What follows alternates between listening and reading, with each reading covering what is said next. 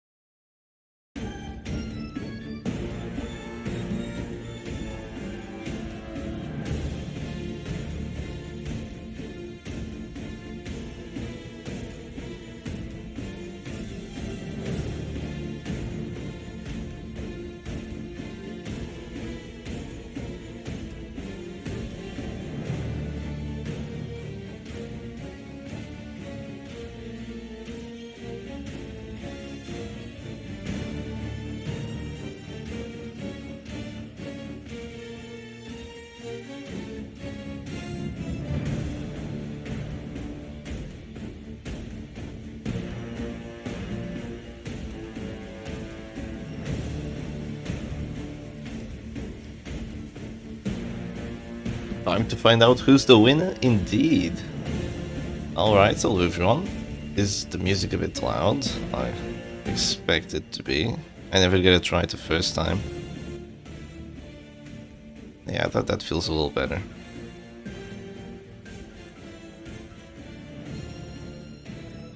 We've gotta send out the links yet and ping people, or else we're gonna miss the finals.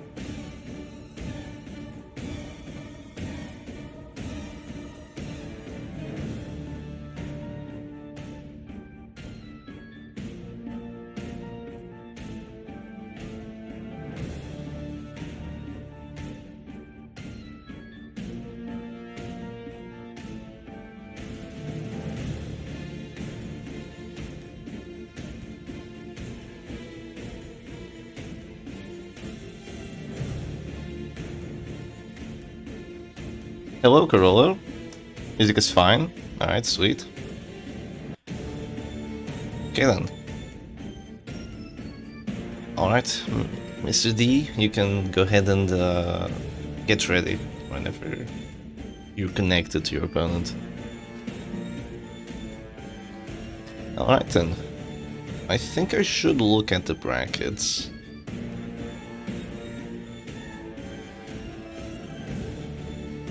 Even though, you know, we know exactly. Shep, please, it's 5:40 AM in Brazil. Well, you can always watch the VOD after it, you know. I'm doing this only at this time because it is very difficult trying to schedule potentially 2 best-of-5s for a Portuguese person, a Chinese person, and a Russian person. So yeah, I do recommend watching the VOD if it's like 5:40 AM for you. But I guess this is a good early morning thing to, you know, just have along with you if you're like multitasking or something. I do that personally. But alright, let's have a look here. And we can see that Mr. D came from the winners bracket, right? Is there anything going on? Oh, I think they're getting ready. Yeah, they're definitely getting ready. Mr. D came from the winners bracket and beat 811, Bonk, Lieutenant Lapio, Tetros, Cosmore, and now he's gonna fight Callan. So they've won 5 in a row, which is really good.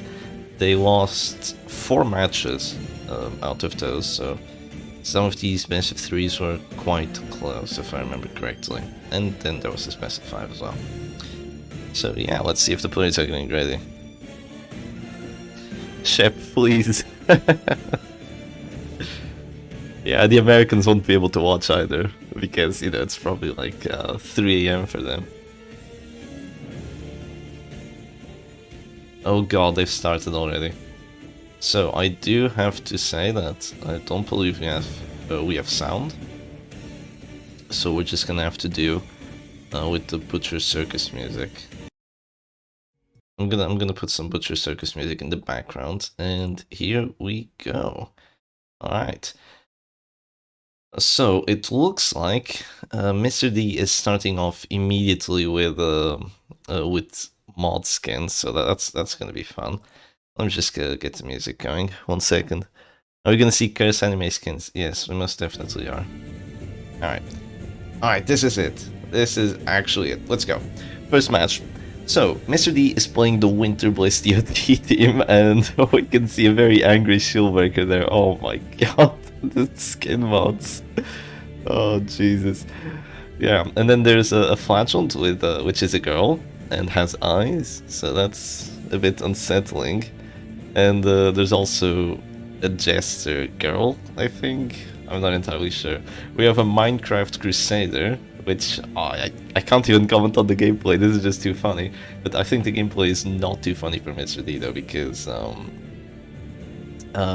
this Shieldbreaker is down to this store. I have no idea how that happened. I have no idea how she actually dropped, but I think she probably got hurt by the sniper shot and all the nasty stuff. Callan managed to go first, so they have probably dropped that battle ballad, just getting that very nice amount of accuracy, which you definitely do need against this Winter Bliss OT team. Mr. D, instead of trying to go for the regen, just goes for the Pestering Vapors, because not only and there's white squares as well.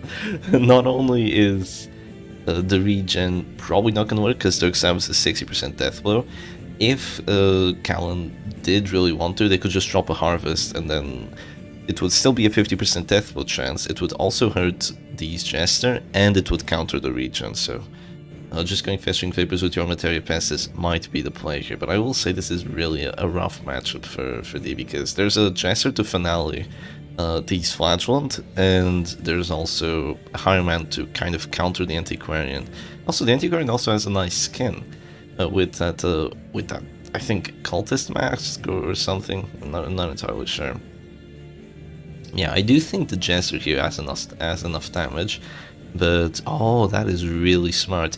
Goes for the punish there on the Jester, which is gonna force a heal out of Callan, which isn't really the end of the world for Callan, but it does offer him a choice of misplaying here, because if you misplay and be greedy and don't go for a heal, D could get a death blow without even having to use the finale there, which would have been absolutely wonderful, but I don't believe that's what's gonna happen right now.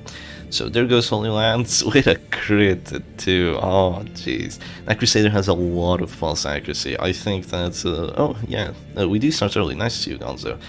The Crusader has a lot of accuracy because he has like 2 accuracy trinkets, and then also has battle out, so he's pretty much never gonna miss that Holy Lance, even against what was 40 dodge, but it was actually just 20 because of the wonky spot, because of the Vendetta debuff, right? So I don't think there was even a mischance there. So at this point it's a 3v3, and it is unsure who actually has the advantage here. It is quite close, I will say. It depends a lot on whether this Flatulent resists some stuns, and whether this Arbos keeps getting some crits, and whether the Higher Man gets the death blows, because he's not a confirmed death blow character, he's just a support finisher, so all his death blows aren't gonna get too much better than 50-50. So if Callan fails like 1 or 2 of those, D could have a wonderful time here. Now, of course, this is a team that Mr. D has here, is a team that you just need to think and think and think and think over and over and over again, just to make sure that you're not misplaying, because there's only so many options as to what you want to do. So there's just an Exsanguinate onto the Higher Man, going for some high pressure there, and potentially using up the Arbol action with that, while also healing yourself back up to full, so definitely a good thing. There's going to be just a Zealous spam from the Crusader. That Zealous hurts. Zealous hurts because there's Eagle Eye Talisman as well as Writ of Execution on that Crusader, so he has plus 38 accuracy on that. Who's the corpse? It was a shieldbreaker. Yeah, it was a shieldbreaker. We do have the white square action going on. So the Arbalist does go for a heal. That does actually happen here, which was definitely a good play. And now there's going to be the festering vapors, because, you know, you want to clear the exsanguinate heal. It's like way too big at this point. It will drop the Harman down to 0. But you cannot clear the Materia Pestis blights, and there's already quite a few of them blights. And once those characters start dropping down to 0, this is going to be pretty rough. So the Highwayman decides to duelist advance the corpse, trying to just break through the corpse so you can actually drop Zealous on 2 characters at the same time. That is really interesting play from Callan. But I guess they really do like their Zealous, don't they?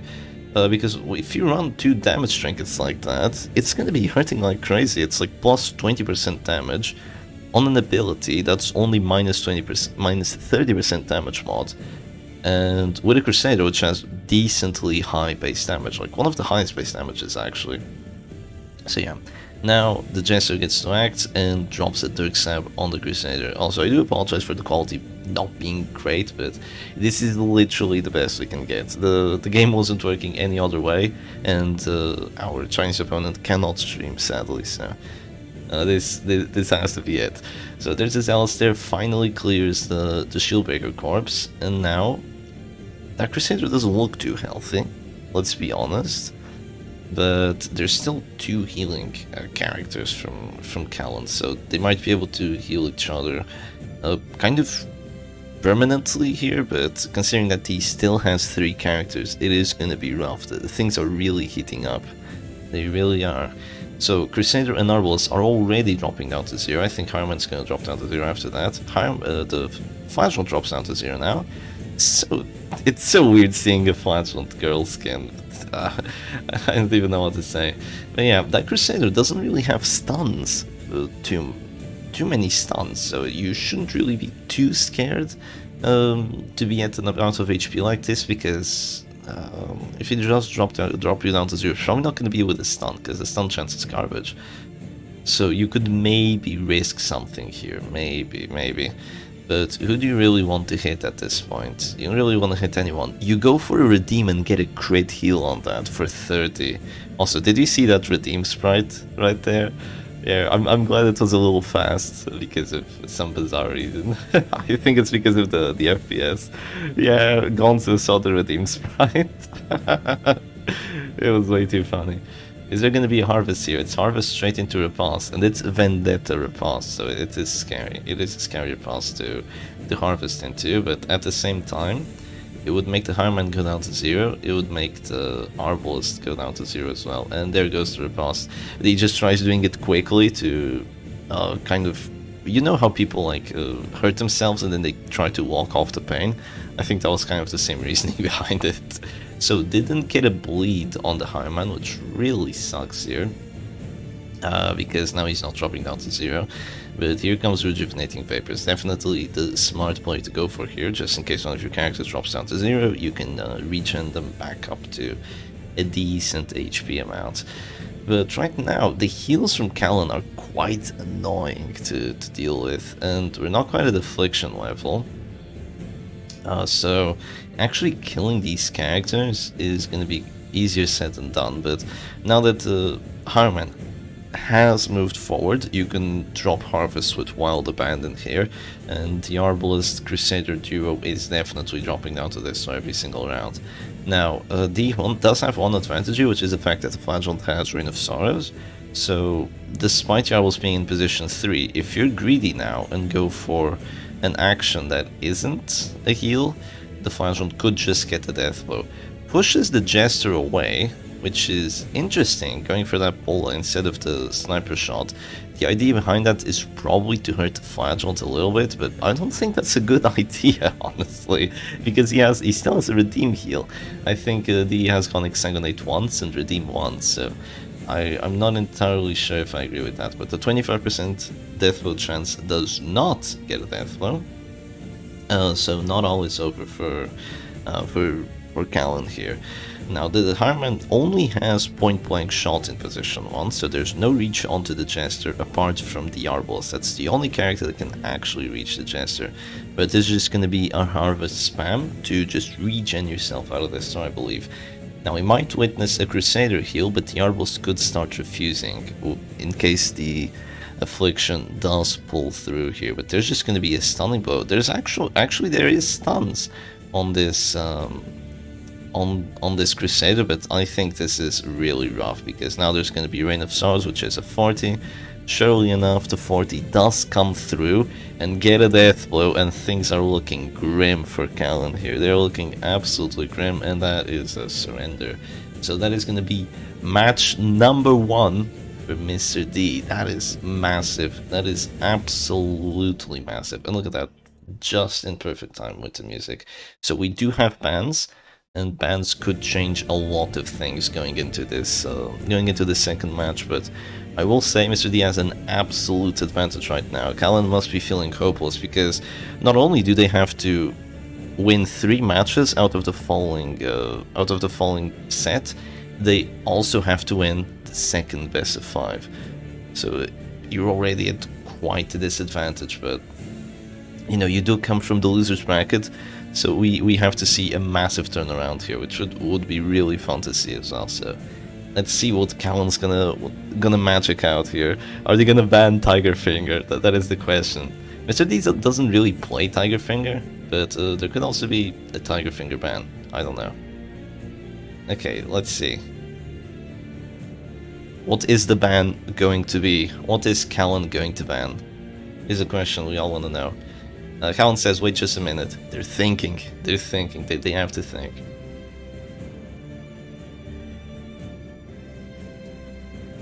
Yeah, they're saying let me think. They really have to think this one out.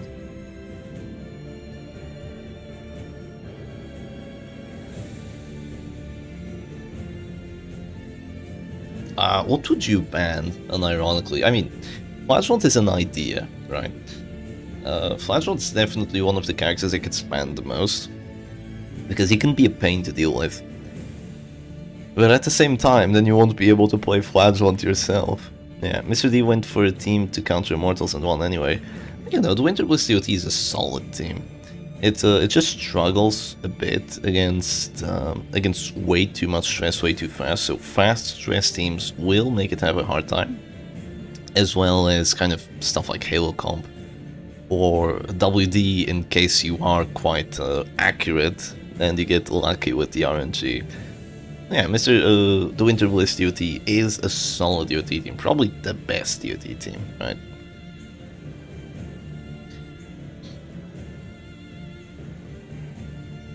Okay, Shieldbreaker was banned, so there's no more Shieldbreaker for Mr. D. That is quite terrifying, because if I remember correctly, Mr. D does love his Shieldbreaker, so yeah, the Shieldbreaker is gone. I'm just gonna write down SP, which stands for Shieldbreaker, because we might get a few bans coming through. So the screen is the text is already massive. It's already going halfway through to the screen. So yeah. Okay, Mr. D, don't forget to stream when you start. Don't worry, I have the image on overlay on top, so. Alright. Now the players really need to think. So no Shield Breaker, what could that mean? Does that mean Leper? I wouldn't go Leper, I would go Plague Doctor, you know? No Shield Breaker equals Plague Doctor. That actually happened against me. I banned Shield Breaker and like immediately my opponent went Plague Doctor. Yeah, they're both thinking. They are both thinking at this point. With no Shield Breaker, guards are a lot better. Do keep that in mind. No Shield Breaker means guards are actually reasonably good. You can only break them either through Abomination Slam or through with stuns. It's 4 AM, but I can't pass this up. Lord Irvington. Yeah, I'm sorry for the schedule. You are free to just watch the VOD. I won't like just post a video out of it just saying like, oh, this person won, and then you're going to watch it like, oh yeah, thank you for spelling it. Yeah, sure. Banning Shieldbreaker. Also, no puncture is really what you'd be mostly scared of. Yeah, when you ban the Shieldbreaker. Are they going to play the Immortal team? That is a possibility. Fourth position doggy guard. Also that, guarding fourth position doggy, just spamming Hanseri. Because Shieldbreaker is really annoying. For the leper, you're gonna pair the doggy with the leper. I'm not entirely sure about that. I've seen people play like that, having like leper, crusader, man-at-arms, and the doggy. And then you have a lot of like collateral damage from the leper and the crusader, but it's just collateral damage, and then the dog is just there to like get stress and death blows in case the enemy characters don't heal. If they do heal, you stress them out, but if they don't heal, well, then they die, obviously. Will Mr. D ban Flash? We don't know yet. There's only one ban after losing, so if Mr. D does go down, will there be a Flagellant ban? I can't tell for sure. Yeah, it feels like Immortal's coming because Tiger Finger wasn't banned, but Shieldbreaker was. And Shieldbreaker is just as difficult to play against as Tiger Finger is. You know, when you do play Immortal. If not more difficult, because you can never truly guard a character, and having guards is really, really good. If you can prevent your guard from being broken, then you're having a wonderful time. The thing is that the Abomination can also break guards, but it's not quite as oppressive as the Shieldbreaker's guard break.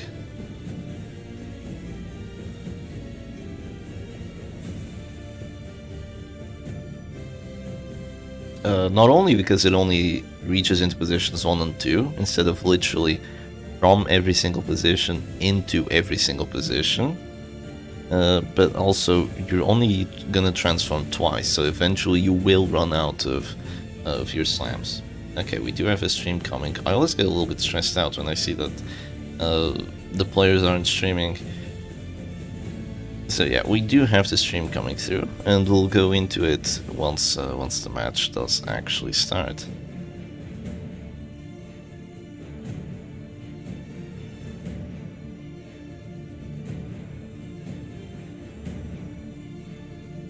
A-bomb is S tier. A-bomb was always S tier, or a very, very, very high A tier. Abomination is just amazing. He has everything, right? Tons, horror, guard break, lots of direct damage, disruption, riposte, self heal. It's just awesome.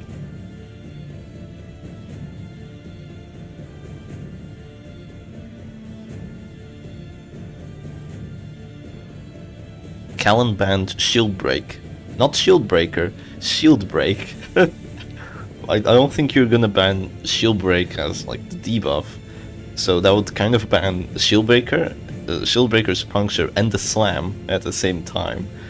So yeah, that means you'd still be able to play Shield Breaker. But no, it's not a Shield Break ban, it's a Shield Breaker. You can't ban like ability types or anything. You can only ban trinkets and characters. I'm really glad we kept the trinkets on the rule, because I didn't really know if it was going to be used, but it was used, so that's good. Alright, we are going into the match now. Yeah, it is a guarantee, and let's have a look-see. So, the first ban was Shieldbreaker, and it looks like Callan is playing the exact same team, and Mr. D is playing what looks like a variant of the Immortals. Is it? Is it a variant of the Immortals? Because instead of the Abomination, you have a Jester. You banned Shield Break. I picked Shield Breaker then. Yeah, that would be so lame. But alright. Yeah, it looks like the Man-at-Arms is just gonna start off with a command buff. I'm not sure how good of a matchup this is for Mr. D.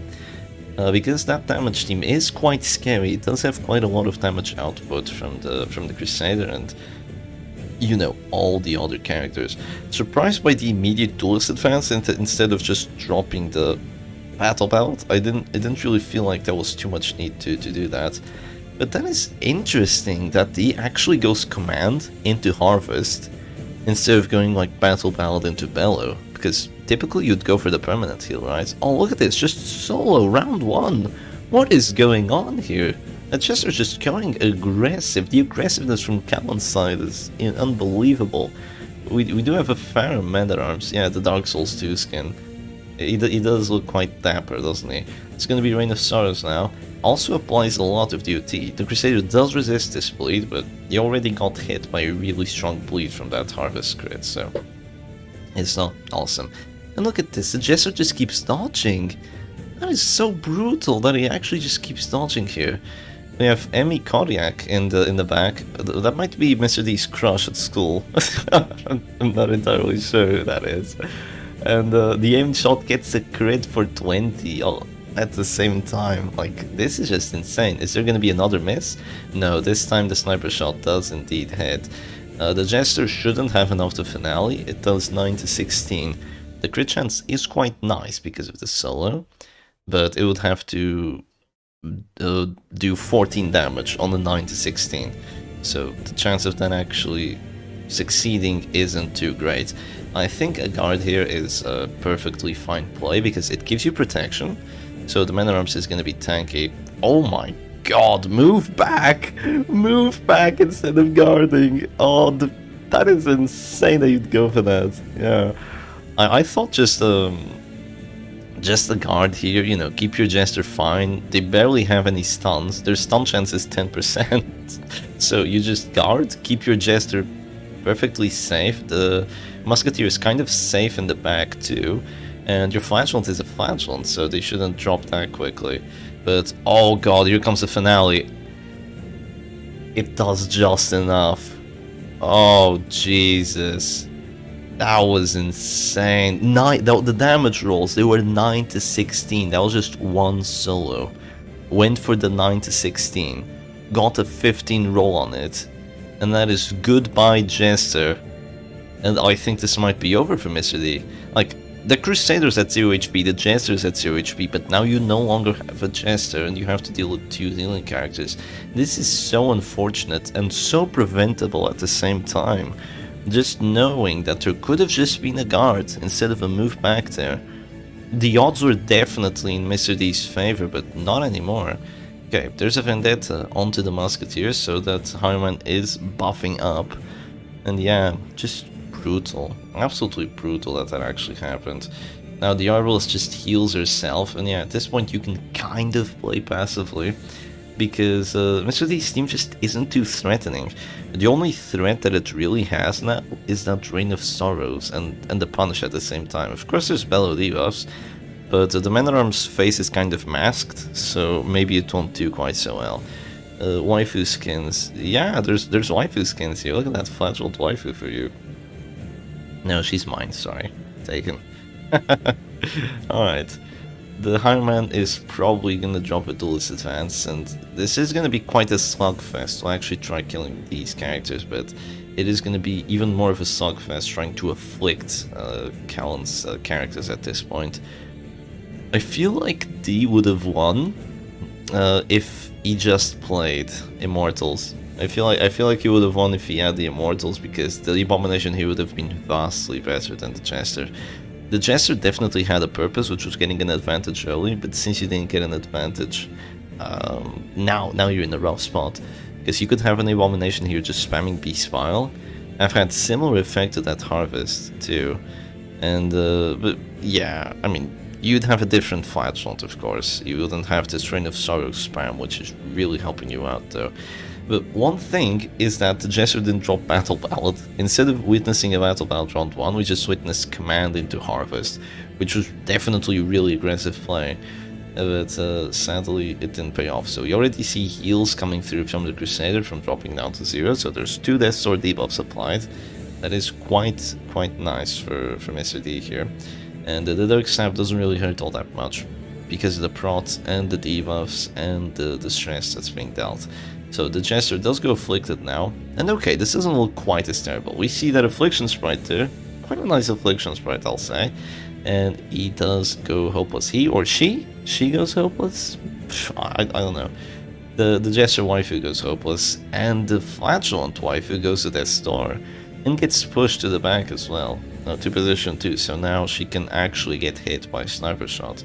So that is a massive PBS crit, could turn the tide of the match here from just having somewhat of an advantage to actually having a massive advantage. The problem here is that the exsanguinate hit chance is Garbo, because you don't have any accuracy buffs at the moment. You didn't use Battle Ballad and the command buffs are down. So this is a rough place, but if I'm a betting man, sometimes I'm a betting man. Yeah, what the hell happened here is the question. Well, what happened was, these Jester got unreasonably brought down to 0 HP from, I mean, not 0 HP, got unreasonably destroyed by a very lucky finale damage roll. And that has kind of thrown the match off for D here. So decides to drop a heal. I believe it was on the Arbalest, or was it on the Jester? I think Jester dropping down to 0 anyway, because it did EOT, but yeah. Yeah, Jester moved forward, got crit. He didn't actually move forward, he was moved forward, because the Man-at-Arms just scooted his way to the back. Now there's going to be an act-out Battle Ballad. That's an interesting one. Yeah, he didn't get crit, he got high rolled, but you know, high roll and the crit at that stage is kind of the same thing, apart from the corpse not going away. You know, just doing a high roll there is almost as good as a crit. Like, it doesn't really have too much of a difference at this point. So, oh, that's bad.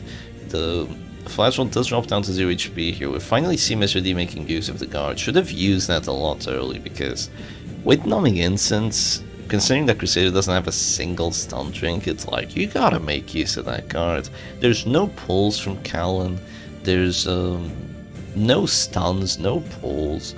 If you just had used the guard, played it safe, hunkered down, the Jester could be perfectly okay here. But now you actually have a Reign of Sorrow spam going through, and this Reign of Sorrow spam is actually hurting quite a bit.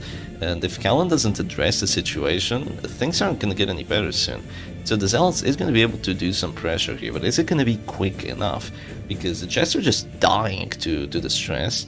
He's going to go solo to move forward, which is going to prevent the Reign of Sorrows from hitting him. And the Arbalest is also getting consistently brought down to 0 HP, which doesn't mean she'll die, it just means she's going to get afflicted and she has to spend turns healing herself. So it's also not a good thing. So there's going to be a bellow there. I believe it missed the Jester, so I'm a bit surprised by there not being a command. But next round will have to be another guard, because you don't have Protector's Guide, you have to guard every 2 actions with the Man-at-Arms here, if you do want to keep the guard up. But you probably do. Why didn't he guard the Jester then? I would say greed. Probably greed was the biggest factor going into it, but also the numbers were in his favor. If he had just gone, if he was going to move back and he was ready to finale someone, after finaling someone, he would have pretty much won the match on the spot. But he had 13 HP, and the finale would do 9 to 16 damage. So he did act a little bit greedily. He also had an advantage and didn't want to kind of like squander it by just playing defensively at that point. So I could see the reasoning behind it, you know. But, you know, didn't pay off too well, but of course you shouldn't surrender at a point like that, and things are looking much better now for D, because the enemy Jester is essentially dead too, very soon, and after that it will be potentially smooth sailing, because the Crusader and the Arbalest are really close to 0 HP, and you have a Musketeer which can just keep on healing and healing kind of forever here. So a punish, if it does enough damage, the Jester will die from it. Good day, people. What the hell are these skins? Yes. Yeah, what the hell are these skins indeed? You know what, Brainload Gaming, I think you're losing IRPO. You lost against the Flagellant Waifu Enjoyer. Yeah, he's in a good spot now though. Yeah, he really is. And if Mr. D wins this match, I'm gonna find it very difficult for Callan to actually claw back a win here at the tournament, because if you go down to 2-0 at this point, you have to win 3 matches in a row, which is really difficult in a tournament. I've done that, I did that, but it is unbelievably difficult. And after that actually happens, it won't even be over. You have to win another best of 5 after it. So it is imperative that Callan just keeps on fighting and takes down these characters, because if they don't, it's going to be really rough. So 5 to 11 damage on the Jester into a whiff. Sadly, the command buff wouldn't work. I guess I can't speak then. Yeah, you lost to Flagellant Waifu Enjoyer. You know what, it's perfectly fine. I've lost to Mr. D plenty of times already too. So the Jester goes for an act out, Dirk Stab on the Musketeer for a crit 14. That's not a bad act out by any means. But now he's down to 6 HP, so Punish here is most definitely going to get the death blow. Unless... oh, that just... the damage buff from being at low HP ran out, and there was only 4 to 9. Unbelievable. The queue is overrun by that Immortal team and Bounty Hunter Arbos variants. Good word. I'm sorry, man. I'm sorry. Yeah, this is all my fault. Okay. Yeah, this is all the tournament's fault. I'm a bit surprised by that, by the Zealous. But now Mr. D has a choice. Do you Bella for the kill, which will just get the kill immediately if you hit, or do you play it safe and go for the heal? Well, going for playing it safe has been the best choice for Mr. D here, and oh my god, that is the best choice after all. Look at that, crit 30 heal, holy crap, how do you even heal that much? That's gotta be an absolute high roll crit there. And yeah, the aim shot isn't gonna be enough to kill the Musketeer, is it enough? Oh, there's just a Bellow here. I think that Bell was a bit greedy, like a touch greedy. A guard here might have been a little bit safer, but getting the Bellow does knock the Jester out, and now you can still heal yourself with the Musketeer, and after that you can guard. Or you can guard if this doesn't do enough damage. And yeah, oh no, it does do enough damage. Grape Shot does just enough. That Eagle Eye Talisman and Vendetta combo. Yeah, nice sword. Yeah, we do have a Minecraft Crusader, so he does look pretty cool, doesn't he? His sword looks a bit small, but it's fine. Yeah, crit 30 from the mommy. It's brutal. I'm sure the Flagellant enjoyed that heal. And now the Musketeer is... no! What are you doing? Just heal yourself. What are you doing? Keep delaying. Please, don't be greedy. Yes, another crit heal. Oh my god, the RNG is on the side. Unbelievably and unspeakably on the side here with those crit heals, like crit 30 into crit 24. Jesus, that's the max roll again, by the way, getting that 24. So you high roll it, and you also get the crit on top. Just insane. Of course, Grape Shot here is really hurting you, but you're able to just spam Rain of Sorrows, and you do not bleed or blight the High Man, because he has Rancid Cure-All. How did I not see that? The High Man has Rancid Cure-All instead of Finisher, so he actually has a lot of DOT resistance. I think that maybe Callan here was ready to go into an Immortals fight or something. Not entirely sure. D does get to go first, so I would consider just... oh, risky. I would consider just guarding the Musketeer, and then healing herself, and then have her heal herself, right? And with her healing herself while being guarded, she wouldn't take even near as much damage. But no, no, that is so nasty. The Crusader goes afflicted, immediately stuns the Higher Man, and gets the stun as well. Oh my god, D, give me your lottery tickets or something. I don't know what to say here. The RNG is so unsettling this match. Yeah, justice has arrived. Is there justice in this world? Well, not for Callan. No justice for Callan. That is brutal. That Higher Man's action is just gone like that. It was immediate, and Callan actually does decide to pass there. Oh, the Rain of Sorrows gets a double miss. So yeah, the lack of accuracy is pulling through, but man, that action. I was expecting maybe a flare with the Arbol, so you'd still have your Grape Shot blast, but no. Crusader applies justice on Higher Man. The Arbalist passed! She passed like first turn or second turn afflicted too. Jeez, D is thinking, do you want a Bellow here or do you want a command buff? Because there's a lot of dodge on those characters. All of them either got dodge afflictions or have naturally high dodge, so I think a command here is perfectly reasonable. There's just going to be a little bit of stress there on the act out, that's okay, and the Final is going to go afflicted at this point, and what is she going to go? Yeah, she goes Rapturous, who could have guessed? The game really wants Mr. D to win. Yeah, but the Butcher Circus has its ways, you know. At the start, I didn't want Mr. D to win, especially with that early finale, just knocking out the Jester. And look, the RNG, the rolls, the dice, just go poorly for the Musketeer. Now she passes her action and gets hit by a Grape Shot crit.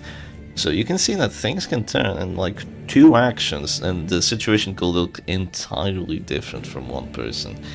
For one person compared to the actions just before that. And the stress is really piling up, because Callan's team isn't just a damage team, it also has a lot of stress between the Zealous and the Grape Shot.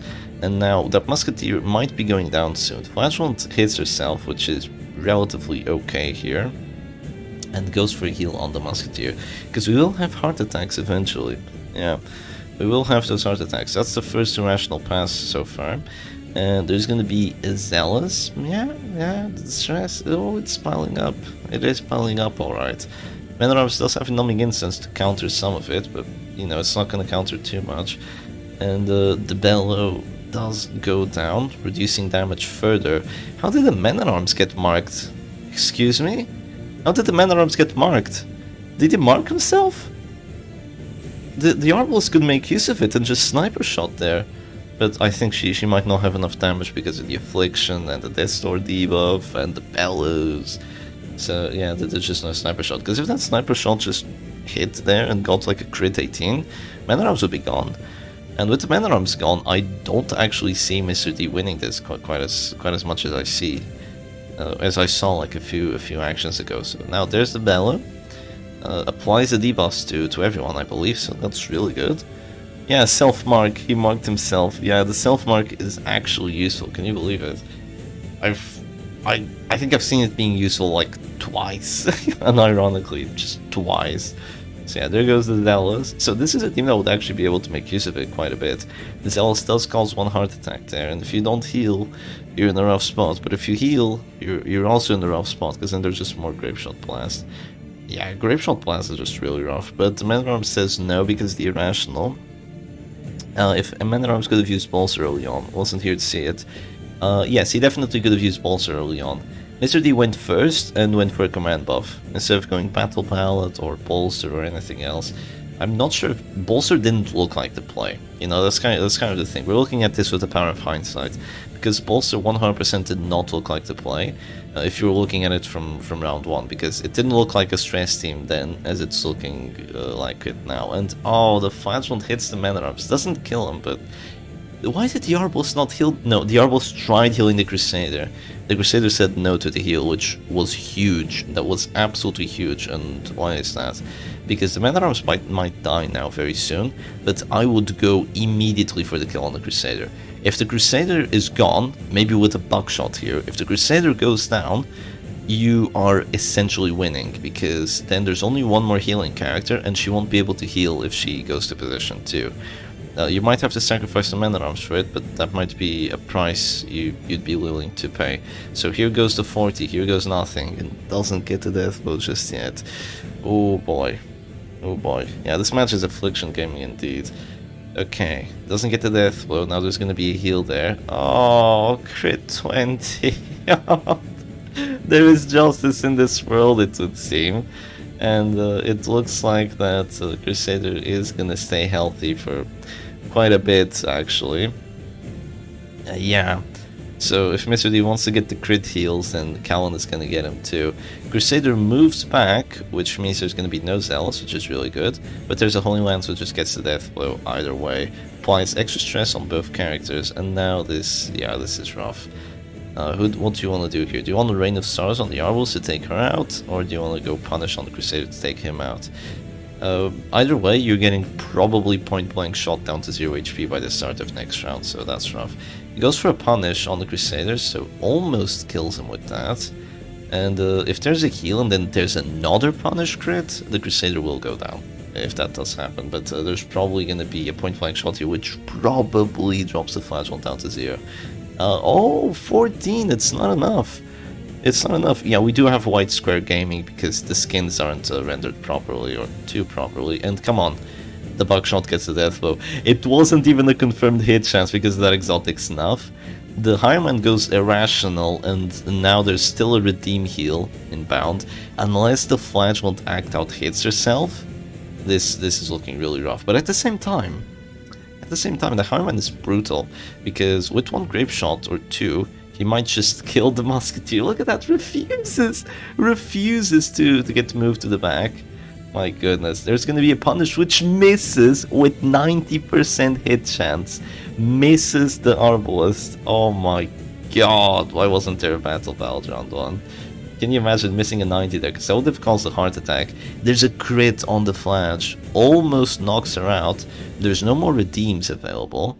There's only Exsanguinate now. Oh boy. Oh boy, what do you do here? You don't have redeem actually, you've already used both redeems. Why move back? Why move back and not use Bola? I guess not to drop the Flagellant down to 0. I mean, you don't want to stress heal him, right? Oh, the pass! The pass from the Musketeer is gonna be a Grape Shot. And I think that's all she wrote. Oh no, it's not over yet. The heal from the Flagellant comes down, heals the Musketeer for a bit. Aimed shot, doesn't get the crit, but now the Arbalest will die to another aimed shot, and then it's gonna be a 1v1. But Grape Shot, Hireman has a massive advantage right now. My god, got the 20% death blow there, by the way, on the Flagellant. Now there's gonna be a sniper shot. If it's a crit, it's just over. It's not a crit, but at this point I believe it's over. I don't think you can beat this Hireman. And the Act Out there could actually be good for Karen, because now the Arbalest doesn't die to just a to just a hit. And yeah, that's it. Jesus, that was so close. That was unbelievable, man. Unbelievable. That's 1-1. That was an epic match. That's as epic goes. Yeah. That's the kind of matches we're going to be expecting now. Because Callan is fighting back. Like, that was a bad matchup, but they still won that. Like, just pushed through with the Zealous and took out the Jester early, and Mr. D just gets a win snatched from the jaws of victory, right? Yeah, GG's. Now Mr. D has to ban. So it is 1-1 at this point. So we will see what D wants to ban.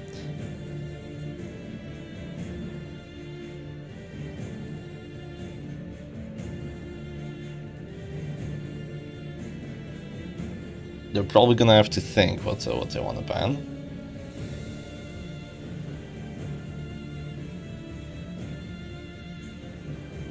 Maybe even Crusader? I'm not sure. Yeah, they have to think this one out, because you don't want to lose the first best of 5, because that's kind of demoralizing. It is very demoralizing to lose the first best of 5 and go into the second. That is literally what happened to me. Lost the first one. Actually, this is looking exactly like what happened to me. I was in an advantageous position. I won the first match, and then I lost 3 in a row against Silac, so I lost the first best of 5. And then I lost another 2 matches for the second best of 5. Then I just won 3 in a row, and there was that. So you wouldn't expect that to happen, right? The top-rated players of the Butcher Circus just win 5 matches in a row and then lose 3 matches in a row. Like, it's insane. But yeah, that can happen, and it does happen. So the Musketeer gets banned. So no Shield Breaker, no Musketeer. You wouldn't expect bans on these characters, right? I'm gonna call her Muskie. You wouldn't expect bans on these characters. Like, you'd expect like Flagellant, Bounty Hunter, Arbalest, you know. While we're waiting, why do so few stress teams with a cultist? Personally, he's my favorite character, and total stress from this artillery is insane. Mostly because he's so darn squishy. You know, he just gets pulled to the front. He has a really bad matchup against Shieldbreaker, and no one has really liked playing a cultist like right from the start of the Butcher Circus. You know, he has just been way too squishy, and people didn't really have the teams with the defensive setup for him. So he hasn't really been too much of a win condition. Musketeer is the backbone of the Immortal comp. Yeah, it really is. So there's no more Immortal comp, but I mean, Shieldbreaker was banned anyway, so the Immortal comp wasn't looking too great to play with. And I'm surprised that Mr. D does actually ban Musketeer. So, I mean, let's be honest. If Callan wants to, they can just play the same team again. Because none of their characters were banned. But is that gonna happen, is the question. Or are they gonna play something else? I mean, if it works, if it ain't broken, don't fix it, right? Yeah, that's kind of the idea.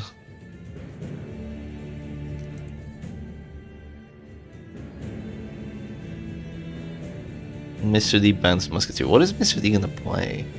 Because there's no more Shieldbreaker. He loves that Shieldbreaker. He has other teams, but the character bans are quite difficult. But you know, the traditional like Mark teams, they're all still here. WD, Hit Squad, like they're all available. So there's that. Shep Stress is also available. Like there's a lot of teams still available if you ban Shieldbreaker and Musketeer. They're just banning the teams from like these the characters from the teams that we don't really see too much. Make him use Stygian Embrace on himself.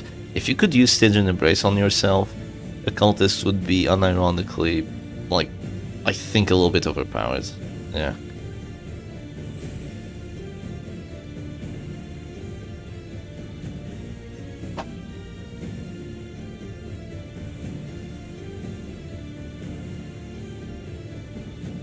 He's going to play Leper. Are we gonna see Leper?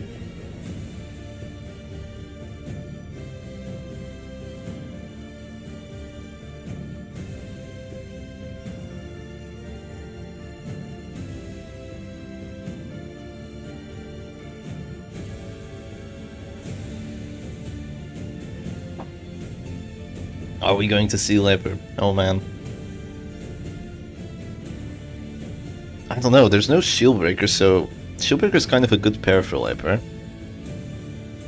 There's no Musketeer. Musketeer doesn't really pair too well with Leper. You'd usually see him with an Arbalist. But you don't have to deal with Musketeers, so I guess. You don't have to deal with Shieldbreakers, which is good, because Shieldbreaker really does hurt, with her Adder Kiss and her dodge on the Serpent Swipe. Not a great character to play into if you're the Leper. Then again, not the worst either. Hello everyone, hey, nice to see you, Annie. Hope you're doing alright.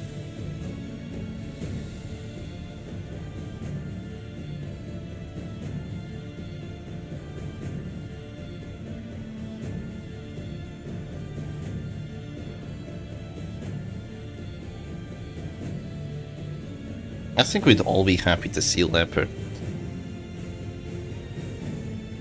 The players have to think so much. Because team bans are kind of difficult to play around.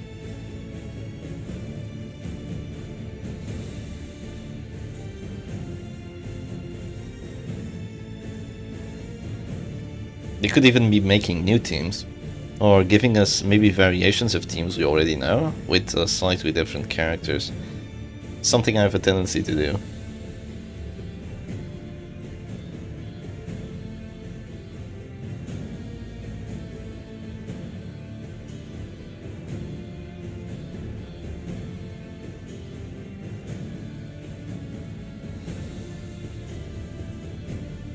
I'm gonna change the music to one that we all know and love.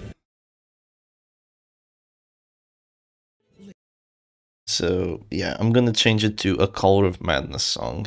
It is a really, really good one. I think it's fitting for what's going on right now.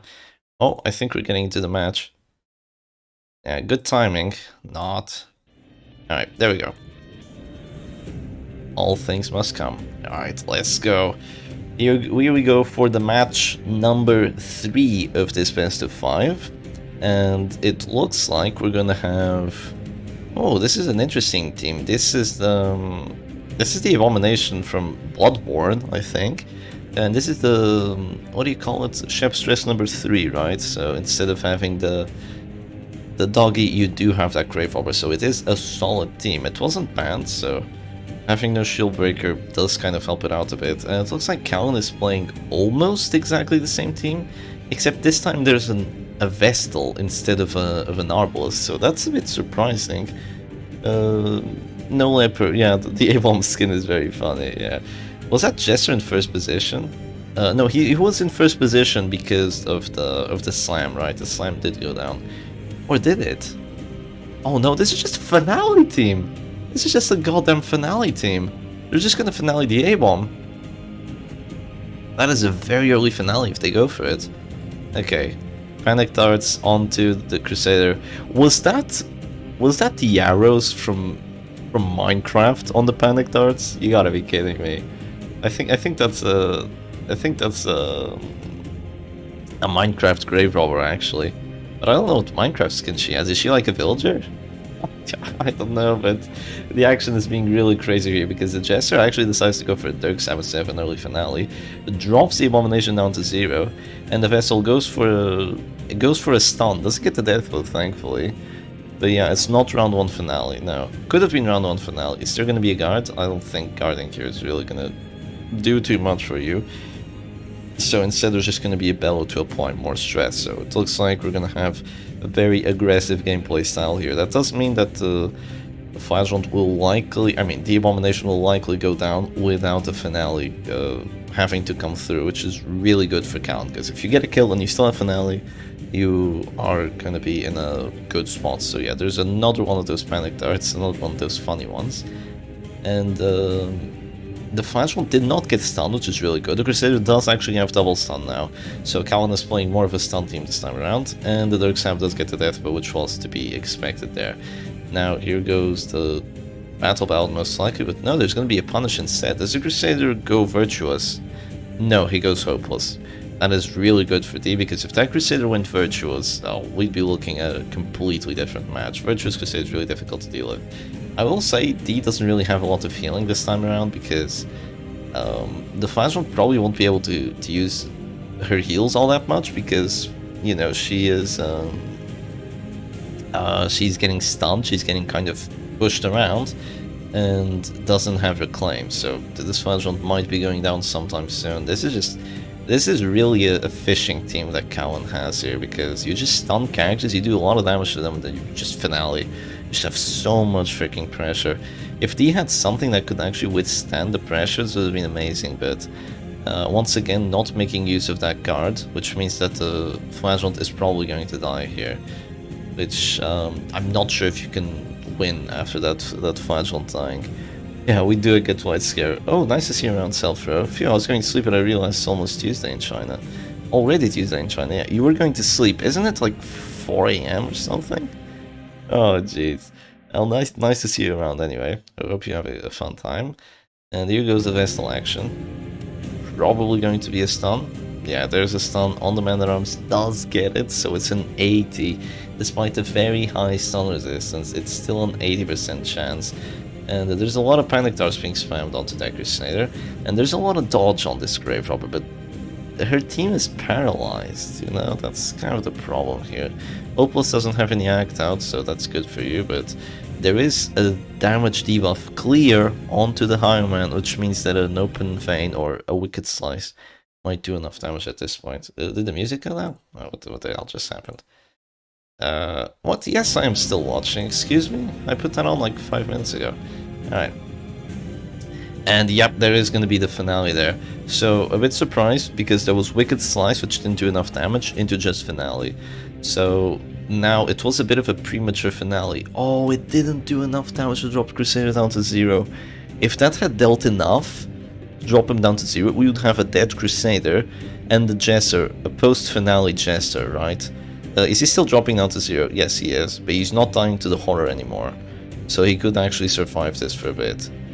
Oh, this is rough. This is really rough. So it's going to be a Vendetta debuff now. Does it apply the debuff? Yes, it does. So a lot of the Grave Robber's dodge is now gone.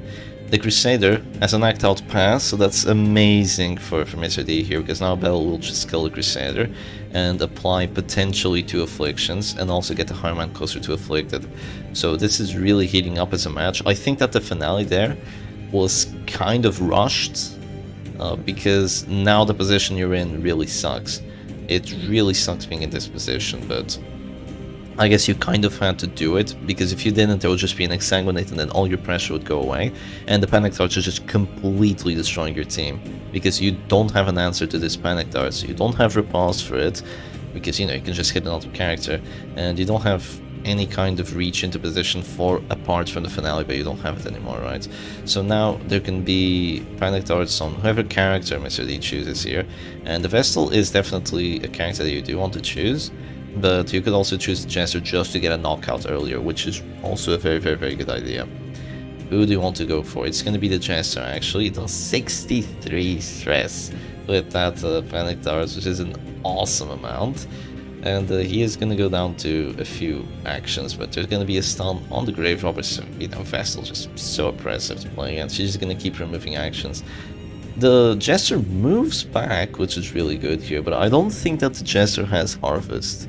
I do not believe that, at the very least. Which one was from the winner's portion? Mr. D. Mr. D was from the winner's portion.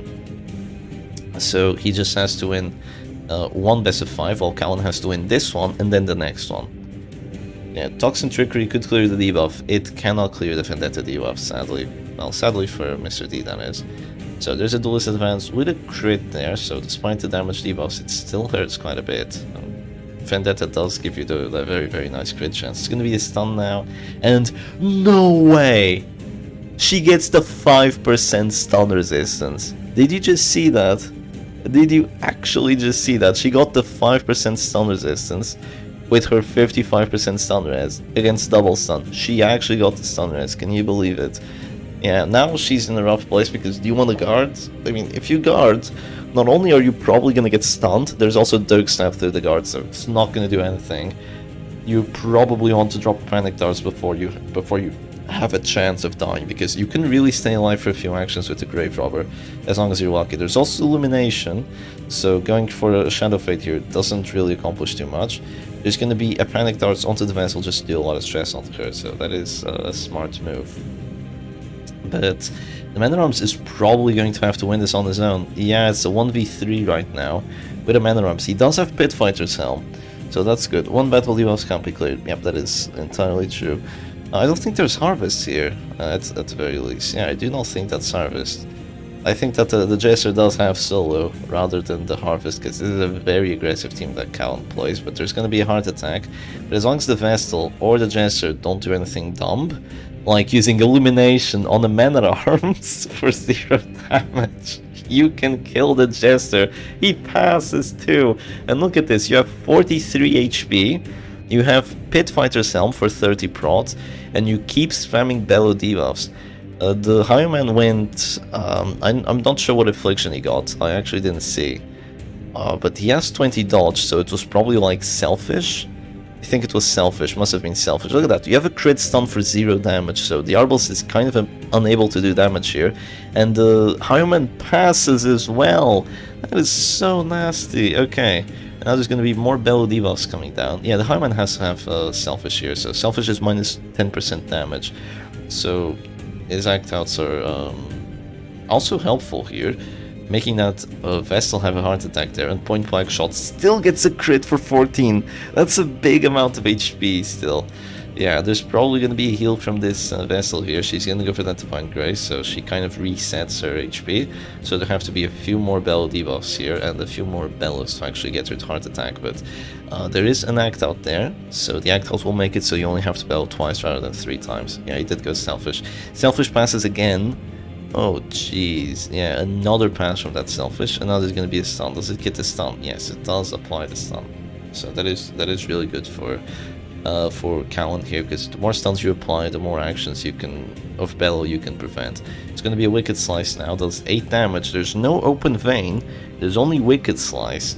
His HP is going down slowly but surely. 30% stun chance, does not pull through. A bit greedy going for that, but I mean, what else are you going to do? And drops another Bellow here, causes a heart attack. If the Vestal passes or does something dumb, that's really the only way you have of winning this. Because if she keeps, oh, there's the pass. If she keeps healing like forever, then you won't be able to pull a win here. So the Highman does 10 damage now. Oh boy, this is gonna be close. There's the Bellow. She has to pass again, or a heal here will just kind of reset your pressure, and that is going to be really bad. She moves forward, which prevents Divine Comfort. Oh my freaking god. That is unbelievable. Goes Illumination to just try doing some damage, try doing some stress. The Higher Man kills the Vestal, but that's actually going to give him a damage buff because he's the last character alive now. Yeah. So, no, he only gets the last character alive buff now. But that's weird, but now there's the heart attack, and you only need to do 2 more bellows, and he still needs to kill you. He still needs to kill you. And his kill chance, oh my god, it's gonna go down to the last action. It is. Here goes the bellow. Here goes nothing. Just 1 more bellow and you're gonna win. Does the Wicked Slice get the kill? Okay, there's no pass. There's no nothing. Wicked Slice doesn't get the death blow. And there's the bellow. 92% hit chance. Wham bam. Thank you, ma'am. 2-1 for Mr. D. What an epic freaking match. Holy crap. Wow, the matches between these two, Jesus, they have so much synergy. They're trying to play their heart out, and they really are. That is unbelievable. Mr. D wins the match, takes it, and now it's match point to actually take the entire tournament for Mr. D. GG's, absolute GG's. And yeah, on timing with the music too. Yeah. Now there's gonna be yet another ban from Callan here. I wonder what's gonna get banned. Probably the Flagellant at this point, right? You know, I'd imagine you'd start banning Flagellant right now. The last spell was a 92% chance hit. Yeah, can you imagine that actually missing? That would have been horrifying if that bellow actually missed. You know, Eerie Eye Pitfighter's Helm for that kind of situation, and with the Vestal just passing once and then moving forward, insane. It wasn't a 45, it was a 35 because the Man at Arms had the last character lives buff. So yeah, it was still a very good kill chance. 35 is scary. You know, I've lost matches to 20s, so there's that. Alright, now both players need to think it out, and we need to see what the ban is going to be.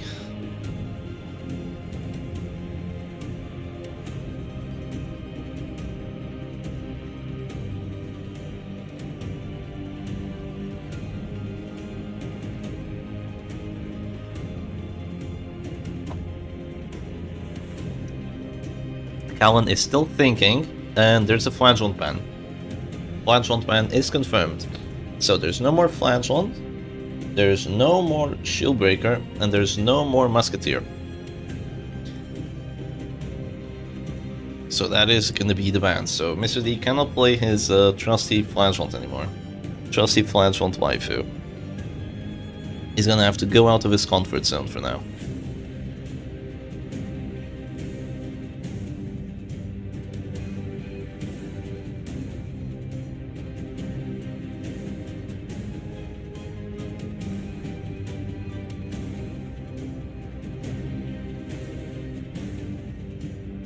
The tension, the absolute tension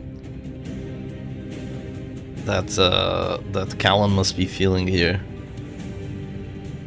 Yeah, the bans are for the remaining matches, not just the following match. Yeah, just the following match would be silly. We want to accumulate those bans to make the best of 5s even grander.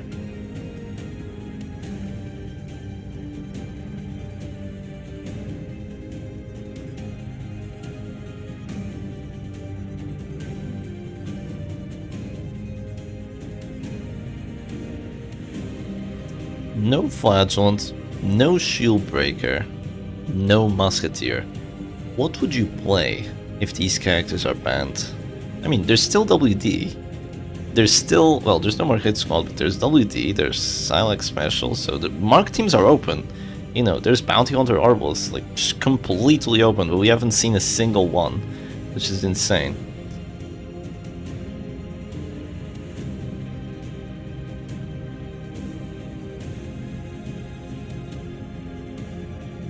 Halo comp is still open, like completely.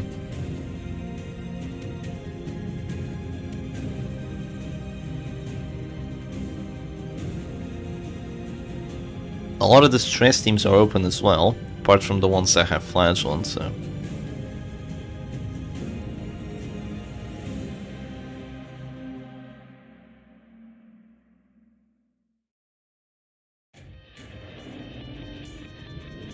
What was the other music that was really good? Oh, you know what you know what I gotta put on. Yeah, you know what I gotta put on. I mean, this is literally the final combat, so yeah, I would be crazy if I didn't put on that Ost.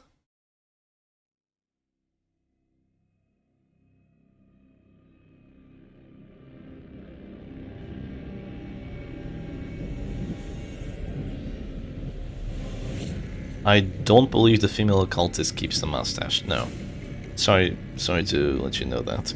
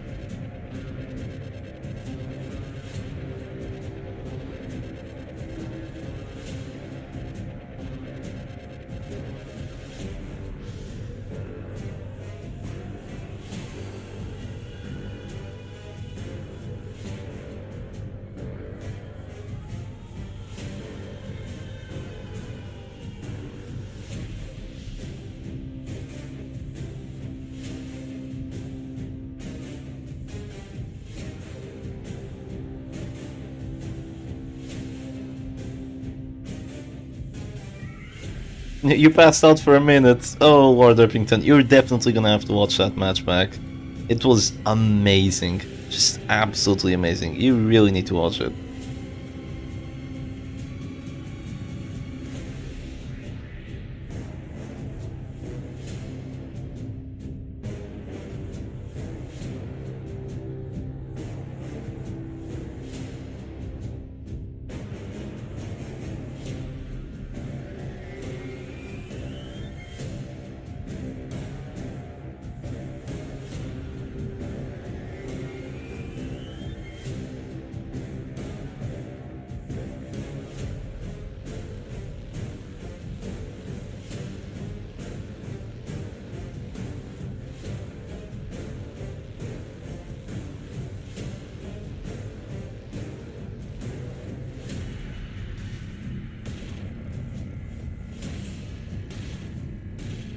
Alright, the stream is live.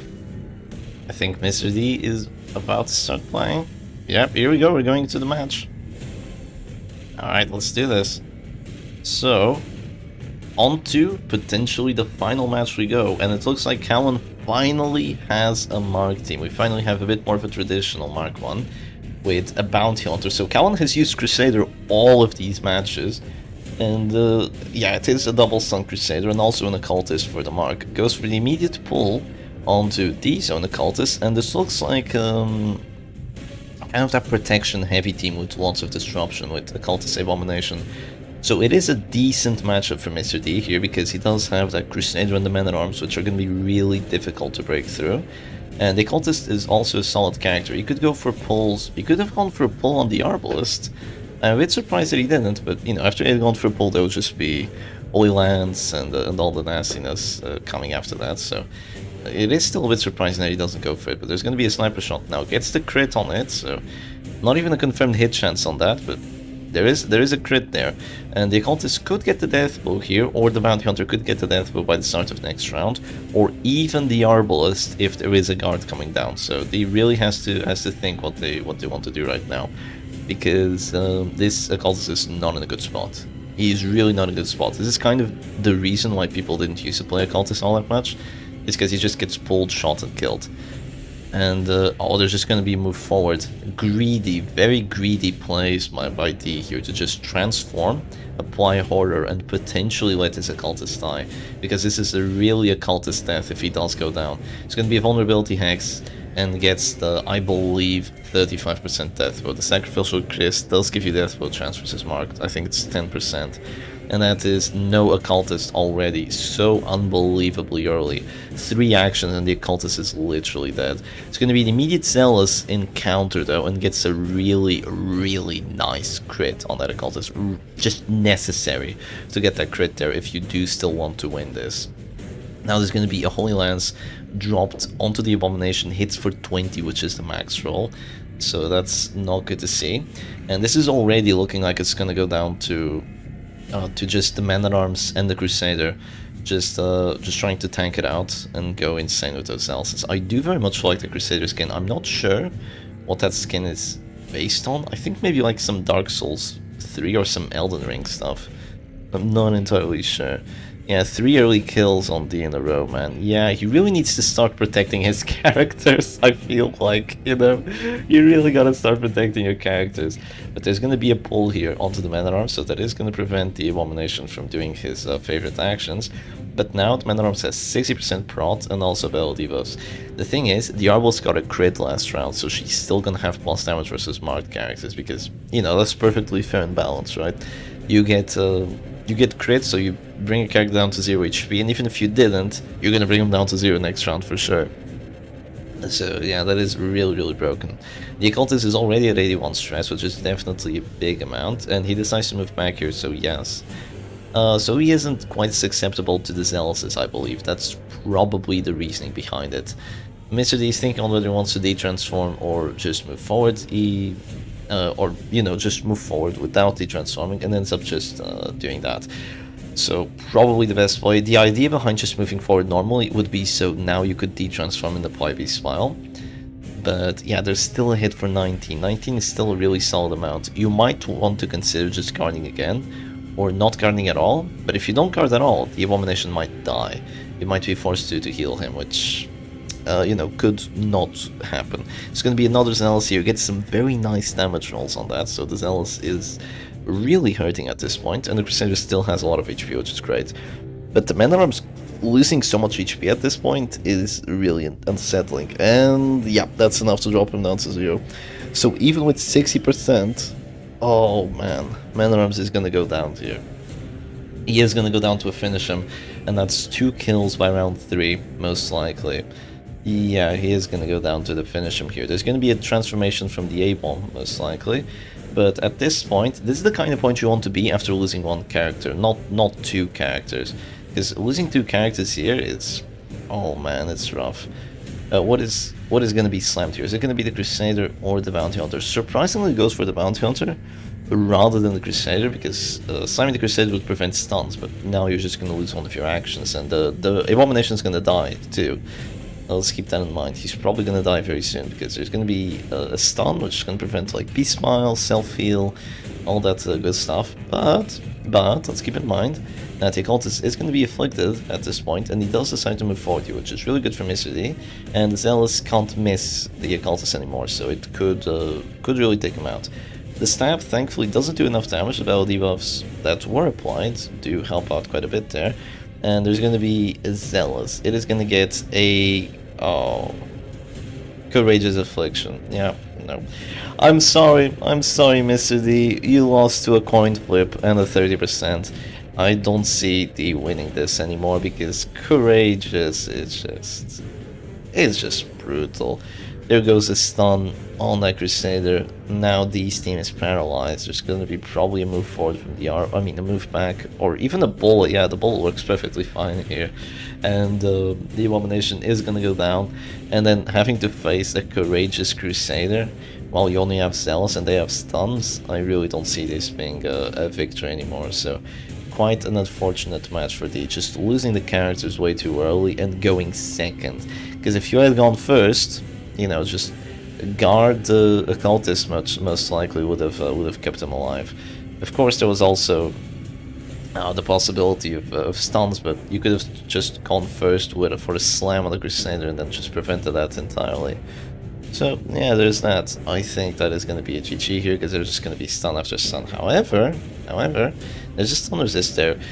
D is going to keep playing because you really want to win. But after this goes down and the sniper shot crit, yeah, this is just unfortunately over. Sniper shot is probably gonna hurt quite a bit here. Yeah, it hurts for 20. Crusader's HP is already going down massively, and this one's not gonna be quite as close.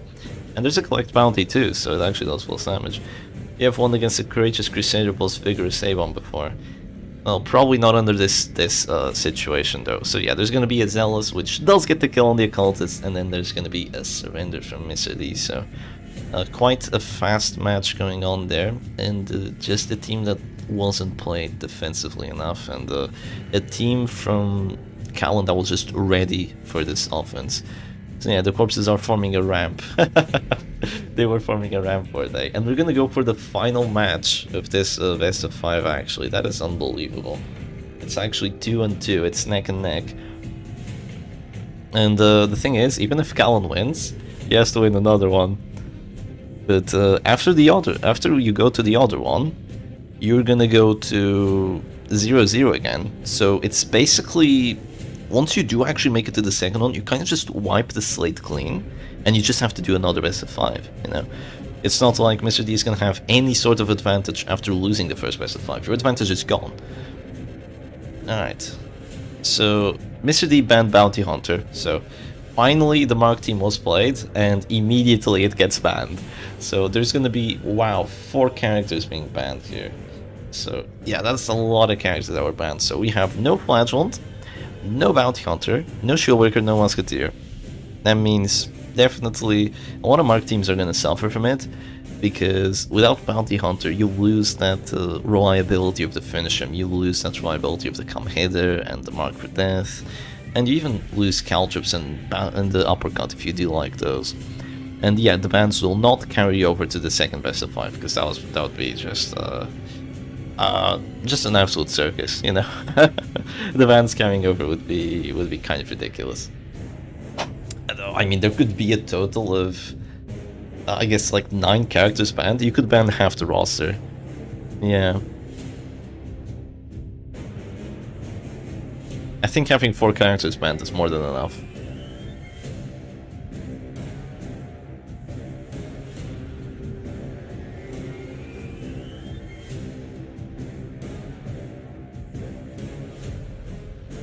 You know, Mr. D could just have banned the Bounty Hunter and played the exact same team.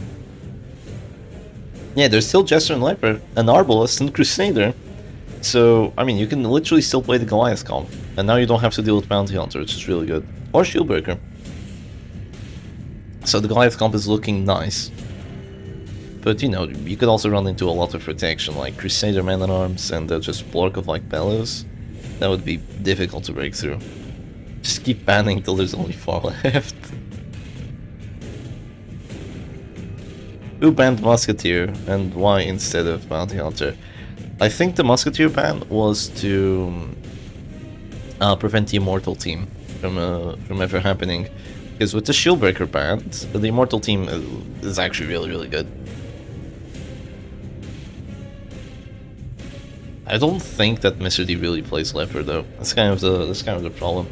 I don't think he usually plays Leper, and I've met a Chinese person that did play Leper teams, but that person wasn't Callan, so we're probably not going to see that today. Even if I believe that a Leper would be really good here.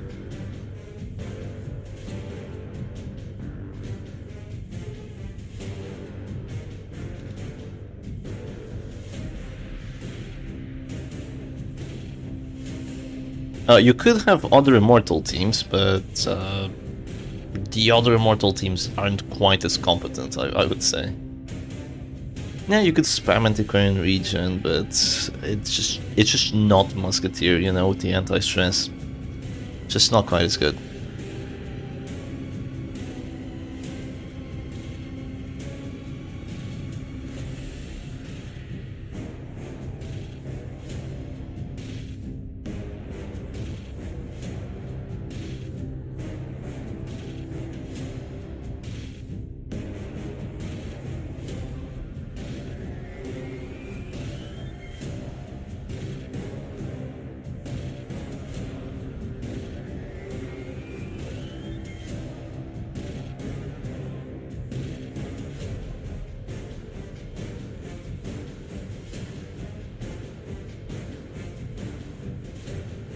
Yeah, she's kind of the core of Immortal teams because ranging shot for the stress heal is just so freaking good. The only other stress healing ability that can reach even decent numbers of stress heals that are AoE is Cry Havoc, but it's on the doggy, and to use it and you're not using the other doggy actions, and it's also not quite as good as ranging shot. So there's that. Plus you also have the direct heal from the Musketeer, which is great. Yeah, Flagellant is banned. Are you gonna see Hellion? Is Hellion playable? I mean, there's no Flagellant. Hellion is playable. But there is Abomination though, so yeah, she's not that playable. Yeah, and there's really likely gonna be an Abomination here. I would bet money that there would be an Abomination.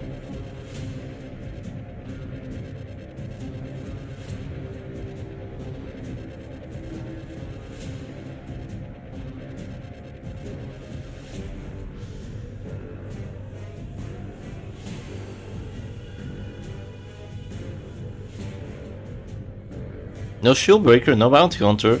Plague Doctor's available. Oh boy, is it gonna be Plague Doctor? You know what could come down actually? I'm not sure if people actually play this anymore, but you could just see A-Bomb, Crusader, and Jester Arbalist. You could see that team, which is like WD but Jester.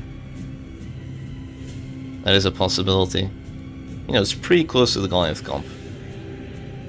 You could also see Zealous Drake. Yeah, that would be so funny.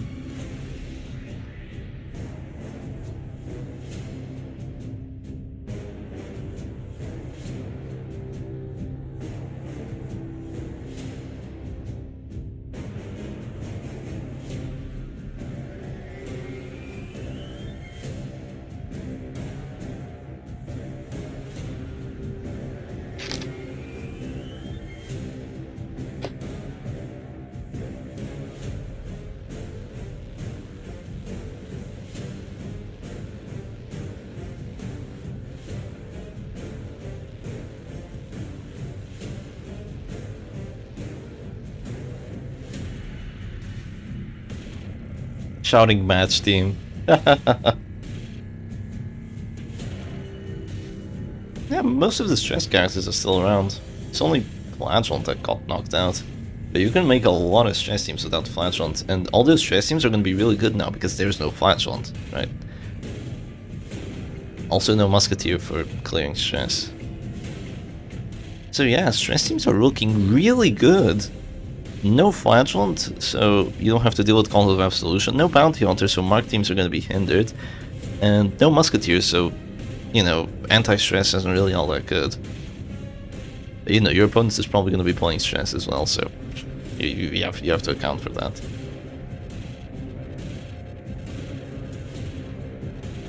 Yeah, Breakthrough's ass.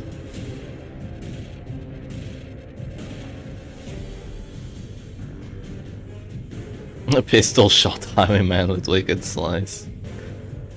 You know, it's not that... Oh, pistol shot, no! Not pistol shot Highwayman.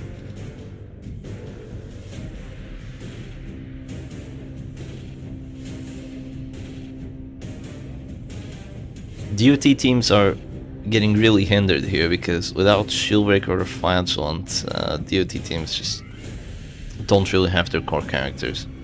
You kinda need one of the two, or even both. So yeah.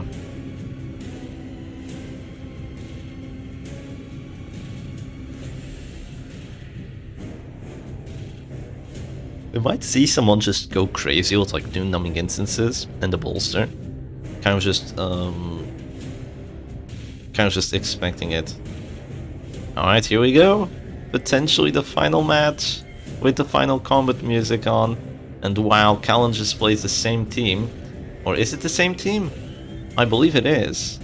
No, it's not the same team. This time it has Highwayman rather than a Bounty Hunter, right? So once again, this very similar set of teams that Callan actually plays. And does get to go first, so immediately drops the Demon's Pool onto these occultists. So already a rough start for Mr. D here, going second. And Mr. D is just playing the exact same team, because it is a really solid one. But when you go second with it, not quite as much, because now you can't use your Abomination action, and now your Occultist isn't looking quite as fancy. There's just going to be a move back there from the Occultist, which is surprising. It's definitely surprising, and now Cowan has a lot of choices, probably just stuns, vendettas, a lot of nasty stuff going down. The problem here is, even though you go for that move back, there could be a pull just the start of next round, and of course if one character is pulling and the other's moving back, the horror is not going to be on your side. I mean, no, the horror is going to be on your side of the team, applied to you. You're not going to win through the horror, you're going to lose through it, even though you have the horror team. So the man-at-arms here has to deal with a lot of stuff, but he's gonna go for the guard onto the occultist just to make sure that he stays alive. I believe that is a really good play, because with the occultist guarded, the only way to break through that is with the stuns, which aren't a guarantee. If they do go down, it's annoying, but they aren't a guarantee. And even if the stun goes down, then you can just pull the occultist and you'll be okay. There's gonna be oh my god, a sniper shot that crits for enough, of course. Of course there's gonna be a sniper shot to drop you down to 0. And there's just gonna be a self-heal from the Abomination. Yeah, just look at that, just it was duelist advance into sniper shot. No mark, no nothing, just bring your Abomination down to 0. Jesus Christ, Arbalest is balanced. Why is Arbalest unbanned? I don't know why Arbalest is unbanned with 4 character bans. Stab brings you down to 0 again. Is there Stygian Embrace? Oh, there is. Okay, at the very least, Stygian Embrace here is going to be your saving grace. Oh, that's rhymed. Because with Stygian, you can still get hit by the Vendetta. Does it do 2 damage? Probably. Oh yeah, that's 2 damage, alright. That's a crit for 4. But it's not the end of the world here, because you stealth for 2 rounds, and the only way you can get hit is if your opponent actually flares away the stealth. So that's pretty okay for you. Right now you can just transform, move forward, but keep in mind that, yeah, the Crusader would be able to Zealous, but he won't be able to Zealous anymore, because now he's in the back. The Man-at-Arms is quite tanky, with a 60% protection. There could be a ball here, it could get to death blow. It doesn't, thankfully. 25 doesn't happen. And wow, pushes the Abomination back. That's actually good for Mr. D, I think. Because now point blank shot won't drop him to position 1. Yeah, interesting that actually happened. But yeah, the Abomination is gonna stay alive. He doesn't get to go first by the start of next round, but he won't die immediately unless the Occultist kills him, because keep in mind that that Occultist has Eerie Eye. The Occultist does have Eerie Eye, I just realized it. And he's gonna have a really good death vote chance. I think it's gonna be a 50. Yeah, I do believe it is going to be a 50, unless the Crusader goes for a heal, which he does. So he's gonna heal, and then probably de-transform B-Spell, so definitely a good play there. Let us pray that... no, the Occultist will do enough damage, I believe. Yeah, he's probably gonna go for the stab. He always has a Eerie Eye, so he's okay to just hit with whatever ability he wants, not just one singular bypass stealth ability. What does the Occultist want to do? You definitely have to get a kill here. If you don't get a kill, you're in a really rough spot. But now the Abomination is at 0, and he is still stealth, but after you act, he loses his stealth. Only if Stygian double horror, that would be just unreasonable. Yeah, completely unreasonable. Okay. Yeah, Mr. D's really thinking this one out. What do you want to do? Maybe just another heal with the Crusader? Like, that's definitely a play. There's also Blurk of Light. You have another self-heal at the Abomination, I believe. So that was definitely an idea. I think I personally would have dropped Blurk of Light there and then just gone for another self-heal. Yeah, I really believe that's what I would have done. But that's not what happened here. There's going to be a stun now, so the Occultist is going to lose his guard, which, oh, that really sucks. But yeah, you have to deal with it. Yeah, Eerie Eye is a really good trinket. Yeah, it's bypass stealth, 20% debuff chance and 12 accuracy, exactly. So there's going to be a pull on the Arbalest, so her action is now gone. All she can do is the pull, and the the stress from the crit is really good, because it applies like an extra 10 stress, right, because you got a crit, and it's also going to do an extra 10 horror, so really about as good as it could be.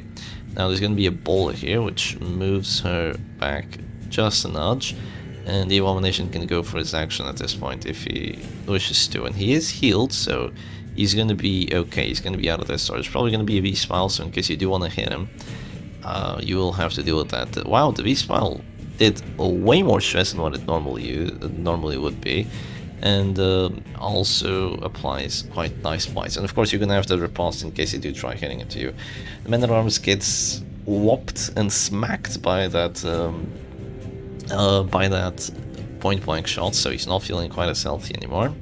But what can you do about it, right? These characters, you can just get crits. Crit. It's going to be Demon Spool on the Occultist at this point. It does disrupt you a bit, but I wouldn't say that's the end of the world right now. You can still go for your own disruption with your own Demon Spool, and the damage isn't really too preoccupying, because you are applying a very decent amount of stress, and you are going to transform twice with this Abomination at this point. So I'd say that things aren't looking too terrible for Mr. D, but at the same time I would really like to see a healthy Man-at-Arms to actually have a really good chance of winning the match.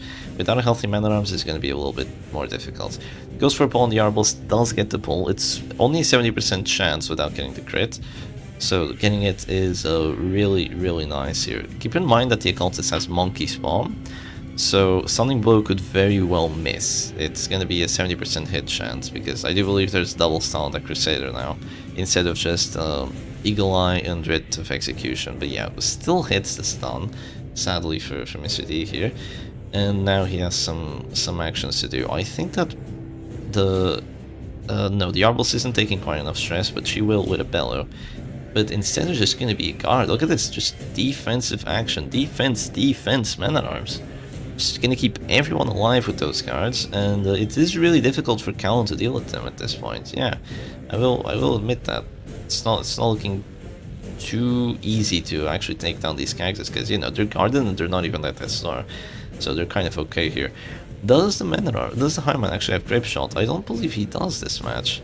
So yeah, this is a much different team. No, he does still have Grape Shot, but this is a much different team idea from what Callan was playing like right at the start. You know, with the Zealots and the Grape Shots just applying a lot of stress, but no, we do have the stress coming back. It is making a return. The Abomination is just going to transform, move forward here, so a fine play, applying more horror to your opponent's side, but that Arbalist right now can waste a lot of horror by using her action. She'll waste a really good amount of horror if she does decide to go for that, but no, she does not. Instead of that, there's going to be a Grape Shot Blast, which drops your Abomination down to 0 anyway. And what do you want to do here? You kind of want to go for a Bellow, but at the same time you kind of want to stay alive. I mean, you really want to stay alive. So what would you do? What would a smart person do, and what would Mr. D do? No, I'm kidding. It's usually what I say for myself. Okay, there's going to be a heal from the Crusader, which does heal himself too, which is great. And the crit could make a difference. Now Abyssal Artillery or the Demon Spool won't do enough damage in case that does come down. There will be a Demon Spool on the Men-at-Arms instead though, which is surprising, I will say. I mean, it does drop the Abomination out of position, but that doesn't make it any less surprising. I think now there's just going to be a Bellow. Yeah, that is a really good Bellow there, because now the Arbalist isn't going to waste like 30 stress. And she is going to go Irrational too, which is a really good affliction to get on your opponent's side. That Irrational could do some clutch passes or, you know, some very silly act-outs. Crusader is going to go Hopeless, so no Virtue. That's great. Hopeless is also a nice affliction to get on your opponent's side, and there's going to be the Stunning Blow. Now, does it get the stun? Yes, it does get the stun. It's a 70% chance. But it's not the end of the world here. Most of these characters aren't looking too healthy, to say the least, but neither are Callan's. They're taking a lot of stress, they're taking a lot of horror, and immediate Irrational Pass, just giving so much pressure for D here, having that irrational pass like that. What does this Abomination want to do? Because if he is thinking, if he moves forward now, after D transform, the Occultist will just get pulled. That's definitely what's gonna happen here, but he's still gonna go for it anyway, because the pull is not as bad as, you know, dropping to this, so it's just probably what's gonna happen if there's a sniper shot instead of the pull. There's still Stygian Embraces, but sadly you can't Stygian yourself. The Arbalest hits herself, which is not quite as good as an act out as a pass, but, you know, it's still a good act out, and there's gonna be Stygian Embrace on the Abomination. I'm gonna say that's surprising, because he's really not that important of a character anymore, and you can still do Stygian. I would have greeted the V-Smile. While you were at Death's Door. Oh, you madman. Well, you can't B-Smile from position 4, sadly. I mean, not sadly. If you could B-Smile from position 4, Abomination would be broken. But yeah, that's like the one position where he's totally useless. Apart from transforming, which, you know, is far from useless. Right now, oh, are you just gonna go Abyssal Artillery for the pressure, or Stygian for the heal? I would Stygian here any day of the week. Yeah, Stygian. I mean, there's Grape Shot, which is gonna counter it quite heavily, but after Grape Shot, you can still use your B-Smile, and it's gonna do so much stress. It's great, and you're not gonna die with that much guarantee. So the Crusader does get stunned here. It doesn't do too much damage with the stun, but you know, you still lose your action, so no zealous. Which isn't great. There's probably going to be a Grape Shot Blast at this point. Yeah, there it goes, and the stress, well, it is piling up. It's also doing some damage with it, and the Man-at-Arms is going to go Afflicted too, so actually, Callan is winning on the Afflictions. Yeah, Callan has gotten 3 Afflictions, while D has only gotten 2. Isn't that funny? And there could be a Death Blow here on the Abomination, but there's going to be a Demon's Pull instead, which hurts. Yeah, the Demon's Pull really hurts. And there's just gonna be, is it gonna be an Absolution? I think maybe Abyssal Artillery was the play. Not gonna lie, I think maybe the Spaghetti was the play, because that would have pretty much killed the Arbalest off, and would have made the Occultist take a lot of stress, while this just didn't really accomplish anything. The Occultist is just now out of position, Abomination is out of position. I guess they're both alive, but their lives aren't worth quite as much. So there's gonna be the Grape Shot Blast there, Cultist is at Death's Door, all afflicted. Crusader goes Masochistic, and wow, that is an insane sprite on that. Oh wait, did the Man-at-Arms go abusive? I didn't notice. Oh, that could be terrible, it could be absolutely horrible. Alright, here goes nothing with the Demon's Pull, most likely, just gonna try to do some stress along with it, and some damage. He goes for the pull on the Arbalest, gets a crit on it, which is once again amazing. Because of the stress and the horror you do extra. One of the best abilities to crit, yeah, the stress abilities from the Occultist with that horror, one of the best, because not only do you apply extra stress because you crit, you apply extra horror, so it's just amazing. The Crusader gets stunned, which was a double stun. That was only a 70% chance of getting it, but does get it regardless. And now the play here might be to actually drop a Bellow, I believe, which would get that Occultist afflicted, I think, and maybe even kill the Arbalest if there's an act out. Let's see. Is there gonna be a Bell? You know, Mr. D is in doubt, and when in doubt, you Bell it out, right? Okay, Cultist is gonna go afflicted, goes Masochistic, which is really good. Could move forward, also no dodge. That's nice. The Arbalest is gonna waste a lot of horror on her action, though. No stress from the Occultist there. If there was stress on an act out onto the Occultist, that would have been really good, because it would have made the Arbalest just suffer immensely there. And I mean, when I say suffer immensely, I mean probably die. So that would have been great for D, but not quite. But she probably still has enough horror on her to die if she does decide to act again. There might be a bullet here, which is going to put her back to position in 3, because she did get the move back from Irrational. So Irrational is an affliction that can be good or bad, but in this particular action, it was good. The Occultist is probably going to try going for heal here. Marks himself, the act out we all know and love, but instead there's just going to be a Demon's Pull on the corpse, which once again prevents B-Smile. So freaking annoying. I think this is the Zealous turn. I would do this. Oh no, that's why it was a Zealous turn. He resisted though! He actually resisted the stun. That was a 5% stun resist chance. Oh my god. Yeah, this is insane. He actually resists that stun from the abusive MAA, but he did get dropped down to 0 HP. And there's gonna be a stunning blow here. No, actually, he did have stun resistance because he was double stunned, but oh, he gets double stunned again. So he got triple stunned there. Everyone just wants to stun this Crusader. Jesus Christ, poor guy. And this is close. This is close. It's just that a cultist corpse is kind of preventing the... Oh, no, Man-at-Arms, you asshole. Doesn't... Tries killing that Crusader and now goes for the... Oh, double grave shot. And you can't even be smile. Oh, there is one tall Crusader corpse, by the way. Finally moves forward, this little abomination, but now there's just gonna be a demon spool. And... Oh my god, we're gonna go to a second best of 5. Oh, there's a demon spool. And the abomination is gonna go down here to position 1. Wow. Yeah, he had extra stun resistance, he did have that. He did have that. That is unbelievable. Callan is actually going to take this best of 5. It's gonna be Grape Shot Blast, and yeah, there's no hope for the save bomb. There's Zealous, there's Grape Shots, there's Weakening Curses, and at this point it's over. Double death on there. Yeah. Yeah, Abomination was just sleeping the entire match through. He really was. He just transformed, and that's literally all that he did. Transformed and self-healed. It was just completely disrupted. You know, that's kind of what happens when you go second against a team like this. You really had to go first there. Damn. That's 3-2 for Callan, and that's going to be the first best of 5 for Callan. Can you imagine? So they do take the first best of 5, so the bans are all going to get reset. So no more bans, and we're gonna go for best of 5 number 2 at 0-0. Insane. So I guess that wasn't the final combat after all. Well, I guess we're all in chaos because of that match, so I'm gonna put on Town in chaos. I think that's fitting.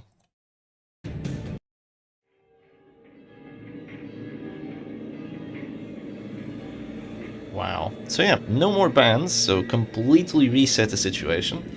So I'm gonna take a short little break while the players are thinking, because, you know, they're gonna take a while thinking, and I will be right back.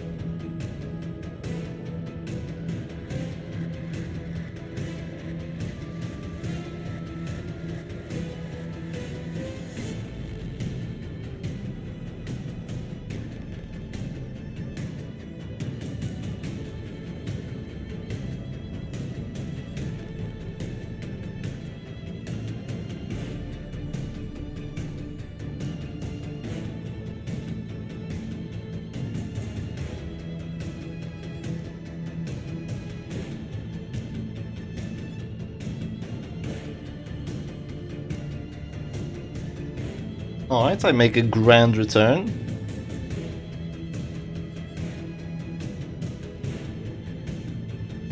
Okay, the players are gonna rest a little bit.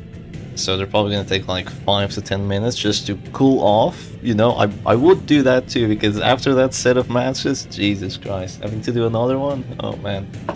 Yeah, they do have to rest at least a little bit here. Let's give our competitors their well-deserved rest, because they're doing it for us too. So let's make sure that the stream is gonna resume soon.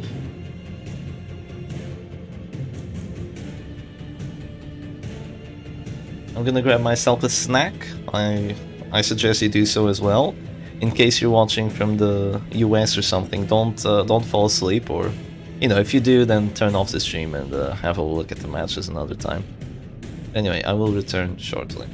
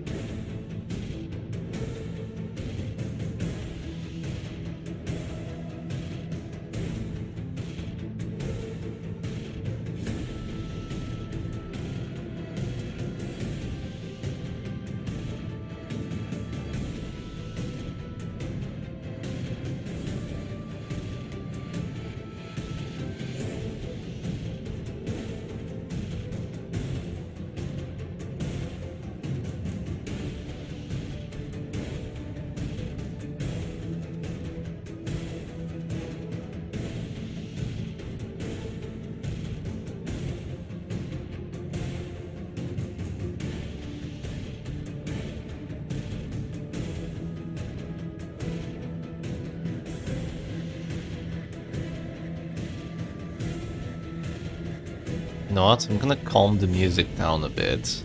Like the calm before the storm. I think that's gonna be smart. Hamlet asks for everyone.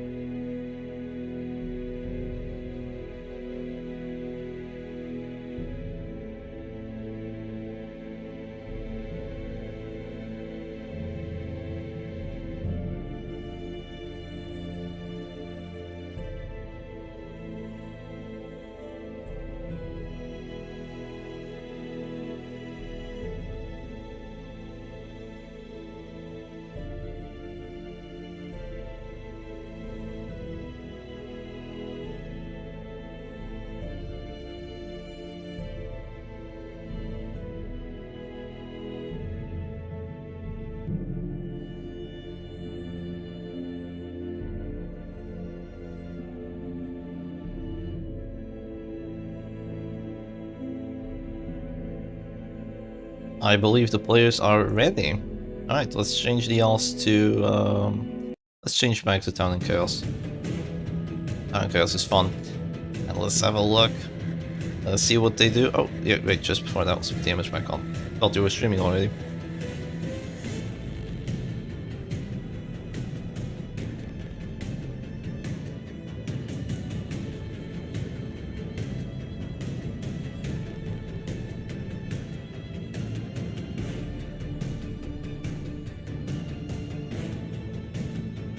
Here we go, there's the stream.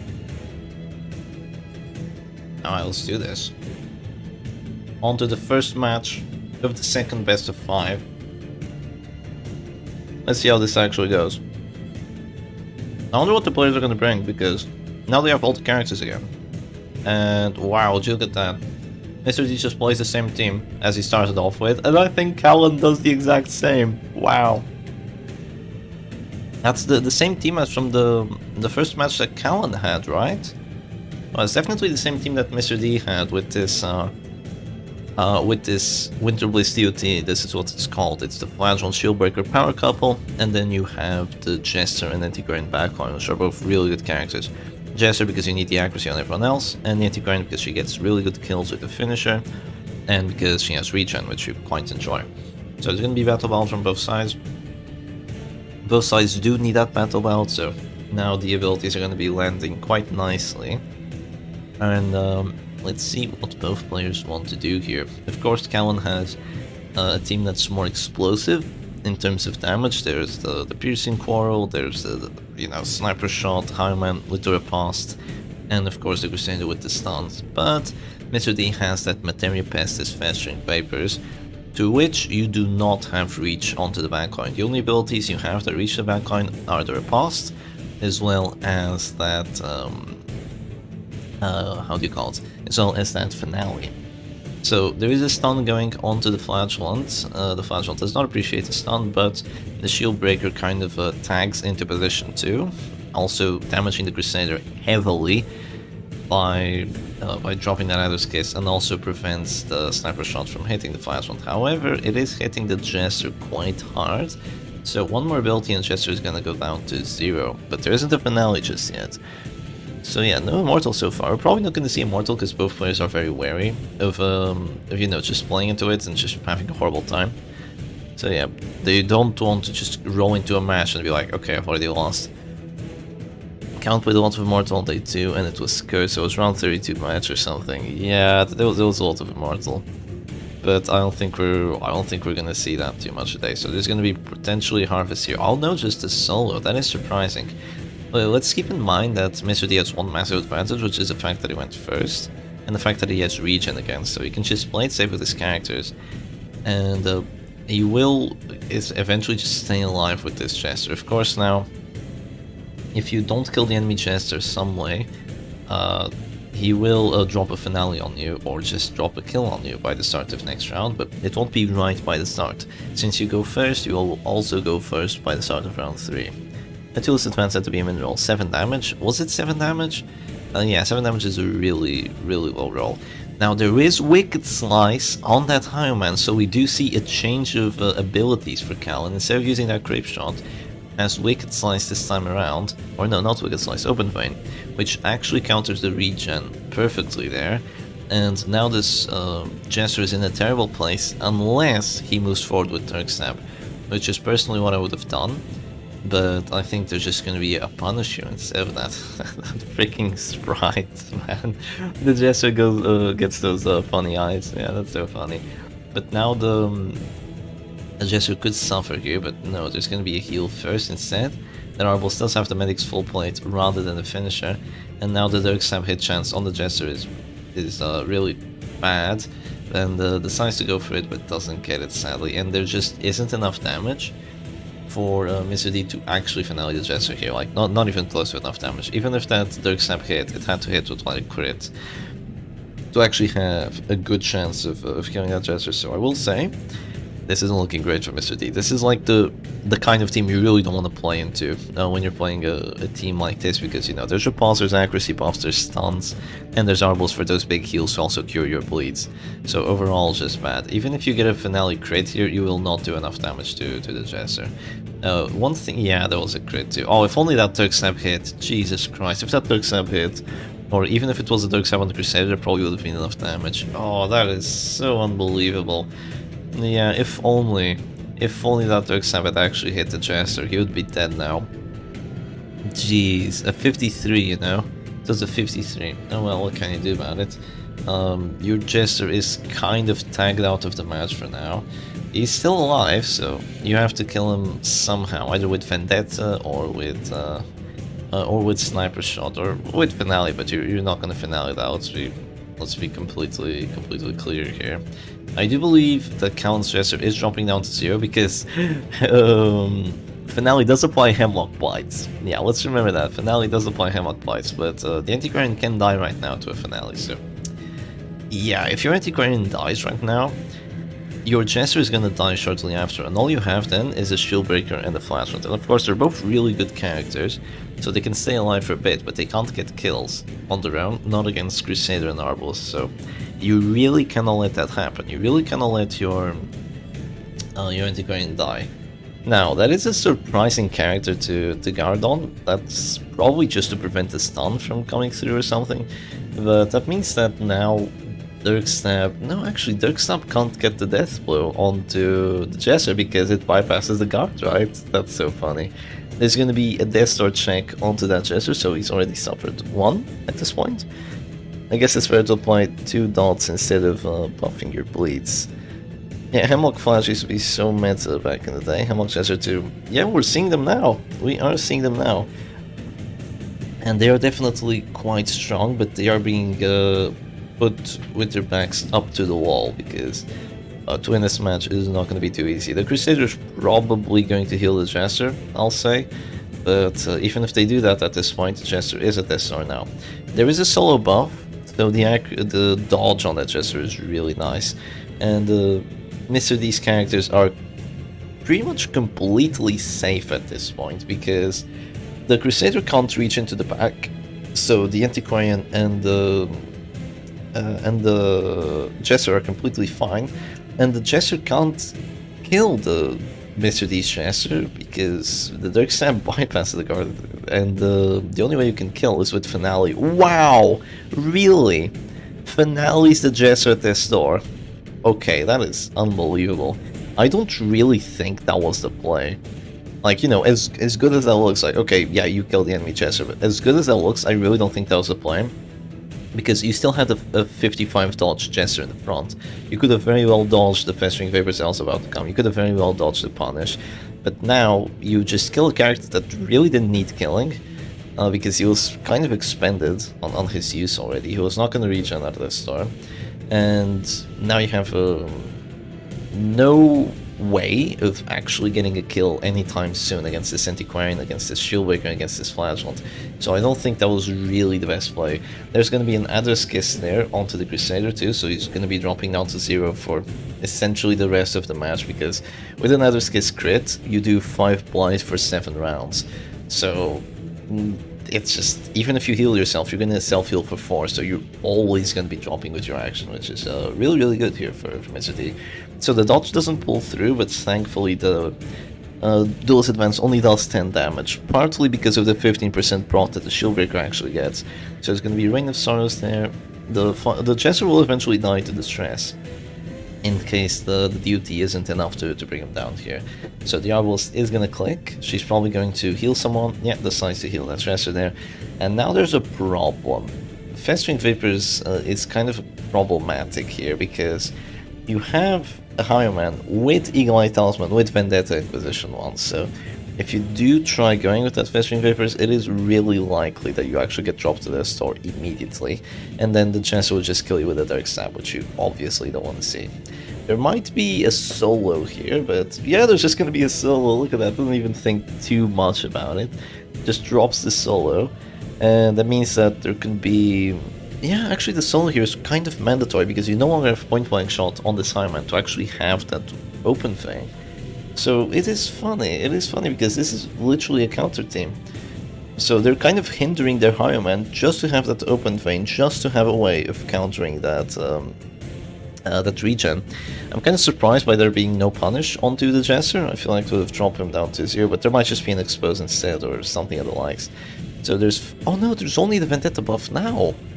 I thought the Vendetta had already been dropped on the Jester.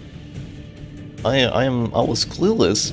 Okay, I guess the Shieldbreaker is gonna lose most of her dodge at this point, so you cannot rely on her dodge anymore. She only has 30, and keep in mind that Battle Ballad was dropped, so there's gonna be an Exposure which... Oh god, it misses! Oh, the 72 and the miss! A miss and a dream, I guess, and the Crusader is still just gonna keep on dropping to 0, but the thing is, if you can't capitalize on it, it's not gonna impact too much. You really needed that exposed to hit, but against 55 dodge, even with 2 accuracy trinkets and Battle Ballad, it's not easy to hit 55 dodge, and now there's a Festering Vapors into the Riposte, hits only for 11. Yeah, the Flash has already felt like 5 bleeds. It is very normal for the Flash one to fail bleeds if it does not have a bleed trinket. That just happens. There's just a sniper shot from their Arbalist. Affliction, are you going to do anything? No act out. There's been no act outs from this Affliction. The Antiquarian might die now. Oh my god, she stays alive. You have no idea how unbelievably clutch that is, because now you stay alive, you have regen, you keep your action. And you really, I mean really need to keep this Antiquarian alive. She's your finisher character in the Winter Bliss DOT. If she goes down, you no longer have good kill chances. If this Antiquarian dies, you better be ready to go for like a duel between a 2v2 or a 2v3, or else you're just gonna lose. There's a Festering Vapors there which doesn't kill the Jester. but it also doesn't kill the anti-ground on the repulse, so there's going to be a lot of blights being applied to all the characters, especially that Highman. So he is going to be blighting down closer to this door here. There's going to be an open vein instead of a Grave Shot Blast, which is surprising, but it is there to just counter the regen in case the anti-ground did survive. There's finally going to be an Expose, which does get a death blow there, and now the backline is DOTing out like crazy. And Jester no longer has his repulse. So we might see just a punish onto the Jester, or we might see a Rain of Sorrows. Now, as you might have heard, I'm a betting man, and I'm not sure on who to bet here because I think it's gonna go down to the Afflictions and the Virtues potentially. Because if this Crusader goes Virtuous, which I don't think he will, yeah, he goes Selfish. If that Crusader went Virtuous, it would be really difficult to kill these characters because they have 2 healing actions and you only have 2 attacking actions, so you'd have to win through stress. Of course, Expose and Rain of Sorrows and Punish, all of those 3 abilities do stress, so you can pull it off, but it would be difficult. I'm not sure what Affliction the Arbalest got, but Crusader got Selfish, which is pretty good for you to get. And the Arbalest self-heals, clears the bleeds and heals yourself for 20. God damn, that is annoying. That is freaking annoying. There's going to be an Expose on the Crusader though, which applies the debuff for plus crits received. Yeah, it's not just Flash Won't carry, it's Flash Won't Shieldbreaker carry. There are a couple, right? They're yin and yang. One of them wants to get hit, the other one doesn't want to get hit. So the Crusader is going to go for a Rally to the Flame on the act out, which is surprising, but that is definitely the play where you heal with the Crusader rather than the Arbalest, because if you heal with the Arbalest, then you're just going to eat crits, and eating crits is 100% not what you want right now, because it's going to give them extra bleed chance, and it is also going to make you take way more stress, so it's just going to kill you way faster because of the heart attacks. And yeah, the heart attacks are definitely a possibility here. There's a Duelist Advance onto the Shieldbreaker, which crits for 21, so that's the 21 meme, and she's already feeling the pain. There goes a Sniper Shot too, and she is gonna drop down to this or here. There could be a Serpent Sway, or there could be a Greedy Expose. Personally, I probably would have exposed there. I'm not even joking, I probably would have exposed, because you still stay in position 3, you don't have to get hit by Open Vein now. You know, that's just, getting hit by Open Vein here isn't great. And Expose would probably have gotten that Crusader killed, or really close to a kill. No, not kill, but it would have gotten him killed with this Rain of Swords action just after it. Or at least have a heart attack. But yeah, there goes the Arbalest back down to 0 HP, so... does she want to heal, or does she want to shoot? She could shoot, and then the Crusader just heals her. But I guess they're both gonna use their actions to heal. Is that what's gonna happen right now? Yeah, they're both gonna use their actions to heal. I will say that's a little bit weird. You could kind of get away with just healing with only one character. You could have just shot there, but probably the hit chances kind of sucked, so... it is understandable that they do decide to go for it. And Expose right now will get a death blow on the Crusader. Nip was in your favor if you're suddenly 3v1, it's GG. Expose would have been a massive mistake. you think so? Well, you know, I don't really play Shieldbreaker all that much, so that is a possibility, but I feel like just going to Crusader there would have been smarter, because you would still be out of harm's way for the majority of abilities, right? So now there's going to be an Expose, gets the death on the Crusader, that's one Crusader gone, and I guess the playing safe here was probably best for Mr. D. We've seen him really suffer for not playing safe, especially one of those matches where he just had really good guards and just decided not to use them right away and just lost a character super early, and you know, after that was just GG. Yeah, the Arbalest decides to act out self-heal, which, you know, is just a fine play. And the good thing about the Aegis is that the dodge might run out, but the Aegis doesn't run out. So now goes either Rain of Sorrows or Punish onto the Highwind, but decides to just focus the Arbalest down, which I definitely think is a good play. If you make a heart attack, you'd be fine. Yeah, Mr. D already threw one match now for not carding. Yeah, that was really sad. If that match wasn't thrown, Mr. D would have won the tournament already. So that's sad, but there's going to be a Sniper Shot, and now this is definitely a sway turn. I will agree with you. But, you know, you could have punctured... No, I'm just kidding, I'm just kidding. That was 100% a sway turn, just to keep yourself alive. It's gonna be another open vein. Gets a crit, so that's plus accuracy, and also clearing some stress, but yeah, overall doesn't do too much. And now exposes a death blow if you do decide to go expose, which I would. And there goes the expose. Is it a kill, though? Oh, it's not quite enough. You know why? Medic's full plate.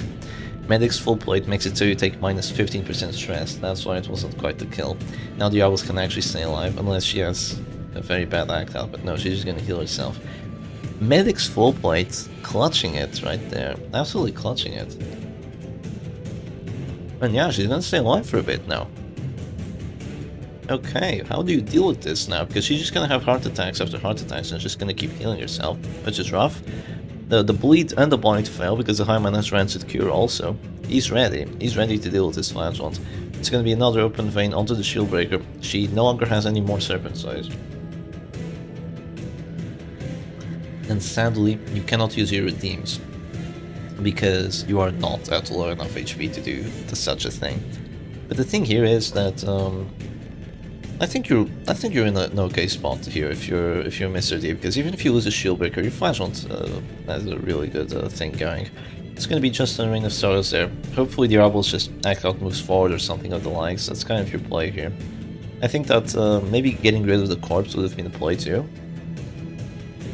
because doing that would make sure that the Arbals really doesn't get to survive for like another 3 rounds or something, because she won't be able to heal herself after that. So going the corpse there probably would have been a better play. So yeah, there goes the... Oh, the mineral on the corpse. Mr. D, you're using your actions poorly. It should have been the other way around. And now that's goodbye to your Shield Breaker. Oh man. When did the Crusader die? Yeah. I can't remember when the Crusader died. Is there going to be a kill on the Crusader? Like, just have... Oh, okay. If there's Fearful here, the damage would be reduced significantly, but... there's Hopeless, so that's good for you as well. Yeah, it's just that at least there's no point-blank shot, you know. Point-blank shots would be way more annoying than what Open Vein actually is. But it is also really annoying that the Arbals just persists. Oh, but the Hyman actually refuses to heal, so you can drop a punish on him if you do want to, which is amazing, obviously. Yeah, it's round 13.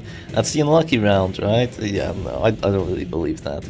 Okay, the Higher Man goes for an Act Out Open Vein. Wow, really? The only action you could do? Yeah, okay. Flash carry. And, okay, the Crusader Corpse is now gone, and we will likely just see a punish here. I don't think this is an Exsanguinate turn, I think this is a punish turn. You can kill that Arbalist, or you could wait until she actually drops a little bit more because of the bleeds. It's rough. I will agree, it is quite rough. It's gonna be an Exsanguinate on the Arbalist, kind of surprising me slightly. You know, just slightly. It doesn't surprise me too much, but I think it is still surprising because I would have just dropped it on the Higher Man instead, because that was a death blow chance right there. And you would just kill the Arbalist anyway by dropping a punish after she would DOT out. So, I don't know, just weird Exsanguinate all around, weird play. Don't really know the reasoning behind it, but now the punish doesn't even kill the Arbalist anymore because she got a crit, so she's not gonna take enough stress. Like, this is just bruh. You know, there's just some raw gameplay going on. What is gonna happen here? Because Mr. D definitely has the advantage, but he's squandering it. Let's see. What is he gonna do? Who does he want to death blow? Of course the Higher Man is the higher source of damage because he has the bleeds. So decides to go for the punish on the Higher Man. Doesn't get the death blow. When the whole party is dazed, no one is dazed. Okay, pass from the Higher Man, that is really clutch here, that's going to keep you alive for a bit longer, and there's going to be a Bola. Now, this is actually one of those situations where you might not want to drop Exsanguinate, just so you get your plus healing received, but I guess there's just going to be an Exsanguinate instead, because you're still dealing with 2 actions, so that's kind of annoying. It's just, this is way closer than what it needed to be. Okay, thank you, Higher Man, for making it not so close, I guess. Oh my god. And Callan surrenders, which was premature. But it is going to be a surrender from that Arbalist. And that is going to be a match number 1 for Mr. D, I mean. Well, GG's. The advantage goes to Mr. D again. getting that first W. Also, I still had starting soon there. Why didn't anyone say anything? God damn it. Sorry. Yes, there you go. Alright, so switch out DOTs for a second. Not DOTs, I mean OSTs. Also, the reason we have to have OSTs going instead of the music is because of that. When did the final start? I'm not entirely sure. Okay. Let's listen to... what's the song I really like? I have an idea. I'm not sure if it fits this too well, but it's a good song, so let's do it. Yeah, let's just wait for the players to get ready, and let's see what's the ban. Okay. What is the ban? No one pointed it out because we're too busy watching that clutch match. Yeah. I assume it referred to bans starting soon after the match. Yeah, that could have been it. Okay, we have a surprising ban. We have a Jester ban from Mr. D's opponent here. So, and we also have the Blasted Heath playing. Nice. So the ban is gonna be on the Jester. Mr. D does love his Jesters. So no more finale and battle ballad action, so that means that that DOT team is getting hindered, definitely getting quite hindered. Of course, Callan can still play all of his damage teams and all their weird variations, so you do have that going for you. Actually, let's have a look at the brackets just for a little bit. I wanna have a look at something. Yeah, let's have a quick look at the brackets. So you can see that they both started in round 2. Not too far away from each other, actually. They could have met in the semi-finals on the winners bracket, but Tetros beat Callan. Interesting. The only person that was able to beat Callan, by the way. So yeah, so Callan started off, won one best of 3, 2 best of 3s, and then lost. And came down here, won 1, 2, 3, 4, 5. So won 5, 2 of them best of 5, so won like... Wait, how many? So Callan has won 5 best of 3s, 2 best of 5s, 3 best of 5s, and after winning 5 best of 3s, or no, yeah, 5 best of 3s and 3 best of 5s, they're gonna go for the final one, and they are already currently losing, but let's see if they can actually pull it off. Mr. D only had to win 4 best of 3s and 4 best of 3s and a best of 5 to get to the placer, and then they lost one best of 5, and now here we go potentially to one of the final matches that we're gonna have. Alright, just waiting on the players to make their team choices, because with the Jester ban, some teams kind of go away, but you know, there's still a lot of teams available. It is an interesting ban for sure. Yeah, with the amount of times that Mr. D has gotten his Jester screwed over by Callan. Yeah. Jesters have been kind of insane so far. Yeah, that is true. Callan has been getting Jester superiority, like, the entire way through. You know, I'm thinking of that finale that did, like, 15 damage and just killed the Jester early. I'm thinking of the finale into the position 4 Jester. Callan's Jester definitely is one of the most aggressive Jesters we've seen with that solo. God, Blasted Heath music is so good. Alright, we're going into it. Yeah, I believe they're starting the match.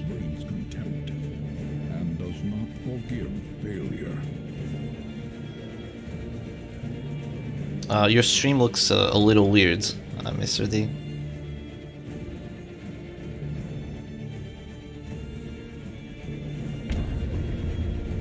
Oh boy, we're getting some problems. Wait, there's music now. I think you're actually streaming the game this time, because you actually have the sound. Yeah, we have some game problems, but it's alright. Okay, it's working. Yeah, it's working, thank you. Alright, sweet. Here we go. Let's turn off the image. So we have quite a scuffed way of starting. So Mr. D lost like a few seconds there into the match, but it's okay. Oh, look at this! Immortal Team versus Immortal Team! No! No, this is gonna take forever! Oh god, they're gonna be here for 40 rounds! Oh my god. I have to go to uni, man. Jesus. Okay. Yeah, this is gonna be Immortal Team versus Immortal Team. Now, Callan is more of an expert on this team than Mr. D actually is, but Mr. D did get to go first, so there's an advantage there. Okay. Oh, it's Awesome Pork. Hey, nice to see you, man. Hope you're doing alright. Think I missed the final, Shep? Go, Mr. D. Yeah, this is actually finally a good time schedule for you. So yeah, this is gonna be like 40 rounds right here of just pure trench warfare of characters slowly attritioning each other down. Oh god. Alright, that man-at-arms actually has Rancid Cure, so he's even more prepared for a DOT fight than the usual man-at-arms that we see. Yeah, this is gonna be insane. So, actually kind of surprised that there was a guard onto the Flagellant that quickly instead of going for the bolster, like Mr. D did. But we'll see what happens after that. There's just gonna be an aimed shot onto that Musketeer already. Just trying to do some damage here, but let me tell you, you won't be able to. I don't believe you will be able to break the stalemate here.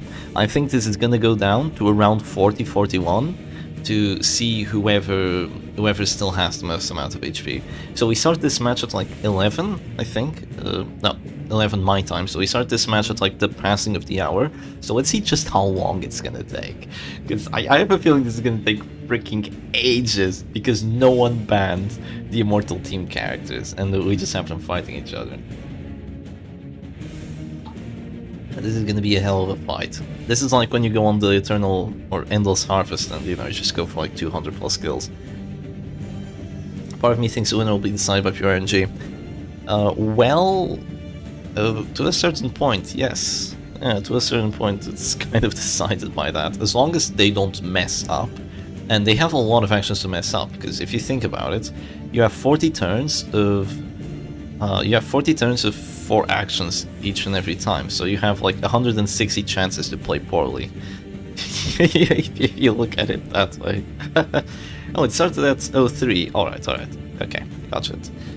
Got it. Let's see how long it's gonna take, but yeah, you don't really want to make mistakes. Wait, did the enemy B-Smile also have that weird blight? Interesting, actually, yeah. So here goes the ranging shot, does not clear the stress. Yeah, this is gonna be the gameplay, like, oh wow, it didn't clear the stress. Oh, it cleared the stress this time. Oh look, there was a crit. It doesn't change much, but, you know, crit. And, oh look, there's gonna be another Suffer and another Acclaim. I really wonder who's gonna win this, because I've fought matches like this, where it's definitely gonna go to round 40, unless one of the players messes up. And what happens is, you need to keep your best cards all the way up to round 40, and then you just need to heal yourself, like heal. And if you have more HP than the enemy side, you actually win the match. No matter how much stress or how bad the situation looks for you, how disrupted the characters are, you just need to have more HP. And then the criteria after that is, I believe, the amount of stress that there is on each side. So I don't think that Mr. D actually has Protector's Guide, because whoever has Protector's Guide here would actually have a really big advantage, because that's an extra 7 HP. You have a rare match in the Circus where the fighters don't lose, the spectators do. Yeah, that's exactly it. The spectators are the losers in this match. Oh, that's so funny. Yeah. Is this finally going to be a bolster? No, I think that the bolster's been dropped already. Yes, it has. There's just going to be more defender spam onto the Flagellant, just so he doesn't get bled out, I believe. Wait! Mr. D has Punish! I just realized! The Madman, he actually has Punish instead of how do you call it? The Reclaim and Suffer combo. So he actually has a huge advantage there. That is insane, actually. Yeah, that is really good. So I guess that's why Callan is actually guarding the Flagellant like straight from round 1. So Mr. D kind of just copies what Callan is doing here and decides to guard the Flagellant too. It's like, oh yeah, you want to guard your Flagellant? Fine, I'm gonna guard them too. Yeah, there you go. And there's gonna be more B-Spile spam like Graf Giant Sander.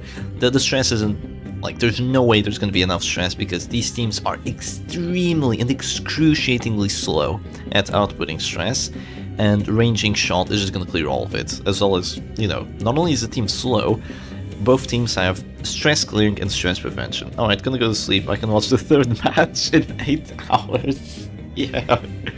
You know, usually matches like this take like 40 to 50 minutes. So it is gonna be a bit. It is gonna be a huge bit. Jesus Christ.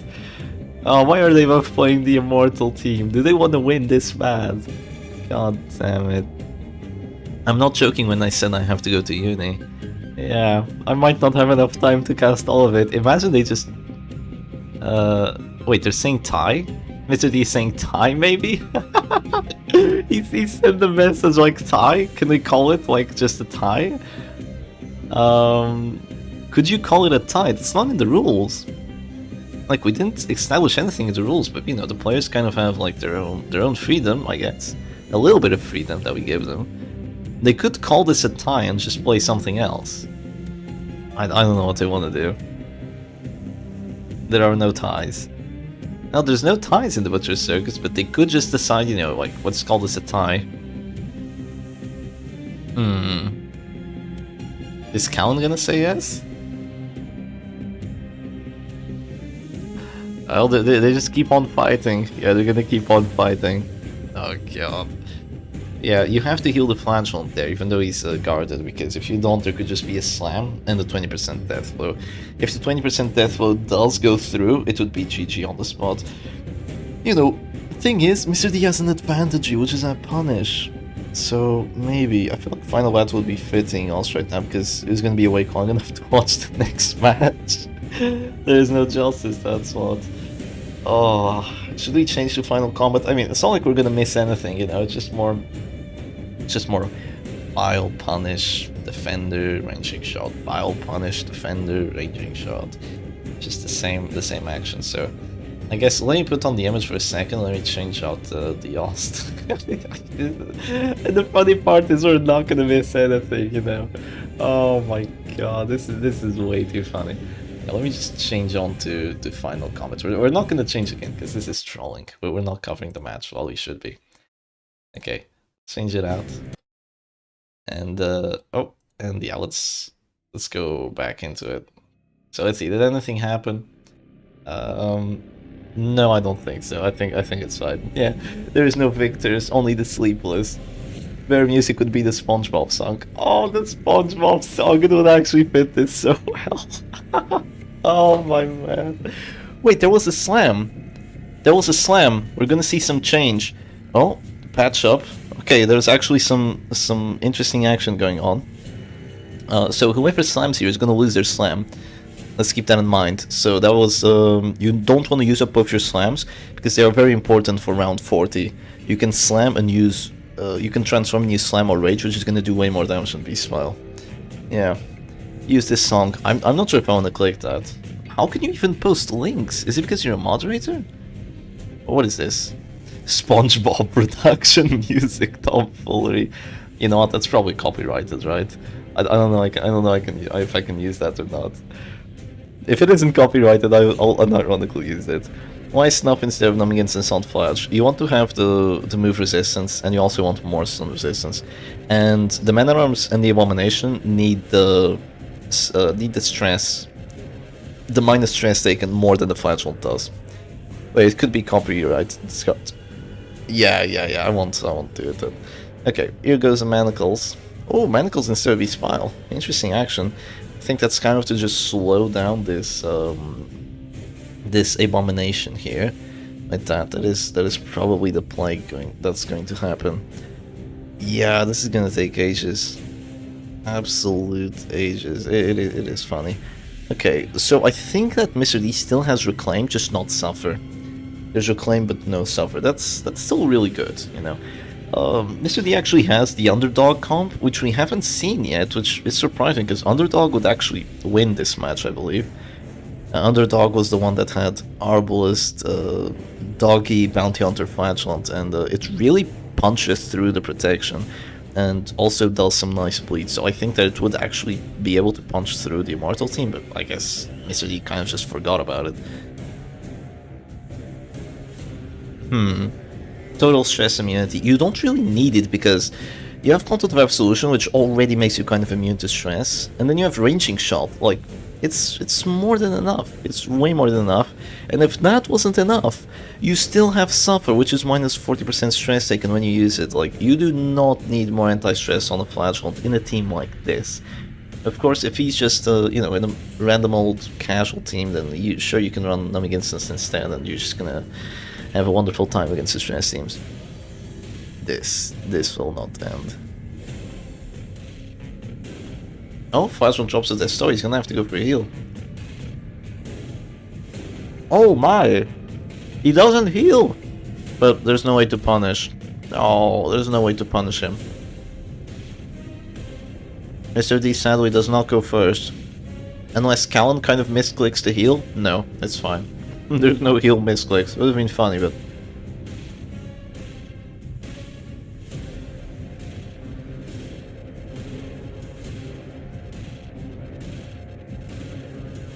yeah. You just can't break through. It's kind of the problem here. Even if you use aimed shot, even if you use all the stuff you can use. Unless both players just start throwing, you really cannot break through a team like this. You can see that Mr. D is already suffering because he tried to be this proactive.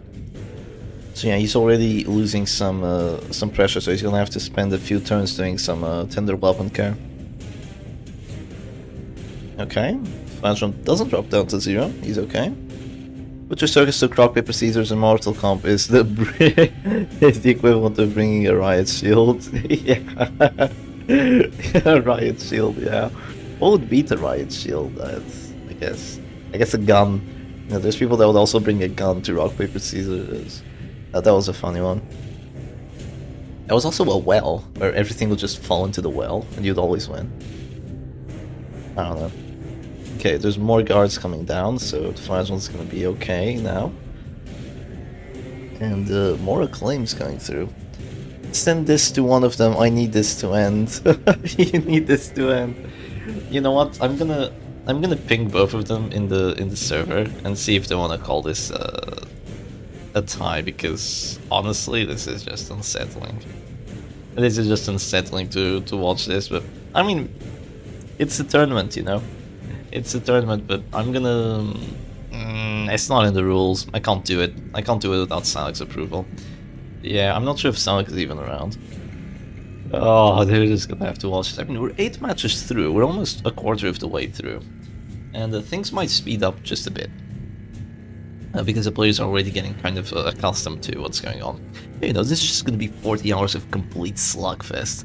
Is this the last game? No, it isn't the last game. Mr. D currently has a 1-match advantage. So, if Mr. D wins this, he's gonna be 2-0, which means that he's only gonna have to win 1 match of the following potentially 3 matches, while Callan will have to win all 3 in a row. And if Callan wins this, they're gonna be 1-1, and it's essentially gonna be a best of 3, but with 2 characters banned already. So there goes a crit heal for 30. Wow, that's great, but you don't really need it. Chep, what if you lowered the round limit to 25? I mean, what? How do we be able to do that, you know? Just what? How would we be able to do that? Because unless we just go into a match and tell the players like, okay, stop. And unless we do that, I don't really know how we'd be able to make the tie end at match 25. Unless you had like mods for the Butcher's Circus, which just isn't there. I need some actual gameplay, not an endurance test. This is an endurance test. Yeah. This is 100% an endurance test. Because these matches are difficult to play, you know. You need to keep doing the right move each and every single time. And it's not as intuitive as you'd think it would be.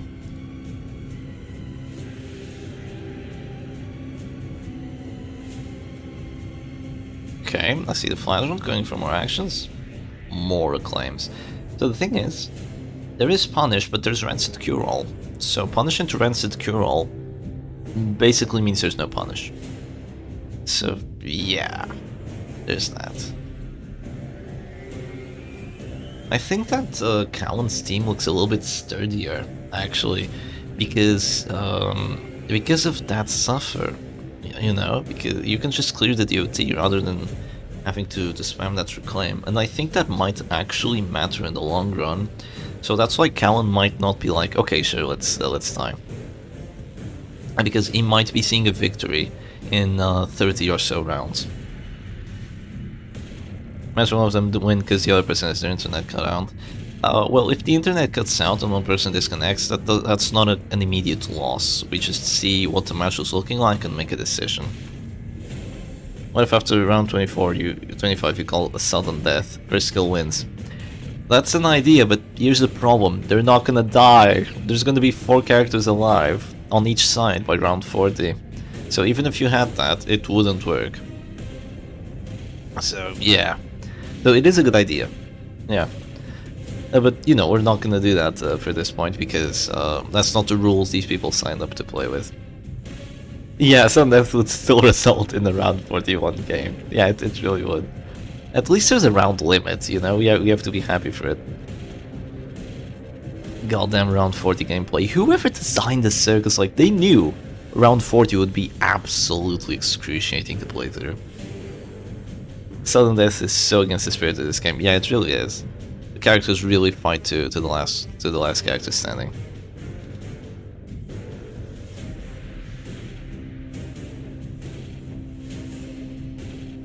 What if instead of kill you go by afflictions? They're also not gonna get afflicted. These teams are just too sustain heavy, you know. This game is well balanced, just not very well balanced. You know what? I think that the Circus is better balanced than what we actually give it credit for. Because, you know, some geniuses just sat in the room one day and decided, okay, you know what, we gotta adapt Darkest Dungeon to a PvP game mode, and we gotta make it good. We gotta make the characters have a lot of variety, we gotta make a lot of teams have to go on, and a lot of combinations, and let's make like crazy bunch of trinkets with crazy OP abilities, and let's see what the players do with them. And look at this, like, it's been 2 years and we're still discovering new things, like immortal teams, right? A few new immortal teams are just awesome. Shep says this, but he's a fan of Crit, Arbalist, and Stunzader. I'm not a huge fan, but I do know that they do have weaknesses, so I don't think that they are as overpowered as people consider them to be. Because Stun Arbalist and Stun Crusader and Crit Arbalist are really strong, but there's teams that they just suck against, so they're balanced in that sense. What do you think would finish first? The battleground music or the fight? Well, the battleground music is for 1 hour, so I think the battleground music will be longer, because it's round 11 already. The match started 16 minutes ago, which means okay, it's gonna be almost 1 hour. Yeah. Probably about that. Sun Crusader's weakness, Sun Crusader going first. Makes new moves and trinkets. Doesn't release any balance patches. Yeah, I know, right? Like 0 balance patches. They were so sure that they made the Butcher Circus completely balanced that they just decided, you know what? No, we're done. There's no more balance patches. I think the game is perfectly balanced. Completely, perfectly. Okay, here goes flagellant actions, just reclaims on. Oh man, not having the suffer really hurts. Yeah, it really freaking hurts you, because Mr. D needs to keep healing that flagellant so he doesn't drop down to 0, and needs to drop ranging shot as well. But not being able to clear that suffer when you really want to clear it, it's just bad. It is really quite bad. Yeah, it's been a lot of rounds and he hasn't been able to stabilize that much. I don't know, not having that suffer really sucks. Let's see what actually happens here. Because this might actually not go to round 40 if Mr. D can't stabilize. I'm not seeing this, the stability just yet. Going for that early transform really set this off.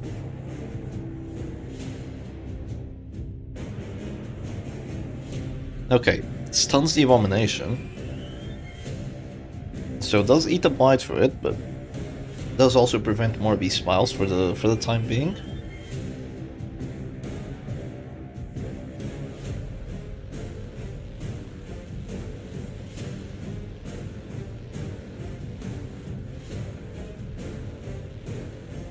Yeah, you're gonna you're gonna make a comment about Musketeer being useless. You know what?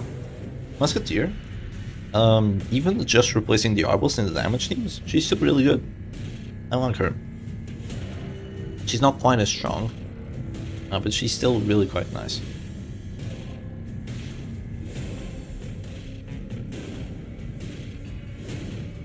Do you remember like 11 rounds ago when Musketeer was trying to use aim shot on the enemy Musketeer? Yeah, how far we've come. More suffers. Oh, yeah, they're at the store, they can afford to do that. Ah. Well, the Flagellant can't afford to do that, actually, because... Wait, no, he can. The Flagellant doesn't have to heal right now, you can just drop to this store, heal the other characters that way, and just drop Proclaim on everyone. It's funny, Musketeer is worse for the battle damage debuff, but better for the stress portion of it. Yeah, actually, yeah, a lot better for the stress portion of it, because you actually just completely clear the damage, and then you also... how do you put it? And then you will also apply more stress, I mean more accuracy, and minus stress taken, so the next spells won't hurt quite as much. So now there's most likely just going to be a heal onto that Flagellant, because Mr. D did get to go first, so that's quite helpful. Of course, what most players need to be mostly aware of is just keeping the Flagellant out of 0 HP, because the transformations are still available. It's a shame they don't give her Bugle since she needs Tincture and Snuff. For those fat 18x4 stress heals. The thing is, you don't really need them, you know? If you're playing against these stress teams, you're probably not gonna need the stress heal that big. If you're playing with like a damage team that also has Musketeer and does want to make use of that press build, have that really good anti-stress stuff, then yeah, sure. But in a team where you already have Bolster, you have Content of Absolution Flagellant, then you have 2 characters with Numbing Instance, like, do you really need 18 times 4? Yeah, every 2 ranging shots you get 1 for free. Now what are you going to use your other actions for? Healing? That's what the Flagellant is there for. But, you know, it does make sense, but she really needs Snap. Shieldbreaker wasn't banned, was it? No, Shieldbreaker wasn't banned. Someone could have picked Shieldbreaker. But I guess that... Mr. D's favorite Shieldbreaker team was banned already, so... I mean, the Jesser was banned. Minus stress, 10% stress buff is the real deal. Yeah, it's really good. I just realized I have college tomorrow. I might have to sleep before the fight ends. Yeah. You know what? That might just happen. Yeah. It's round 14 already, so we are almost halfway through the match. Almost. It's gonna take a while. Ship, please, I beg you, ban this comp. Pork, you know what's gonna happen if I ban this? They're just gonna make new ones. And similar. Don't worry, at this rate, the fights will still be running after you wake up, Monkey. Oh my god. Yeah. Imagine if after this, like, let's imagine that Callan wins, right? Let's imagine Callan wins because they've just been able to stabilize just a touch better. After that happens, imagine that what Mr. D bans is Shieldbreaker, and then they just play the exact same thing. Like, they can unironically do that, and I don't know what I would do. Because at that point, I will have to stop casting, I'll just have to tell them, like, okay, you're gonna have to continue this another time. Or, you know, you're gonna have to keep doing this without me, or, you know, I'm just gonna leave my PC on casting. So leave your stream on, and, you know. Because I gotta go, dude. Oh, jeez. We started this at 9:30 CET, so you'd actually have enough time. They're still gonna take 50 minutes for a match. It's not gonna be easy. I think stress heals should be 100% and not 85. The thing is, that would be broken, you know? That would be kind of broken, because then you'd get to stress heal every single time, and that's really oppressive to play against.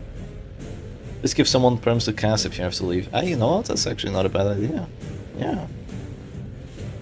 Maybe Silac casting? I think Silac casting would be really fun, but he's not confident enough in his English, sadly. Would be nice to have his analysis because, you know, he's a really good player too. I think you could make a very nice analysis. But oh well.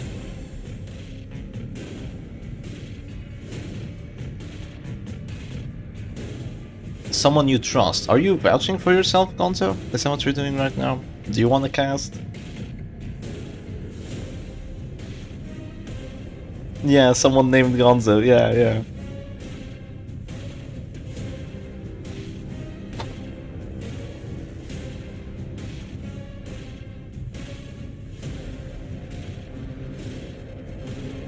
My mic is awful. I wouldn't put people through that.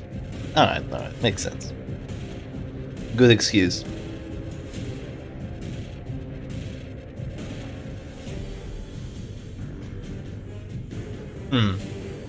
I feel like things have stabilized for Mr. D at this point, actually.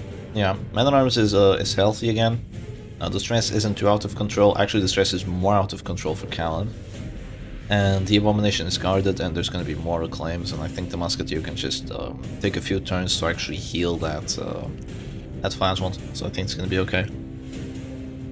There is Brother Man, also a Tourny. No, he's working. He's probably working right now. Getting those fat stacks.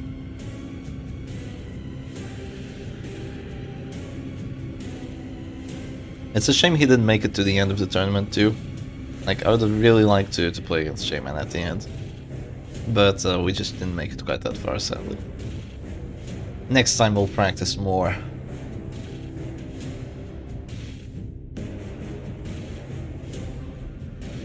Here goes Musketeer, more ranging shot action.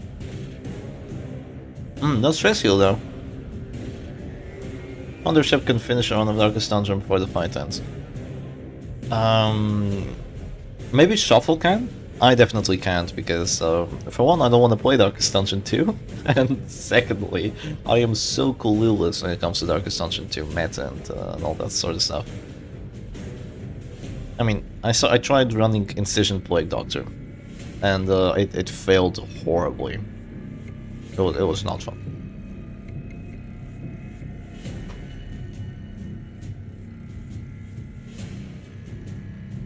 Going to graduate real quick, hope I don't miss anything. You won't.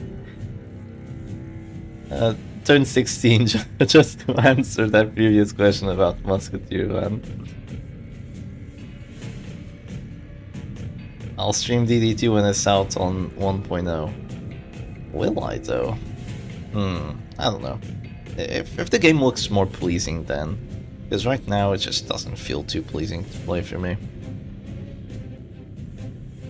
In that regard, I prefer just playing regular Darkest Dungeon, or even Black Reliquary. Like, I miss Black Reliquary. I like playing it, honestly. It's just way more enjoyable than Darkest Dungeon 2, and they actually follow their roadmap better, I think. They've released, like... Black Reliquary is basically at the same level as Darkest Dungeon 2. Not even gonna lie, like, they're releasing regions, they're making cool new characters being added. Like, just insane how good the game actually is. I bet this will last 50 rounds. Shuffle FM, 2 favorite DD creators. Thank you very much, Awesome Pork. Appreciate the dono. Yeah, he's awesome. I like Shuffle. He's the one person that I actually watch playing this game, Darkest Dungeon. At this point, you know, I used to watch more people in the past, but, you know, they just moved on.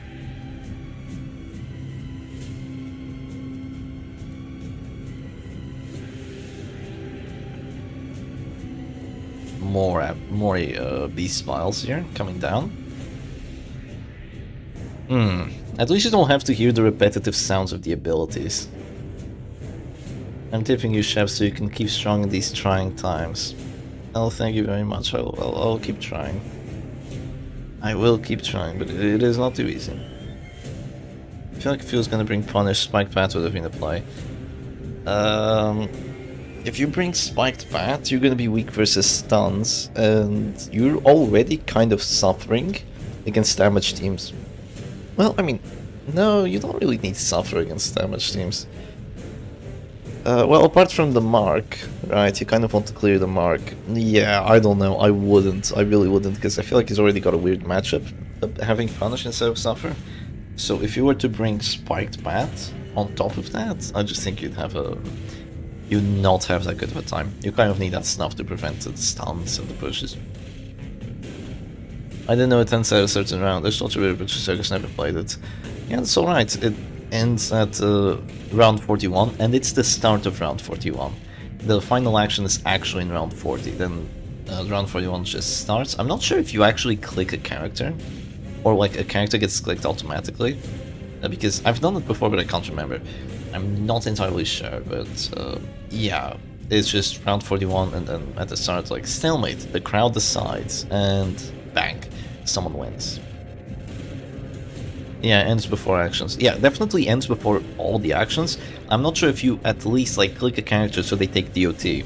I'm not sure if that happens or not, because that would be interesting. Okay, finally redeem heal from this flagellant. That was forced out, round 18 redeem heal. It's not a problem, because as long as you keep one of your big actions for round 40, you're gonna be fine. So it's basically free talk time now. What do you change in Butcher Circus if Red Hook asks you to make it more balanced? A lot. A lot. Yeah. I would change a lot. What would I change first? There's more than a few things that I can tell you. Like, there's overall game structure that I would change. Like, the last character standing buff, I would make that have plus stun resistance. There's like overall game balance. There's also a lot of character balance. There's character buffs. But I would focus more on buffing weaker characters than actually nerfing the strong characters. Wait, that's both redeems gone actually? Oh, that's nasty. Yeah, one of the first things I would do is just rework Hellion, so to actually make her good. I actually did a full rework of her, and I made Bleed Out act like Exsanguinate. So it would still bleed out the enemy character, like do a ton of damage, but it would also heal you at the same time. But it would have limited uses. It would be limited at like 4 or something like that. I would also make her trinkets way the hell better. Savage Gauntlets would give you a virtue chance, which would be epic. And her halberd would actually have armor piercing. A little bit of armor piercing, just 15%, but it would be great. On top of the stats it already has. And not only that, I also completely removed the Deathbow synergy from her kit. Like, no more Wicked Hack and Iron Swan and her abilities giving like, making her like kind of a pseudo finisher, but that really sucks at it. I just made her abilities like way the hell stronger. Gave them more accuracy, because the accuracy values they were at were just horrible, and gave them a little bit more damage, especially for Iron Swan. Iron Swan got a big buff. It actually does a lot of damage now, so it could be threatening if you're running like with a sniper shot combo or something. Is there a chance to get Deathbow there with the Abomination? Yes! Yes, there is! It's a 5%. Oh, okay, it's a 5%. I mean, that's... Oh, man. If you get that 5%, you win, but it's so risky. It is so risky. Because if you don't get it, you're gonna lose round 41, because then you wouldn't have been able to get it. Because I've been watching, like, I haven't been watching too much the past few rounds, but in like up until round 10, Callan was just focusing on keeping that flagellant out of the store. But now, I mean, the characters are kind of falling behind on HP. Is this really that immortal? Like, look at this, the bee smiles, just blah, blah, blah. Just keep on spamming it. I've done that against a friend once, don't worry. Also, about the question about more things I would change, I recommend you go on the Discord server, not the tournament one, my actual Discord server, and just ask for a document that a player there has been developing, which is called, it's Jane Moon's like changes for the Butcher Circus, something like that. And it has currently 19 pages of changes, and in it you have like discussion between me, Jane, and other people in there on changes we'd actually make to the trinkets. I don't agree with everything that's on there, but I agree with a lot of the things, and I think the circus would overall be more balanced with the stuff that is there. So yeah.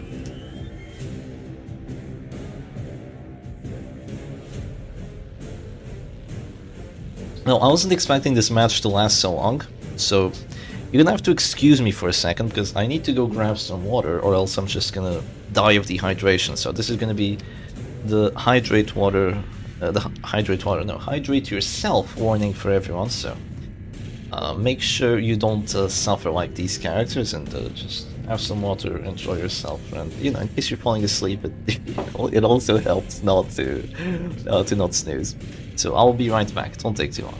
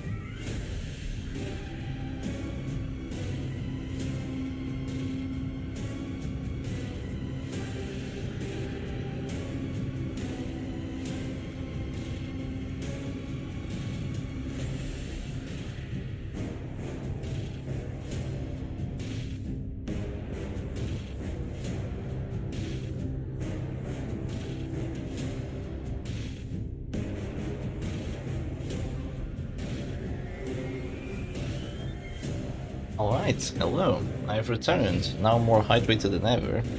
And... okay, it's your time to cast. What happened so far while I was gone? Did I miss anything?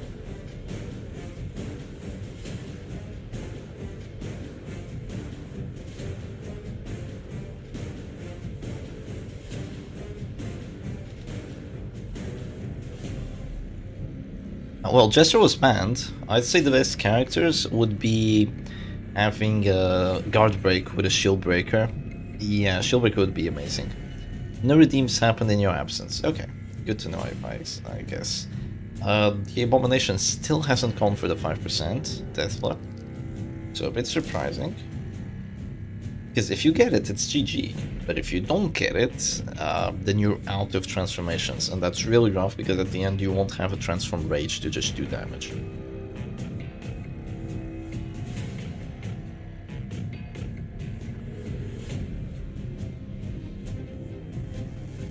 Yeah, he won't get it, he'll be out of mile range, and he'll expend both transformations with it. So it is a massive risk.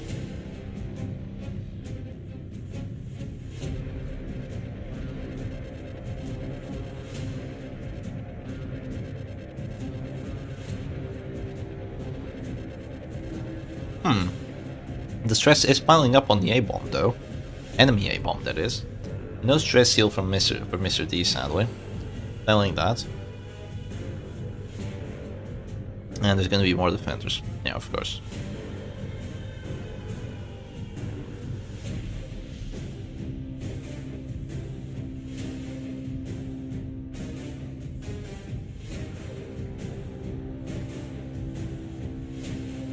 Those men at arms are slowly blighting out here because I don't know. I think that Mr. D has to keep his flashlight out of this store instead of just trying to heal, while Callan can just afford to keep that flashlight at the store. Oh, goes for the exsanguinate. Oh, that's massive.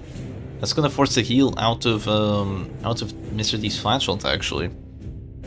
Unless you want to go for a guard. Okay, there go more beast files. Joe here is resisting all the blights because he has 110 blight resistance from all the guarding. And there's no man-at-arms action. Oh, that was so smart by Callan actually. Look at that. It's round 24 and he's going for great plays. Because despite it being round 24, went for notice that the Musketeer and the man-at-arms action are both gone, so you'd be able to just drop the exsanguinate there to make Mr. D drop an exsanguinate as well. And if you can do that multiple times, you're gonna end up winning. Also, the no stress heal onto the Abomination might actually be insanely bad here because he took some good amount of stress there, but okay, he's going back down a bit.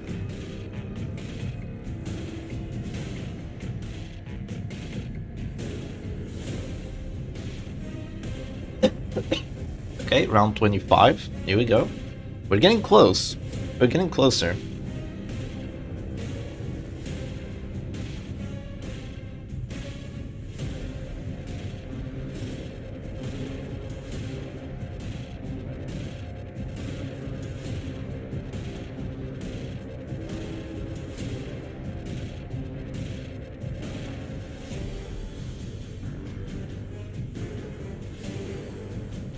Also, the thing is that Cowan's men-at-arms can resist some blights, while Mr. D's men-at-arms definitely can't. So that Pit Fighter's Helm difference is definitely helpful for Cowan here. But you know, at least you take 0 damage from the pile. But you know, if you're dropping to the sword men-at-arms, you're probably already losing because of the aim shot. But I was doing 2 stress. Hey, no, it's more than 0. Imagine if the fight starts and everyone has 100% virtue chance, but it goes down as the match goes on. I don't think that would be really that good, because that would punish mostly fast stress teams, and you don't want to punish fast stress teams. They're so cool. Maybe if it was the other way around, like the longer a match goes on, the more virtue chance you have. So by round 10, you already have like let's say, I don't know, like 25% virtue chance. Yeah, that would be brutal. Let's say that by round 40 you have 100% virtue chance. So that would mean, round 40, that would mean, what would that mean? 2.5 virtue chance a round? 2.5 times 40, yeah, that's right. 2.5% virtue chance each round passes. Yeah, that would actually be interesting. Round 40 you'd get a virtue guaranteed. No, if stress teams ever become too strong, you have that. It's an interesting idea, I like it. Kind of insane. Kind of very insane, and completely unreasonable at the same time. Because then you could just get 5% virtue, courageous, so it's just GG. Even more RNG. I'm actually surprised we don't have that. So, yeah. It is a horrible idea, I don't know why you'd ever suggest that. Plus 1% virtue chance for every crit you get. Oh no, don't puff Arbalist. She already gets too many crits. Can you imagine if she also had a... Oh my god, the stress! The stress is piling. The stress is piling up. Okay, it's cleared, thankfully. Yeah, that woman is eating so much stress. Flagella's is down to 90% DBR, 10% kill slam. Oh, that's a possibility. It might be a suffer before you actually get a chance of getting the slam kill. I've won a match to getting a 20% death blow on an enemy flagellant. I won a tournament match that won me the tournament. So yeah, no, it wasn't the tournament's last one. It was against Silac. I think I was losing 2-1 in a best of 5. And that was the match, and it ended up going 2-2. No, it was the last one. It was actually the last one. I was playing with an antiquarian. We had like the decks, so each of us had 4 teams, and we'd play against each other's 4 teams. Salak had already won with 2, and you ban 1 team at the start. So I knew exactly what Salak was going to play, and I had 2 choices of teams, I believe. One of them was really not good for dealing with the team that Salak had, and the other one had an antiquarian. So I just gave myself a lot of anti-stress and a lot of virtue, but it didn't work, and Salak was able to do way more stress than I was, but then he played a little bit greedily, and left his flagellant open to a punish for a 20% death one. Bang! Flagellant is just gone, and I won the match from that. Just totally insane. Alright. What does Awesome Perk say? Trinket, gain on hit, dodge plus 8, on hit, lose 3 accuracy. Ah, on hit, dodge plus 8, lose accuracy. Yeah, that's cool. That's cool. Is it like permanent, or is it like, I don't know, like 5 rounds? A Harry gives you 32 dodge. Oh, jeez, yeah. But then it gives you minus 20 accuracy? Wouldn't it be just minus 12? I think. And also, you could pair that with Monkey Spot, which would kind of counter the minus accuracy. Oh, Flagelant's at 0. He has to Exsanguinate. Okay, there's an Exsanguinate on the Man at Arms. I could have missed. Oh boy. No ranging shot though. Why didn't you ranging shot there? Was the Flagellant at 0? I think 3-round buff might be a little bit too low. Oh, that's an Affliction. Oh my god, we actually have an Affliction. Okay. Hopeless. Not the worst. Yeah. Oh, what's the kill chance? I just saw the Man at Arms resistance at 75. Kill chance is at 10%. Oh god. Oh, he's gonna go for it. He's gonna go for it. He's gonna go for the 10%. Does he get it? No, there's no kill. Oh, I would have loved to see a kill there. God damn, 10%. And now the Abomination's already transformed, so you've already used up both your transformations, so that's rough. That is rough, yeah. Callan is winning. Callan is definitely winning here. But it might not be enough. You know, it might not be enough until the very end of the match, because he's still eating a lot of DOT. So this could not change too much when it comes to stalemate. Wow, just suffers there. Jesus, the calm under pressure, you know, not going for that Exsanguinate right there, or the Redeem or anything. Just suffer at death's door after eating a slam, and then you go for a heal. Jesus, yeah. So calm, so cool under pressure. I'm not sure if Mr. D loses this, because Affliction doesn't really count towards the round 40 stalemate. It's the amount of HP the characters have. The Affliction will only really come into play if the characters have a same amount of HP, but that's very unlikely. Very, very unlikely that they'll have the same amount. You need to have all your characters at full HP in a situation like this, or, you know, that's just not gonna happen. So this kind of goes down to like round 40 crits or something like that. So, you know, it's not all over. It's 11 rounds until round 40. If the match ended next round, Mr. D would win, because he just has way more HP than Callan does. Oh, Callan goes for a heal. Does he think it's round 30? To go for a heal there? I don't know. Affliction is reduced max HP too. Oh, god damn, you're right. You are right, that's reduced max HP, but it's only 4, it's not the end of the world. It's annoying, but it's not the end of the world there. The characters, but wait, what? It feels like watching Turbo, but the characters aren't animated snails with superpowers, but usual snails. They are snails. It's max HP and not HP percent. What do you mean HP percent? On the characters? No, it's the HP numbers. Whoever has more HP total, I believe. Yeah, not percentage HP. It's HP total. So, like, you could have 4 characters, and the enemy could only have 1 character. If that 1 character is like a leper with durable armlet and bloodstained Gambison, what do you mean that's lame? That's not lame at all. Max HP makes way more sense, more numbers. Squishy characters are at disadvantage. Yeah, screw squishy characters, man. We want to chunk. We want to chunk on there.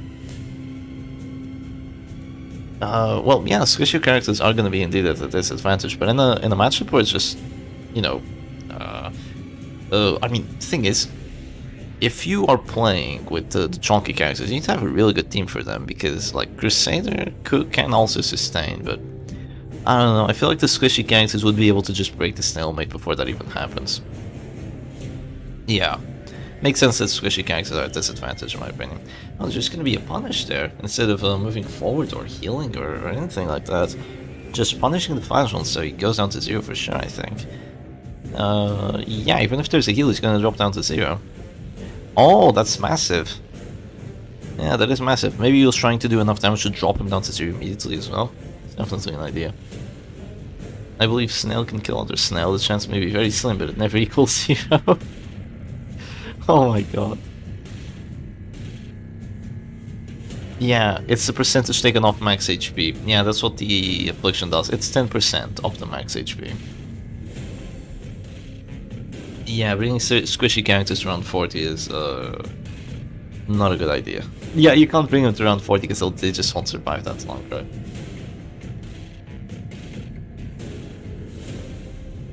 even if you try.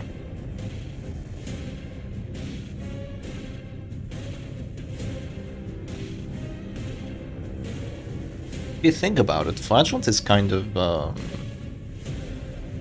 Flatulent is kind of squishy. Only 36 HP. MAA move back to Musketeer Buckshot Deathblow. Oh shit.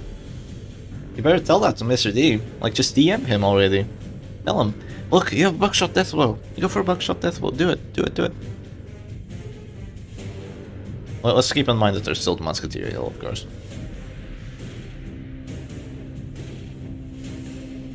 It's not even 8 PM yet. Yeah, see, it's fine. Match has only been going for 49 minutes. It's okay. Round 31. Oh my god. Okay, we're 3/4 of the way through. Yeah, we're almost done with this match. No cheating, no cheating. Don't DM Mr. D what to do. Yeah. Okay, slam on the Flash that prevents Exsanguinate. Surprised it even gets the push, but yeah. Flash should still be bleeding down to 0 here. Things are heating up. You know, very slowly, they are heating up.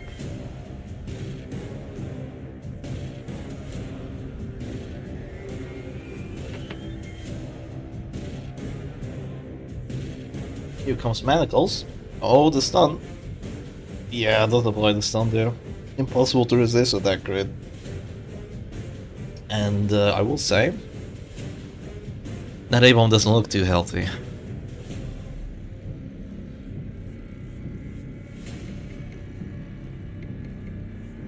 A-bomb's gonna hit himself in round 40. Either that or he's gonna pass instead of self-healing. Oh my god. Okay, Mr. D's listening. That was a move back into Buckshot. You're kidding me. Mr. D's listening. He knows. He knows. I know you know. He's gotta be listening. Oh, that's so funny. Yeah. Musketeer might actually be able to resist the Blights, by the way. Because she actually has a better Blight resistance. Especially with that Tincture line. Okay. Oh man. This is close. Probably your Acclaim turn here. Just keeping that Abomination alive. And you always have a kill chance on that. On that fast shot. He can't move forward right now. Either you heal him with the Musketeer, in which case he's probably still taking too much COT, and then you have to heal him. Or you drop to their store and drop a Redeem, which is what you have to do. Yeah, look at that. Such a good play. Redeem dropped. Like, they're slowly killing each other. Like, it's taking ages, but they're slowly killing each other. And there's a named shot for 13 damage, which, you know, ain't much, but it's honest work. Chap, was my joke that bad? Wait, I didn't see it. Oh, I'm sorry, I'm sorry. Last one. At the start, this was a snail mate. Yeah. Thank you very much for the no, man. I'm sorry, I just had to remove my phones with, like, brightness, or else it was just gonna die. So I'm sorry about that, I missed it. That's perfectly okay. Hope you're enjoying this snail mate. He's watching the stream. Ban! Ban!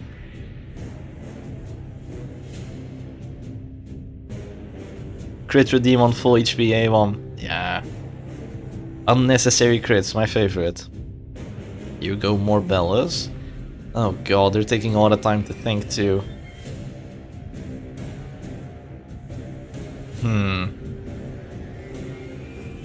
Mitsuki is really trying to squeeze some pressure in this matchup here. Really trying to kill that flagell in some way, but it is easier said than done, let's be honest. Okay, there goes a heal onto the Flash, so she doesn't drop down to 0.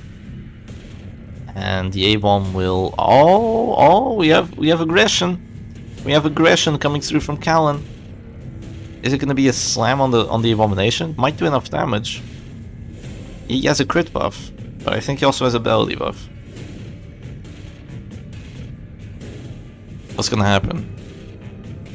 Is it going to be a Rage? Rake? Rage. It's going to be Rage. Does it do enough? Oh, it do. It do enough. Oh man. Mr. D does get to go first, so it's not It's not the end of the world here. Like the ammunition isn't targetable at the moment. Yeah. Round 32. Ah. Oh, I did a really good sound there. Ah. Yeah, I did a really good sound.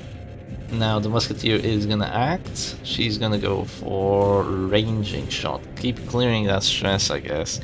Look at Callan's team looks pristine. You know, I mean, so does Mr. D's, apart from that flash once in the A-bomb. You know, but that's okay, because the enemy flash once in the back, he's gonna have to maybe do some weird stuff. Okay, here goes guard on the A-bomb, so if you wanna slam him, then be these guys, I guess. But there's probably gonna be a heal after that, and, you know, just heal, and you'll be fine. Maybe Callan doesn't know that this that the stalemate actually happens because of oh wow, just immediate slam. Maybe they don't know that stalemate actually happens because of HP and they're trying to clear stress because of that. Callan doesn't have immediate death but chance. Yeah, it's fine. Good boy down, I repeat, good boy down. He's okay, don't worry. So it's gonna be a heal for 15 there, which is a massive amount, but maybe the bleed will do enough. Here goes punish, 5, it's not enough, yeah. The battle debuffs and the prompt make it not enough, even though the flash won't drop to under 40% HP. I should give them more damage. It's not quite enough. It's countered by the bellows. Here goes the slam. Ooh, he's alive! He's alive! Just barely. Could drop a buckshot here. We'll drop the flash down to 0 again. Should be quite good.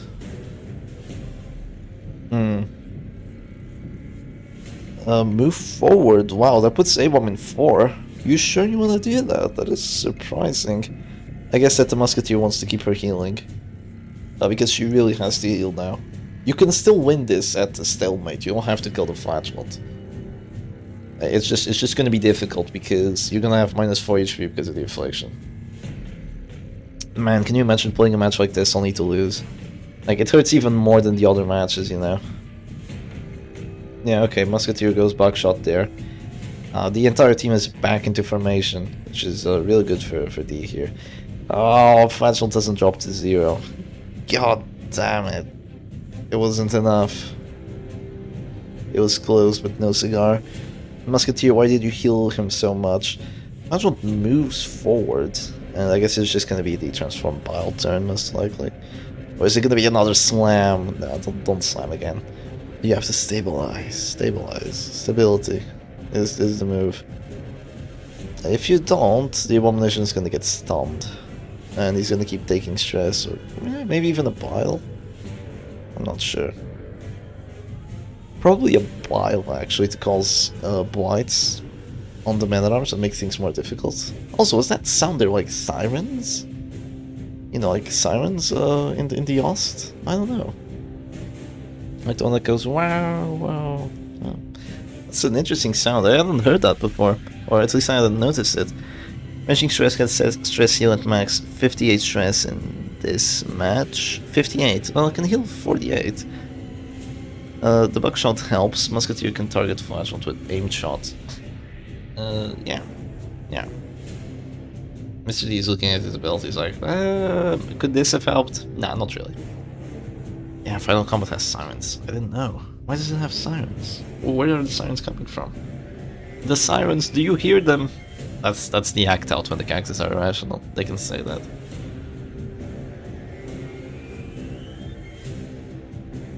This gives me a weird anxious state of mind. Yeah, the anxiety is big because the tension has been building up for 40 rounds literally. And we're gonna get a stalemate and a winner decided. Okay, he goes down to 1 HP again. Jesus, so annoying. Seeing a character at 1 HP and not being forced to heal. And here goes ranging shot. Alright, stress heals. So yeah, Mr. D is definitely trying to stabilize here at this point. And we're gonna see just what happens. You know, the thing is, what could happen is at the end, or your Musketeer just goes aim shot, gets a crit for 20, and you know, just GG. that could literally happen. A character just needs to get a crit at that point. 48 plus 5 on opposing team Shep. Well, you're failing to consider something, which is the fact that Flashbot's already at 0 HP. I mean, that's 0 stress, because look, they're both at 0, pretty much. Mr. D's Flashbot isn't, but yeah. Okay, another defender going down. Yeah, okay. Alan has fully stabilized the situation. And Mr. D is gonna drop an Exsanguinate. I think this isn't the last one. Oh, it's the last one. Oh no, it's the last one. Oh, jeez. That's not good. That's really not good. Yeah. Okay, flash one down to 0. Still has a lot of healing. And here we go, reclaims. Yeah. I would bet Callan here if I was to bet who would win, because using that final heal, man, now this is gonna be rough. Okay, it healed 51 stress that time. 5 rounds left, it's almost over, almost. It has taken 59 minutes so far. Yay. Marks himself, that's perfectly fine. Trying to stun the man-at-arms. Oh my god, that could have won the match! If you got a stun on the man-at-arms there, you could have gotten a death blow. Wow, I can't believe it. Well, no, actually, you wouldn't be able to get a death blow, because your flash one's dazed and Musketeer can't buckshot, but if you somehow resisted the stun, you could have gotten a death blow there. Can you imagine if ranging shot did damage? Like, if the plates falling, like, caused some debris or something and did, like, 1 to 2 damage? That would be so insanely good. Okay, there goes. Whoa! Aim shot crit. What? Okay, that's brutal. You have to guard here, so you give yourself protection.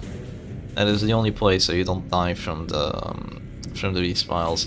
Oh, there's Bell instead. You can die right now with this abomination. Yeah, this is not gonna go to round 40. There could be a stun kill here. There's gonna be V-Spile. Oh, Death Door check.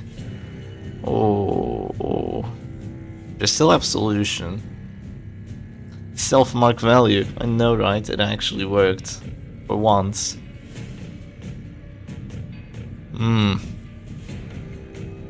Enemy flash wand?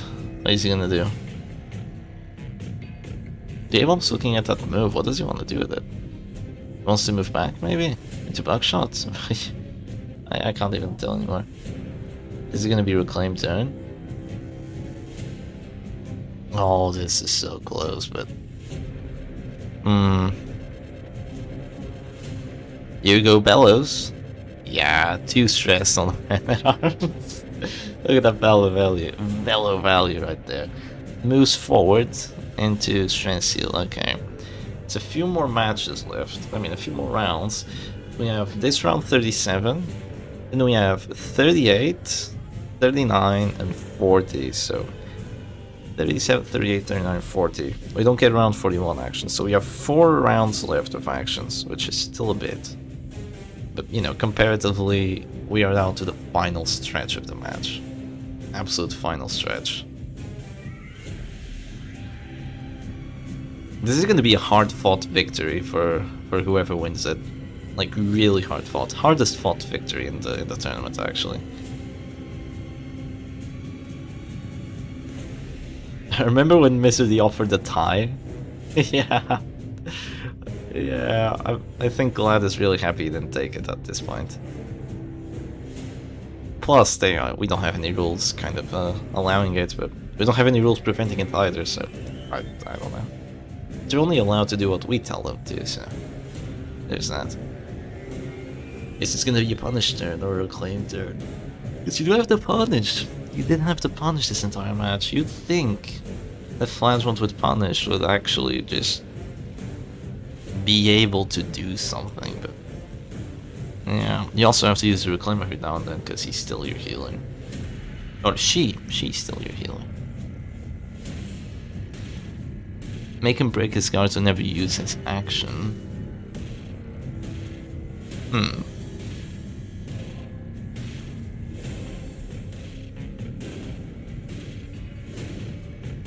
If he just couldn't be guarded, if Flashbond couldn't be guarded. Yeah, but I don't think that's a good idea.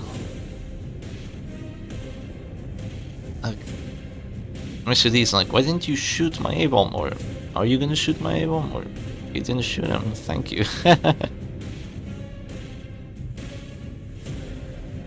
Callan's flag has 10 stress. It's practically over. I am unironically yawning right now.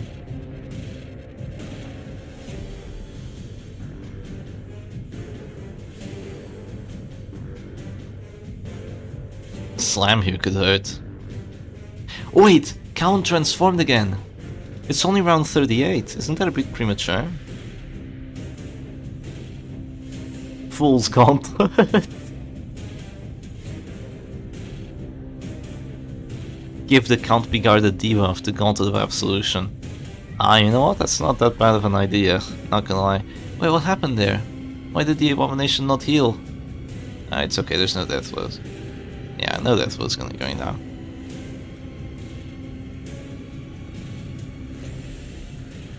Wait, you still have Reclaim, so it's okay. Yeah, you need to reclaim your A-Bomb to 100 HP right now. You need to... just use your next few actions with the Musketeer, just heal the Flashbomb back up to 100. Like, don't bother about stress anymore. Oh, no, that sucks. Hopeless refused heal. From who, the Musketeer? Yeah. Didn't refuse reclaim, right? Because that's impossible.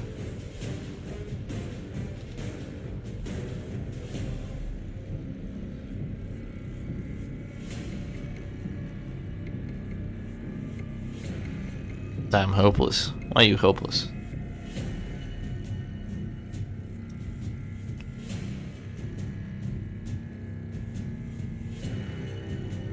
There's also a lot of damage on the mana arms at the moment. Here goes another rage. Really putting the squeeze there on these A-Bomb. Oh, it's gonna be a heal now. It's gonna give plus healing received, so that would help.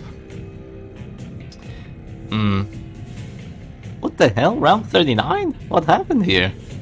This is what happens when an unstoppable force meets an immovable object.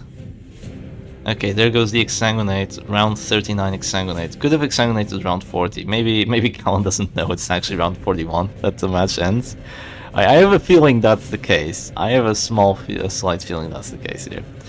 But yeah, there's a reclaim onto the Abomination. Like, can you imagine how different this match would have been if the Slam 10% just got a death blow? Like, Jesus. Over an hour ship, where's my money?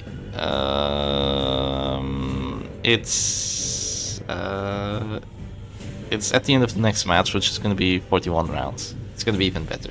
Just. Okay, here goes stun on the A-Bomb. Oh, which fails. No.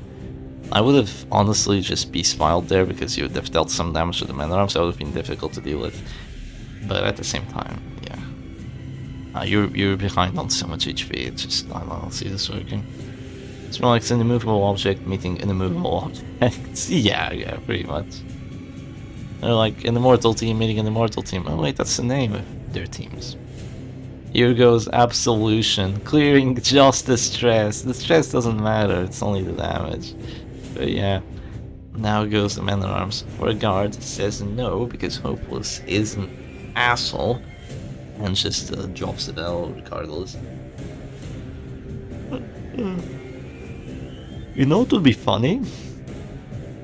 If the stalemate was actually just a coin flip, but it had coin flipped kind of in favor of the person with more HP, like all the times that all the people had seen it.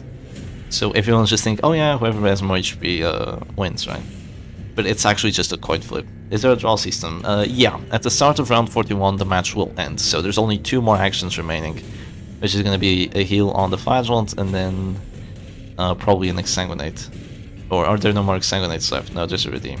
So Redeem on the Man at Arms here, so you heal some of his HP, and then we will see who wins by round 41. We'll have the stalemate. There won't be any more actions. That is the last action of the match. That Redeem right there. And it's round 41. Stalemate, the crowd decides. Yeah, Callan wins. Well, GG. That's a win for Callan. It is 1-1 at the moment. Goodness. Wow, that one took ages. Jesus Christ. Oh.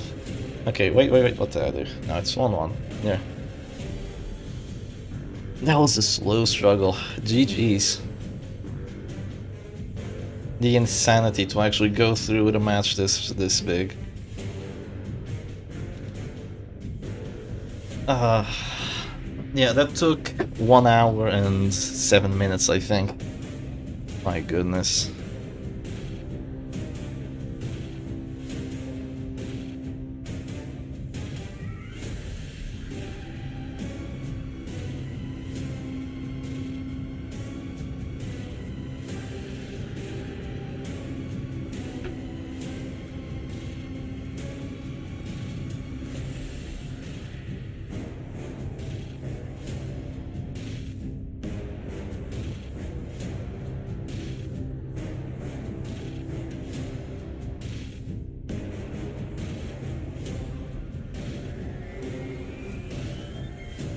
Yeah, it took over an hour.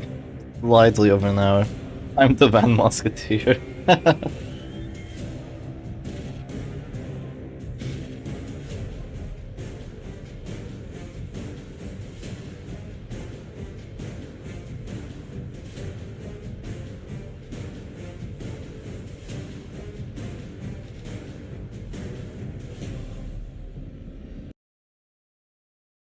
Oh, the music's over. We actually beat the music.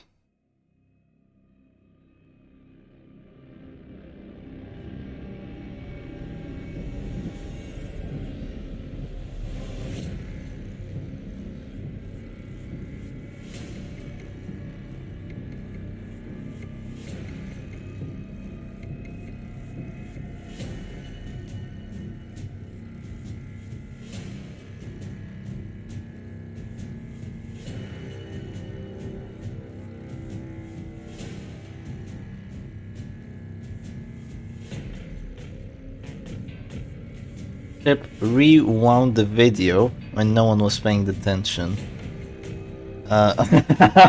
Maybe. Yeah, maybe I did that. I don't know. Yeah, I don't know, that doesn't make sense, right? I think I put on the music. No, I put on the music in the middle of the match. I had the other one before it.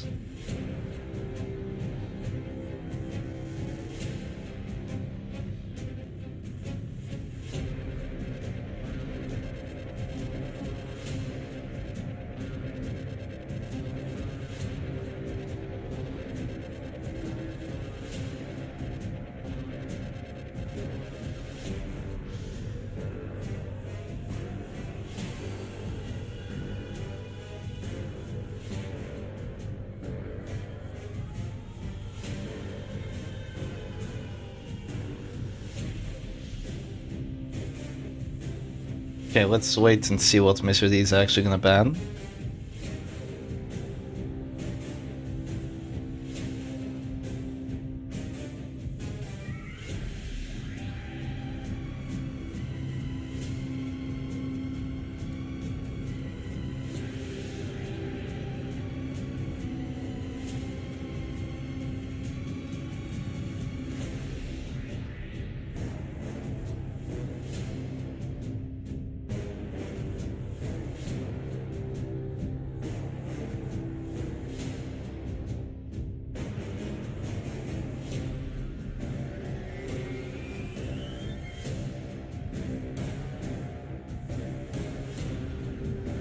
A 5-hour underdog story featuring the Immortal team.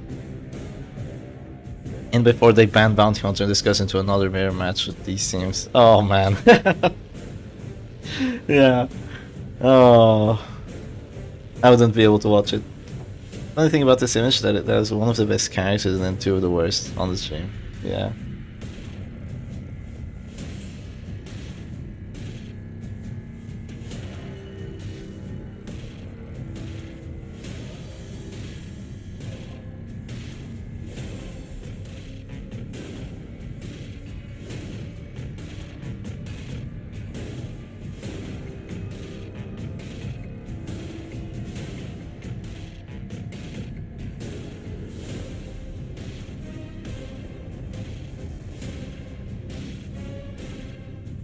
Mom, pick me up, I'm scared.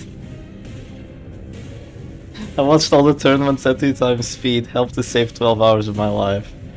Yeah. Okay, Abomination has been banned. There's no more Abomination in play. So, Abomination is now gone.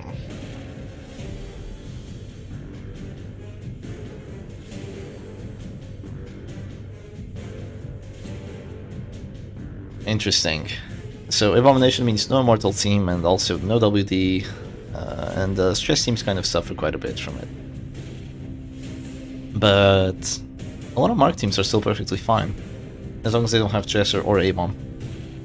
So Hit Squad is a thing right now. Maybe there's gonna be Hit Squad. Like, if I saw these two bans, I would... Actually, would I play Chef Stress instead? I don't know. I'm not sure.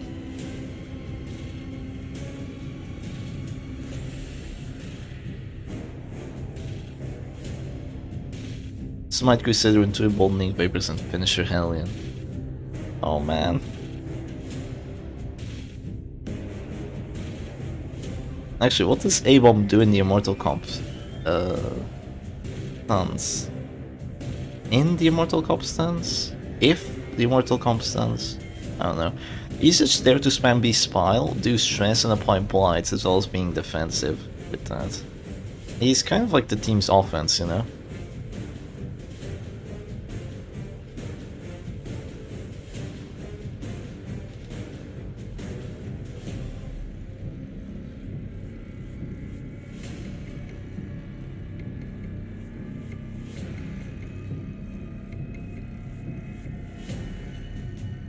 Finisher Hellion, who are you, J-Man? Yeah, that's a good one.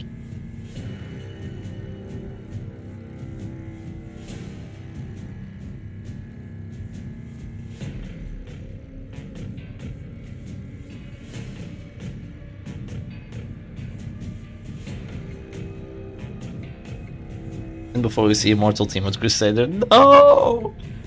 Wait, does that work? Flagellant Crusader. It kind of dies to AoE though. Yeah, it kind of dies to Hans Harry, Festering Vapor spam. It doesn't have quite as good as a matchup in that department.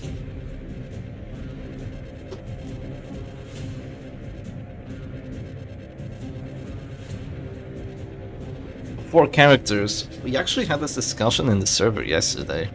We were like, oh, what would be the best 4 characters, or like, you know, just people talking about crazy combos. And we kind of ended up just figuring out that just having 2 characters rather than 4 of the same would probably be better. But I ended up just completely simping for the Last Crusade. Like, can you imagine having 4 Crusaders?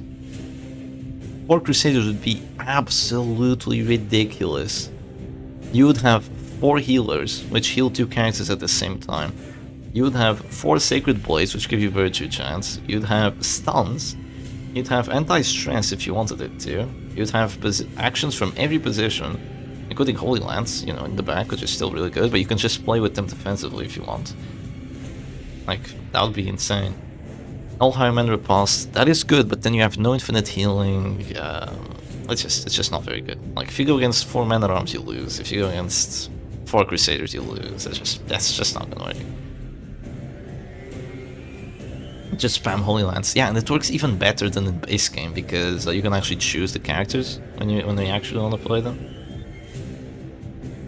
So Last Crusade would be absolutely epic. Some people are like, nah, it would suck because your offense is kind of meh. Because Holy Lance and stuns are good, but you don't have any finishers, you don't have anything that can really like one-shot. And you really suffer against protection and battle debuffs, but at the same time, you can clear battle debuffs. It's just the protection that would really suck to deal with. But in that case, you just have Writ of Execution and just Zealous spam. So, yeah, I don't know. I think it would be really cool. And you could also use 4 Bulwarks, yeah. You could use Bulwark with the 2 front characters if you go against damage. And then the 3rd character is just Holy Lances, 4th character Holy Lances, and then just Bulwark, Holy Lance, Bulwark. And actually, you don't even need to Bulwark with all 4. You have 15 prot base, so it's 3 Bulwarks, you'd go up to 75, which, yeah, you could get another 5%. 4 Vestals, bonks in the front, stuns in the back. Bonk, bonk. You know what? 4 Vessels would actually be really good. I'm not even joking. You could stun like crazy with the backliners, the frontliners could keep going on with the bonks, which, you know, would do solid amounts of damage, you know, every single time. And you would have, at the very least, 3 healers. And those are really good healers. The big heal from the Vessel is an amazing one. So yeah, it would be a really good team. Or Flagellants. The problem is, you know, the back Flagellants would be just jerking each other off, just looking at the front Flagellants just being aggressive. I don't think it would be that good. Flagellant is the kind of character that needs other characters to pair along with him. Now, 2 Flagellants, that would be good.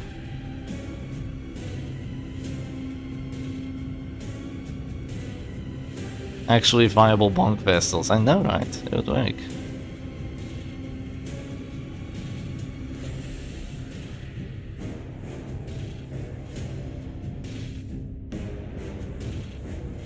Oh, okay. Here goes the stream. And here we are, going into the next match. Alright, sick. I should have changed the music, I'm sorry I didn't. But it looks like now, with the Abomination Band, we're going to be looking at a completely different set of teams. So now, Mr. D is playing, oh, I haven't seen this in ages, and playing against a Mark team. So it's going to be Bounty Hunter, Arbalist, Crusader, Occultist. We've seen this before by Callan. It worked out pretty well, and we're going to see it again. I'm not sure if it's going to work out that well this time around, because Mr. D has a really powerful DoD team here, and I think that if the backliners do have the dodge that they probably do, this is going to be quite rough. However, the Bounty Hunter has... What? What? How is that possible? How does the Bounty Hunter have Eerie Eye Finisher? How does he know? How did Callan know to go for the Eerie Eye against Mr. D here? That's unbelievable. Because Mr. D has stealth characters, right? So with Eerie Eye, you can still bypass the stealth. Wow, how did he know? Like, there's literally no way that he could have cheated, because Mr. D wasn't even streaming until he actually started the match. So it's not like I could have given it away even. Not even I could have given it. I am so confused. But yeah, that's insane. So gets marked, and there's just going to be a take cover there, which is an interesting play. There's going to be a mark for death now, so you just mark both characters. And yeah, that also says Eerie Eye too. Yeah, but he already had the Eerie Eye the previous time. He already had that Eerie Eye, but yeah, this backline is just going to get fished. You know, this is a fishing team. You just have 2 poles, and you just finish. You're just fishing for a death blow somewhere. That's what it feels like, at least. There's going to be a Toxin Trickery here, which I definitely feel is a great play, because now the hit chance is horrible, and you no longer have the Mark for Death debuff.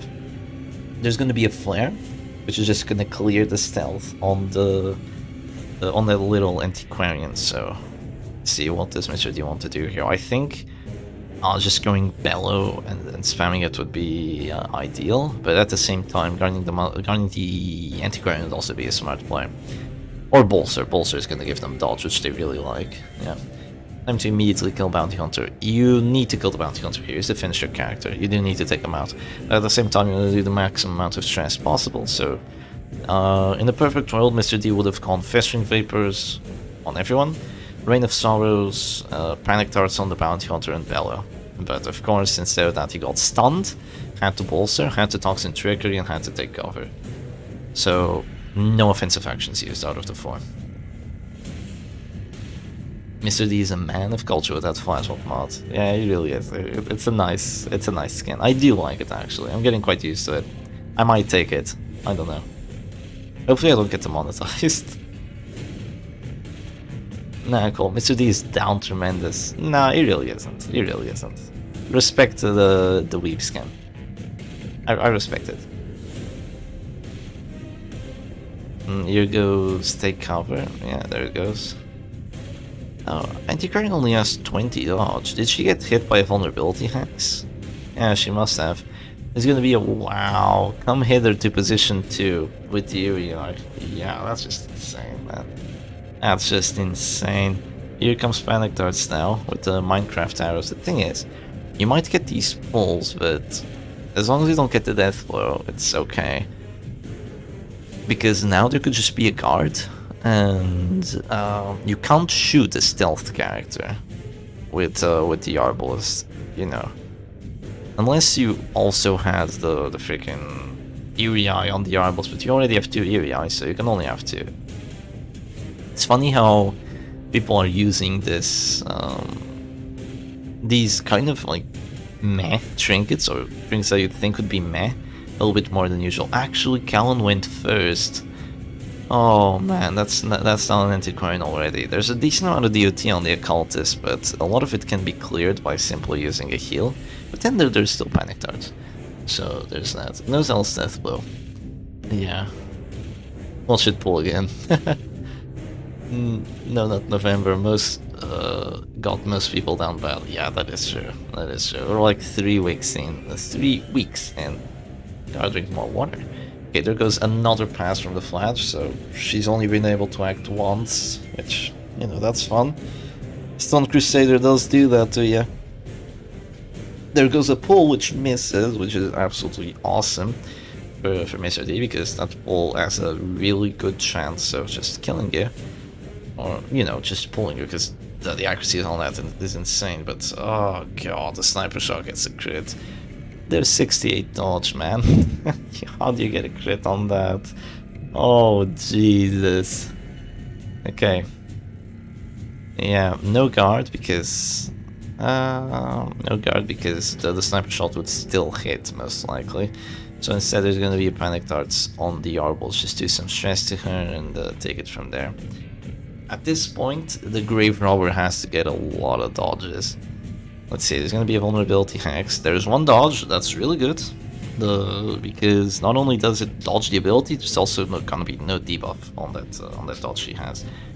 So that is 100% the favored outcome there for Mr. D. Now there's going to be a guard, which is a really smart move, because the men-at-arms can't be stunned at the moment. And now the Grave Robber cannot be reached, apart from maybe Abyssal Artillery, but I don't think that Occultist has Abyssal Artillery. Rest in peace, Antiquarian turned into a block of tofu. Yeah, she is a block of tofu today. Okay, Bounty Hunter's dropping down to 0 here, and he goes abusive, so that's not the worst, but it's also not very good. It's gonna do stress to the other characters, and that's good for Mr. D, obviously. Okay, abusive, yeah, there we go, 666, so quite satanic if you ask me, but 18 stress, just can't go wrong with it. And let's see what's gonna happen now. Mark for death on the Man-at-Arms. Thing is, with Pitfighter's Helm, I think this Man-at-Arms just has a bit too much protection here. It's gonna be really difficult to break through him. So I don't see that really becoming a possibility, at least for a couple rounds. I think that personally, I would have just marked the corpse, shot the corpse, and then stunned the Man-at-Arms, and then killed the Grave Robber. I feel like that would have been a possibility here. But, you know, there's also just as good as a play as actually just waiting the corpse out, because it's not going to be there forever. Was that a double stun? No, the Flashbomb had just acted, so yeah. There goes another stun. If the stab does enough damage, this could be catastrophic for Mr. D. Yeah, but there's a crit. Of course there's a crit. Why wouldn't there be a crit? There's always a crit.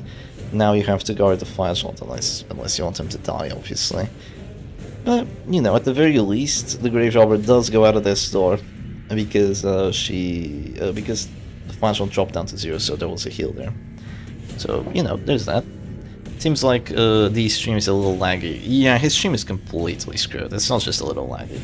The FPS is screwed, there's no sound. The reason behind that is because capturing Darkest Dungeon doesn't actually capture Darkest Dungeon, so he just has to do screen capture. And it's a little buggy, but what else can you do? Thing is, this actually looks really good for Mr. D. And ironically, apart from, you know, the 4 actions that Callan has right now that could completely throw the match off. Come on. Oh yeah, oh, the stun resistance. It actually works. Because the thing is, another Panic Darts on that Bounty Hunter, if it's a crit, the Bounty Hunter is essentially dead. Not only that, yeah, there's going to be a battle now. Not only that, if the Bounty Hunter dies, the team stops being quite as dynamic, because you no longer have that threat of the immediate death blow. And you know, there's also only one pull. This is one of the coolest streams I've ever been to. Hey, thank you very much. Glad you're enjoying it. Oh, there goes the debuff.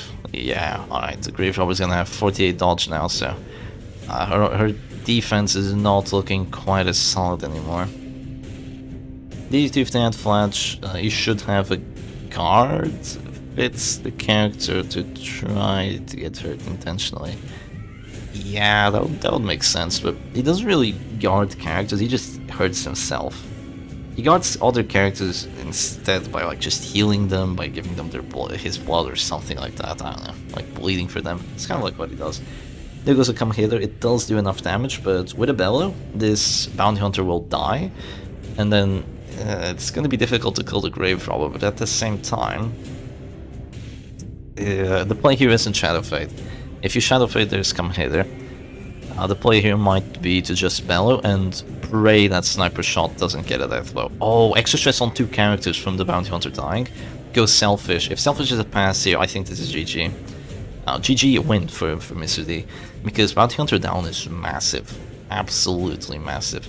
Of course, Crusader could always go Virtuous, which would just you know, bring us down to ground zero. But here goes Vulnerability Hex. Oh, no death blow, thank goodness. Another debuff though, so she basically has 0 dodge now. Yeah, she definitely has 0 dodge now. She has like minus 55 at the moment. She's at 13 stress, which is just garbage. But she's probably just going to Shadow Fade. Thing is, if you Shadow Fade here, there's going to be Flare. But you could dodge the Flare. The dodge chance is so low at this point that I don't think it'll happen. Chris Deathblow was an idea, but she wasn't afflicted, so it wouldn't have any extra Deathblow chance. Okay, Flashhunt got stunned there, so, you know, it's just -1 action for the Flashhunt, I guess. And there goes the Flare now. Is there a dodge? No, there's no dodge. Oh well. At this point, you could guard, but they'll just be sniper shot, and it's likely a death blow, so... Oh! No, that's not what you want to see. Oh, the panic darts missed. It whiffed. No, that is terrible. But she stays alive. She stays alive. That's gonna eat up 1 more action from that Arbalist. If she just passes, or something, this would be so great for Mr. D. Yeah, we'll see what happens. She also doesn't have a confirmed hit chance, I don't believe.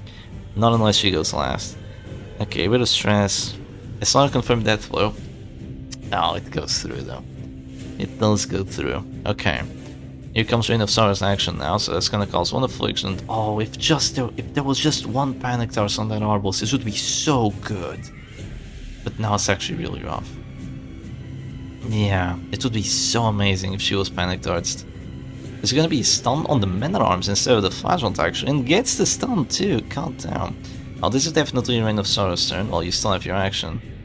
Or else you're just gonna get stunned. You have only 55% stun resistance. I would have 100% just gone for Reign of Sorrows there, like no doubt. I don't know why they're not doing just that. It's not like there's stun synergy on the Occultist or anything. So there goes Reign of Sorrows. Yeah, 1 panic darts, and this Arbalist would be dead right now. Oh, it hurts so much. It really hurts a lot. I wish that Mr. D actually had the Satchel of Dirty Tricks rather than the Leather Bandolier, but you know, it doesn't matter anymore. The Arbalist is gonna go for a sniper shot. She doesn't get a crit on it, but she still gets a really high roll. And this is probably gonna be a Bellow turn. Yeah, there goes the Bellow. Crusader. Masochistic. Okay. Okay, that's not the best, but it's also not the worst. At the very least, he didn't go Virtuous. If he had gone Virtuous there, I think I personally would have just surrendered. Callan has too many healers to be able to win. Don't you see the Afflictions? Afflictions change everything. Afflictions change the game. Yeah. You should never surrender if there's this amount of Afflictions. Okay. Here comes the Stab. Yeah, there goes the Stab. Doesn't get the death blow. And now a little bit of extra stress. Very helpful for Mr. D. Flashhunt could 1v3 this. There goes the death blow. But Flashhunt is the last character alive now, which means you're not going to miss Reign of Stars anymore.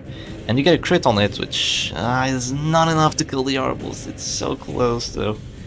It is so close to killing the Arbalist. And now if there's 1 act out from any character that isn't the Occultist just dies. And then the Arbalist could die after it. No act out from the Occultist. Heals himself. Okay, he lives. What about the Arbalist? Act out. Heart attack on the occultist. Okay, that's good for Mr. D. Keep in mind there's always a chance that the flash won't resist the stun. Okay. There goes the heal. Masochistic? Yeah, Masochistic is a really just okay affliction to get here. Like, you just can't go wrong with it. I actually tried. Oh, resisted! Resisted the stun! It actually worked! Come on. Come on, get it. Get the punish death blow. Come on! Yes! There we go. No occultist for you. No extra stress on the characters, but yeah, this is close. Imagine if the Arbles is gone. This would be a confirmed win. Pretty much. Yeah, actually, nah. It would still be close. It would be a really good chance for Mr. D here, but now it's gonna be rough. Okay, that's 6. That's a Death Star. Oh man. Man, oh man. Okay, the occultist corpse is probably gonna go away, and then you can kill the Arbalist, but you have to survive 2 death blows now. No, come on. Did you really get a 15% stun chance? You gotta be shitting me. No way. 15. That was a 15, by the way. Yeah. I don't know what to tell you. Oh, there's actually a dodge now, because Yarbles didn't go last. Could that save the match? Because Yarbles didn't go last. It could. It could save the match. What a misplay. Not going last with that Arbalist there. So missed out on that 12 accuracy. Throw of the freaking century. If Mr. D actually manages to win at this point. He's down a lot of death blow resistance, but there's always a chance. Okay, there goes the stun. Arbalist is at the snore. Come on. No, she's gonna bola. Okay, she still does 6 damage. Okay. There goes the flagellant action. There's gonna be another stun, and okay, no stun. Now comes the bola.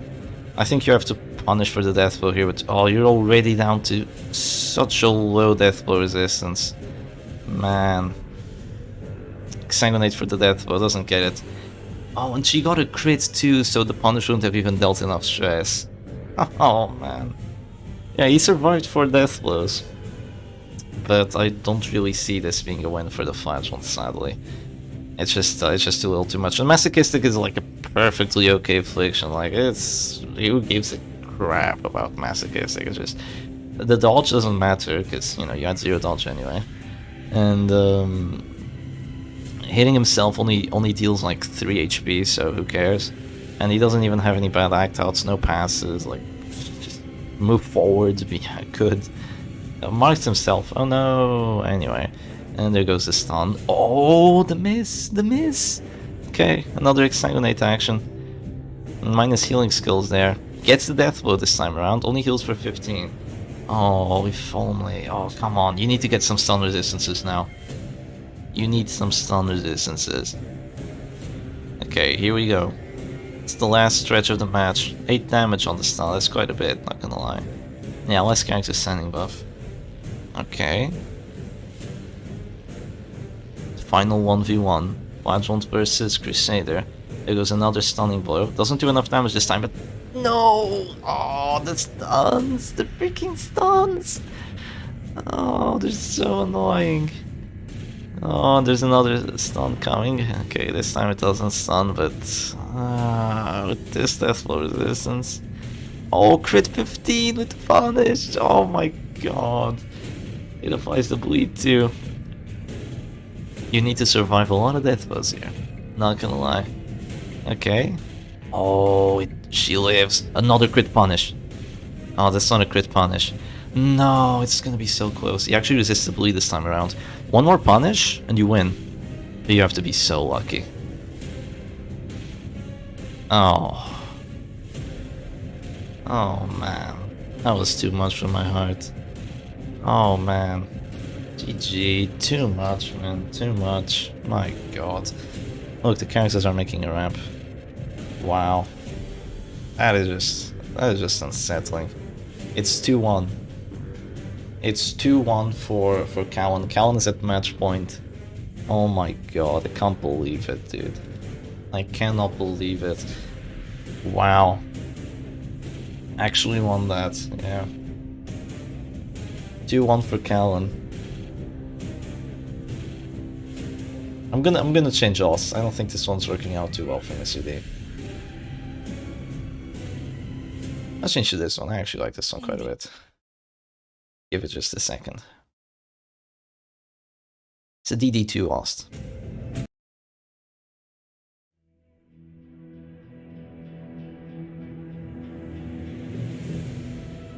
Okay, Crusader has been banned. No more double stun Crusader. Okay, there we go. So, no Crusader. And now Mr. D needs to win 2 matches in a row, which he can definitely do. Can you recommend Ruin Storchless? If we go to the final match, I will put on Ruin Storchless. Yeah, only if we go to the final match.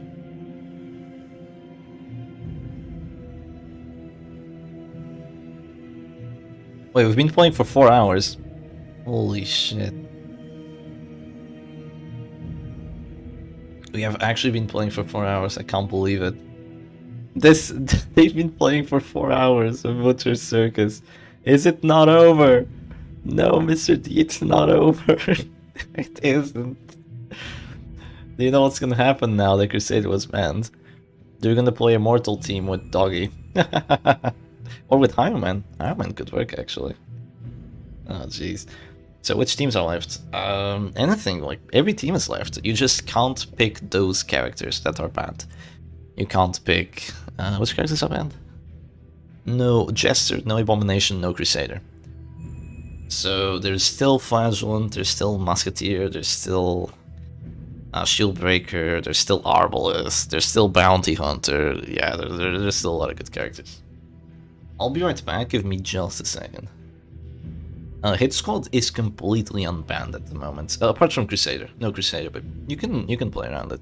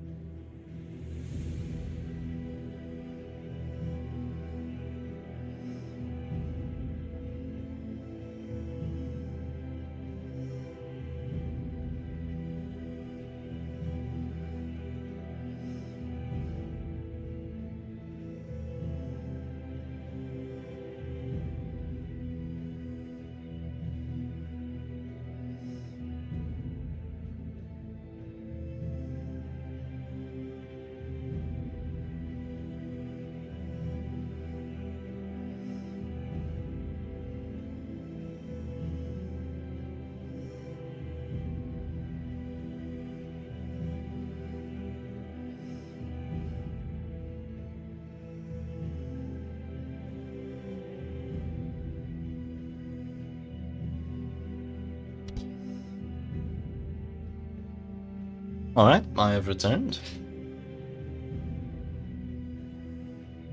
No Abomination, Flashbom's Reign of Sorrows moment.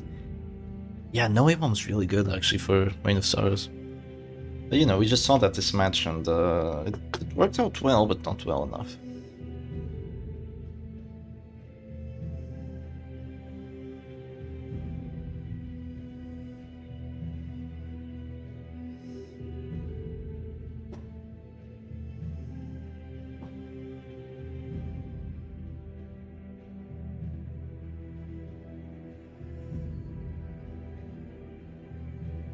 World Domination is Arbalest, Bounty Hunter, Crusader, and Abomination. So just mark team with double stun and the Abomination there for the transform slams and the rages and the rakes.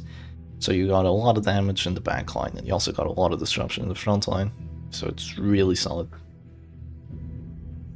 I stuck around to say bye, Shep. Oh, thank you, man.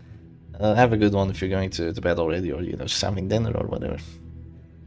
Tell me who wins. Alright, I will if you wish to.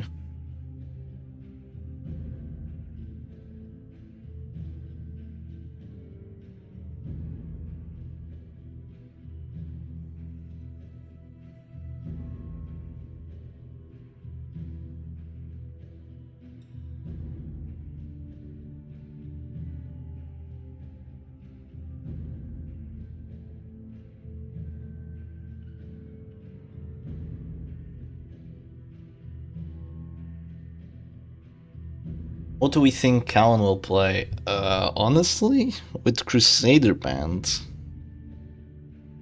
I don't know. He plays a lot of Crusader.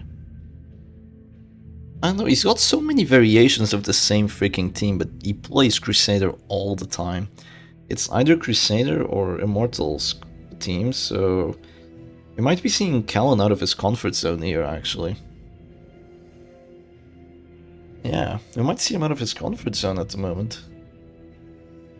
Oh, I wonder.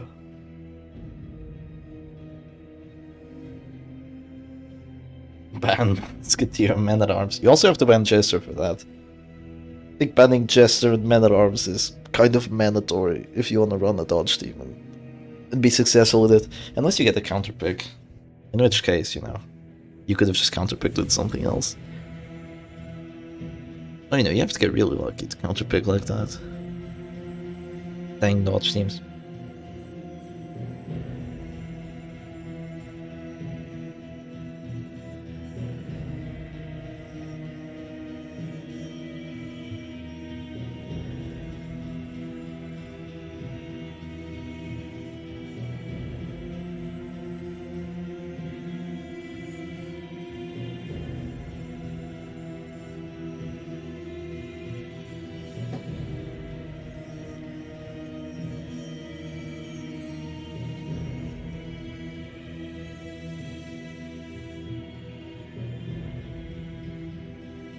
Goliath comp does have Crusader, but you could run it with something else, and it also has Jester, so yeah, it can't really be a Goliath comp. But you can play it with Bounty Hunter if you want. So you could play something like Arbalist, Bounty Hunter, Shieldbreaker, Leper, like that. That's an idea. Full dodge kinda mid. Arbalist, Doggy, Bounty Hunter, Flagellant. That team has a name, actually. That's called the Underdog team. And it's Mr. D's team. Yeah, so I wonder why he hasn't played it. Oh, is he gonna play it? He could. I don't know why he hasn't played it. It's such a good freaking team. I don't know. Oh, here we go. He's streaming. Oh wait, no, he's just getting ready still. Just getting ready at the moment. God, I didn't take off the image. Okay, they're ready. Alright, here we go. Onto the match. Oh wait, I was gonna... yeah, let me change the music real quick. It's okay if you miss like the first 5 seconds or something. I'm gonna put on a really good one. I think it should fit. No, where's their ads? God damn it. Minus 5 seconds. Alright, there we go. Alright, here we go. On to the match. Just in time. And oh no, it looks like not really an Immortal team, but kind of similar to an Immortal team into what Mr. D is playing here.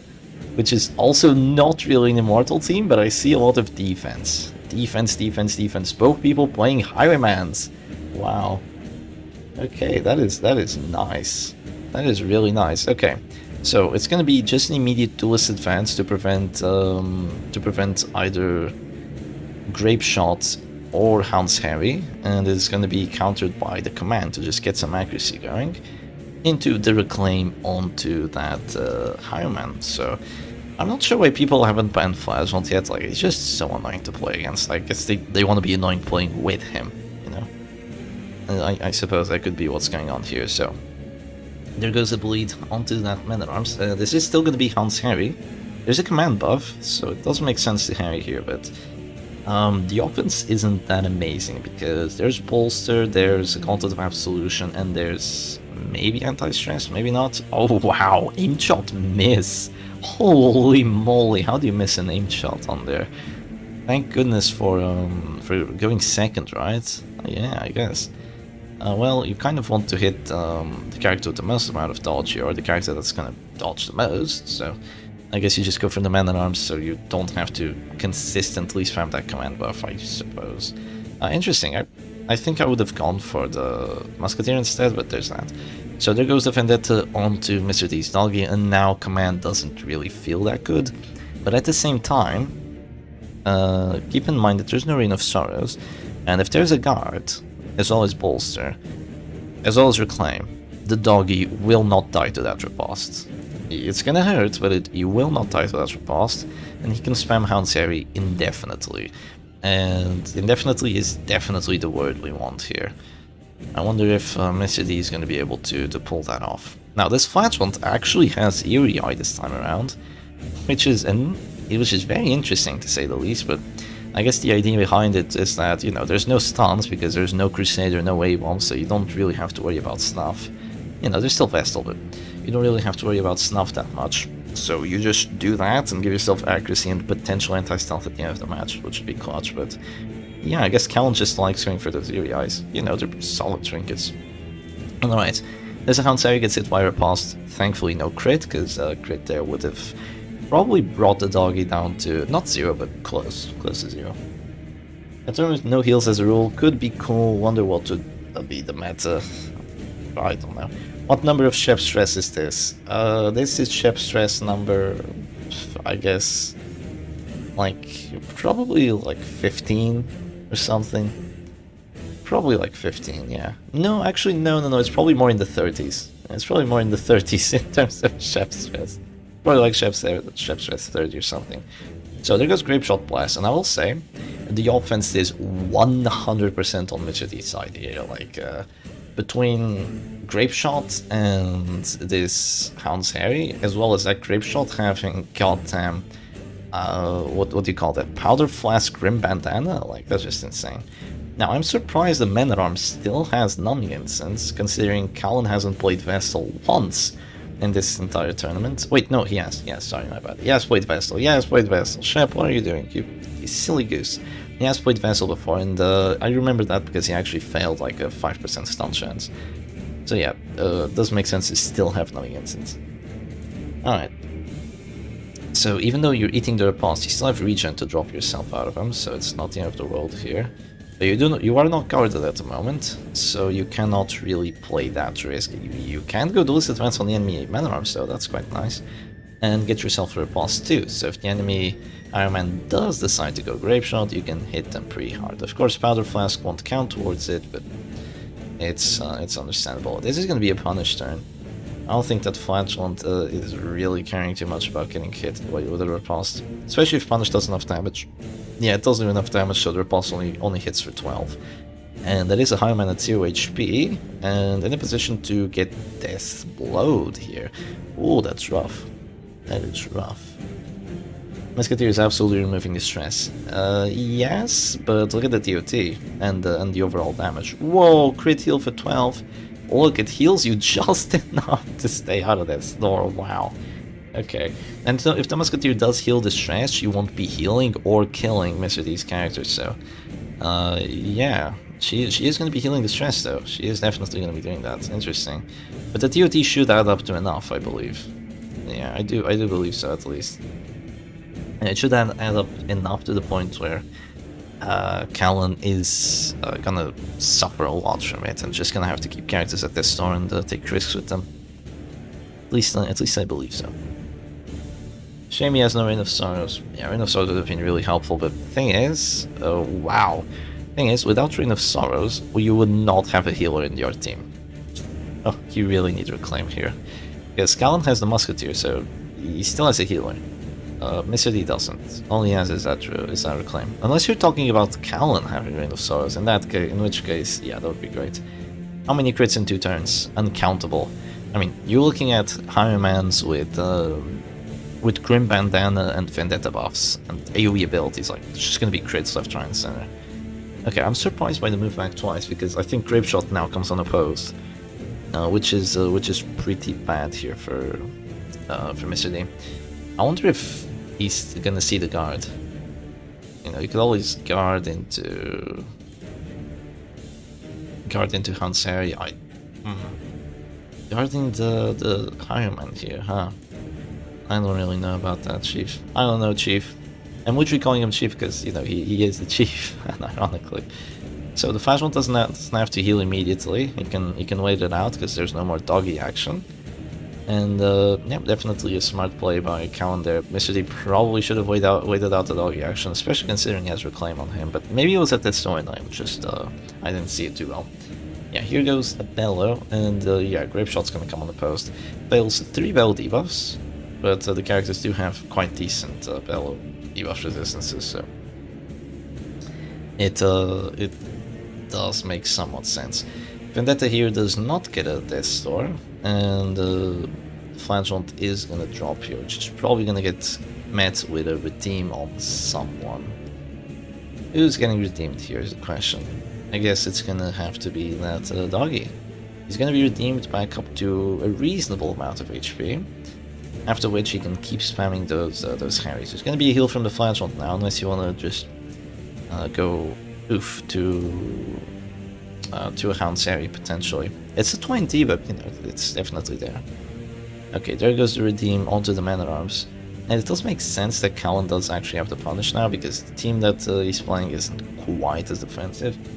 You can't really prevent a character from dying if your opponent tries that hard to kill one character, so it does make sense that you'd actually have punish for the end of the match this time around. It would make sense to ban MAA. I mean, if you ban MAA, you don't have your defense, you know? Oh yeah, with how defensive Callan is, it would make sense to ban MAA. That's true, but then you wouldn't ban any of Callan's damage teams, which don't rely at all on Men-at-Arms. You would just make it so you have to play damage teams against damage teams after that. Which, you know, it's doable. But I guess Mr. D is kind of playing the stress game here. Yeah, really hasn't been playing too much damage, Mr. D, I don't think. I haven't seen like WD or any crazy stuff like that. Okay, here goes Duelist Advance, probably on the MEA. I think it's a pretty nice roll on it, but he's quite healthy at this point. There goes Duelist Advance onto the Zone Flagellant, and she is taking a lot of damage again, but oh, the crits. Yeah, there's crits everywhere. But the crits onto the Houndmaster are a little bit scarier than the crits onto, you know, the Man-at-Arms from the Harry. Because 23 is quite a bit. Yeah, there goes Ranging Shot, clearing some more stress. Oh no, it didn't clear the stress this time around. That's good. And now there's gonna be a Reclaim there on the dog, which does make sense. If only there was Rain of Sorrows, that Musketeer would really suffer here. Yeah, Flagellant actually has Pitfighter's Helm, can you believe it? It's so he doesn't take quite as much damage from, you know, stuns, Crusader stuns, but there's no more Crusader. Why would you bring Pitfighter's Helm Flagellant? I don't know. I mean, he doesn't have to deal with stuns anymore, so there's no point bringing Snuff. Apart from Vestal, yeah. I don't think someone's gonna bring a team with a stun team with only Vestal. Oh, look at that double Grape Shot crit. Okay, the offense is stacking up quite nicely now. The offense do be piling up. Yeah, things could be looking really good for D here. I'm not sure if the Highman's sticking enough DOT. D just really doesn't look at it. Just keeps the mouse there in the middle and stays cool. So there goes point blank shot onto the Flash. She actually somehow manages to stay put. And now you have to make a decision whether you want to guard with the dog, which is what I would do. I would guard with the dog. I wouldn't even think twice. Please, Mr. D, see the guard. Okay, you don't need to guard immediately, but you can guard with the dog by the start of next round, and there's no way they can break through it because the dog is in position 4, and that would actually make him useful because you know, you don't have to hint it to drip pass anymore. There goes a patch up. Please see the dog. No, the dog. The dog could have guarded. No. Okay, I guess he's not stream sniping, or else he has a different idea. That is also a possibility. There goes the redeem.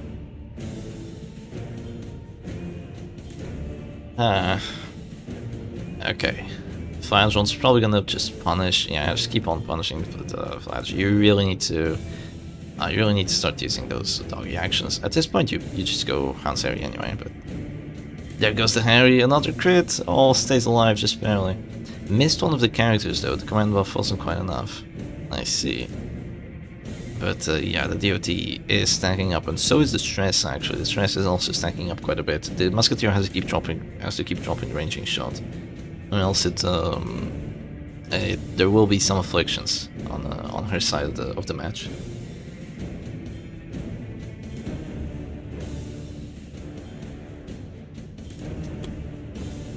So yeah, and keep in mind that this match is do or die for Mr. D. He has used up all his second chances. He cannot lose a single more match, so yeah, he has to play this one to the absolute limit. No surrender, no retreat.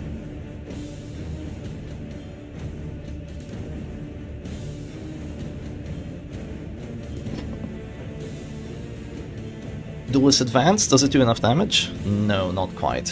That is quite good there. Now the thing is, Harry is a possibility here, but at the same time you can get killed by an aimed shot. But does she want to use aimed shot is the question. Oh, double grip shot crit again! God damn, this Iron Man is insane! He gets irrational. That's really good. That is an affliction that you want to see on your opponent's side. Irrational is the worst, you know. That's what J-Man says. So that could come in very, very close. Yeah, both teams are kind of on the verge of collapse. I wouldn't put it quite on the verge of collapse. I think there's way more collapse to be had at this point. But yeah, they are collapsing slowly but surely. So the doggy here still has one more round of regen. Does he want to harry, or does he want to guard the flash? You could always guard the flash one, but no, he's going to harry. Do more stress, do more DOT. It does make sense, you know. I guess that he's just gonna use up the regen, and then he's gonna actually go for that. Guard. That does make sense too, I suppose. Oh no, that's the worst. Yeah, that's what he says. We have a J-Man enjoyer here.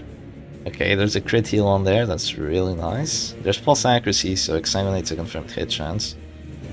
And yeah, it does hit that, wow, it does hit the mark with that crit 30. You know what, this Winged Pitfighter cell might actually be really useful, because now point-blank shots will not do enough damage even if it gets a crit, because you have 30% prot. Yeah, that is actually quite nasty. So the Flash one's gonna go for his action as well. It's probably gonna be an exsanguinate on the Man-at-Arms at this point, because you kind of have to change pressure here.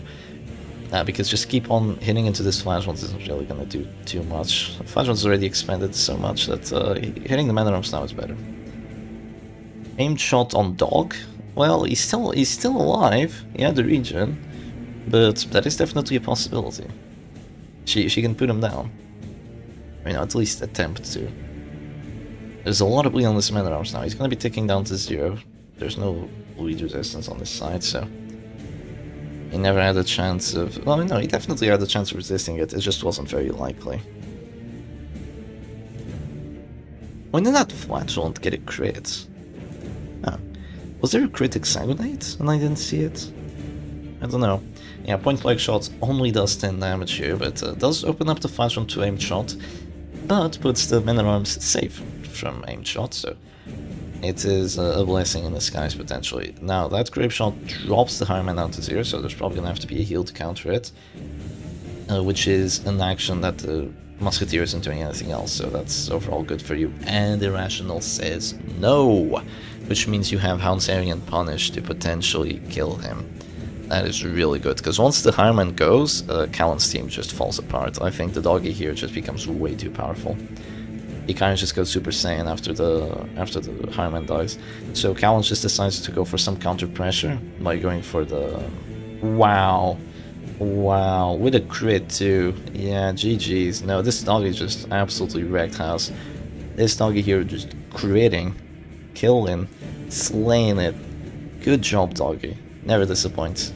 Yeah, GG's, I think. I think this is GG's at this point. I really don't see Callan winning this. Unless there's an immediate death blow on the Highman at this point, I really don't see this being a win for Callan, because the Highman's just gonna regen, and then it's just gonna be Grape Shot, and yeah, Callan seems screwed. So yeah, aim shot here, for sure. And does it get the death blow? No, does not get the death blow. Finally, justice. Yeah, double crit was death blow. Holy shit, we're gonna go to a final match, by the way. Yeah, we are gonna go to a final match. Because the doggy is, I mean, because the Highman's still alive. Yeah, Mr. D is just thinking this one through. He doesn't want to make any mistakes. But I would, at this point, just Grape Shot, because it would drop the Musketeer down to 0, then you would have Hanseri, it would all be okay. I guess he's dropping down to 0 regardless, so it is still fine for you. Alright, sweet. And the Man at Arms goes Irrational too, which is, oh no, the worst. Yeah, Irrational just really set this one off for Callan, because the Highman said no to the heal, and at that point the team is just gonna collapse. Because now there's gonna be a Grape Shot, there's no more riposte, no way of dealing with him. The only action that actually hits into positions 3 and 4 is the Musketeers. Aim shot, but she might just lose it soon. Yeah, the Man at Arms did get hit by a critic Sanguinite, but at this point it doesn't really matter all that much. There's just gonna be a guard on the Flagellants, so she is perfectly healthy here and perfectly capable of just healing the Man at Arms, kind of, not infinitely, but for a while. And now you kind of missed your chance of getting the kill on the Musketeer. So that's weird. No, that is weird. What is Callan going to ban? Well, we don't know yet. Ban Flagellant. I don't know if Callan wants to ban Flagellant, because Callan really likes playing Flagellant. And doesn't really mind playing against Flagellant either, because there's tons. But at the same time, now there's no Crusaders, so, and no AWOM either, so I don't know. Banning Flagellant here does make sense, because right now he's super overpowered. Or she, you know, it depends on which character. There's gonna be just a Grape Shot blast here. Doesn't get the death blow on the Flash, but does cause an affliction on that Musketeer. She goes Paranoid. Not the worst one. Not the worst one to get. Hello C1. Nice to meet you. Hope you enjoyed the stream. We are at match point now, because there was the surrender. So yeah, Callan realizes that there's no more chance of winning, and we are gonna go on to a final match. That is unbelievable, man. It's actually gonna go to the final match of both best of 5s, and yeah, that is insane. So this is best of 5 number 2. The first best of 5 was also up to a final match, and now it's gonna be this one again. Jesus, the players must be sweating so hard. Yeah, let's see what Callan actually bans. They're gonna have to think this one out for a bit. It does make sense. Okay. We're gonna get a Calm Before the Storm now, for a bit. And then we're gonna get Ruins Zero Torch, because I kind of promised that. I think Ruins Zero Torch is gonna be great. There is no peril in the task. There can be no glory in its accomplishment.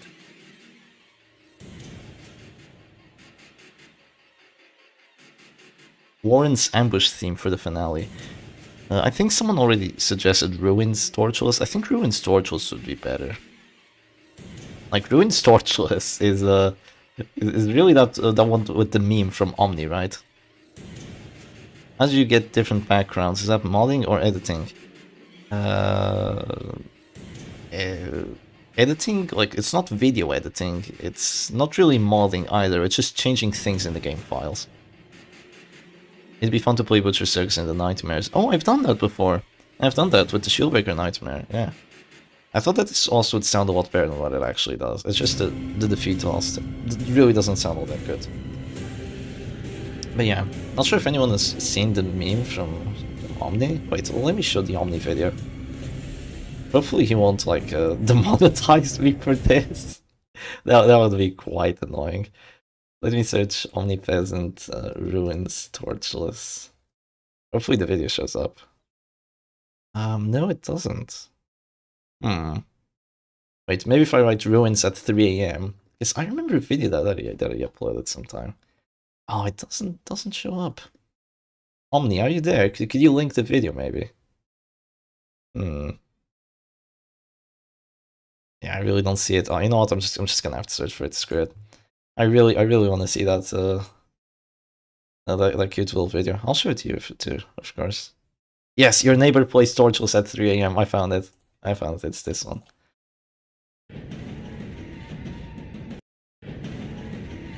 Yeah, it's this funny video. It's so freaking good. Wait, you are here! See you in court! No, Omni, no! It's okay, I'm my own lawyer. Don't worry about it. I won't have to pay taxes for it. Okay. Let's bring on the image back and let's just wait for the players for a second.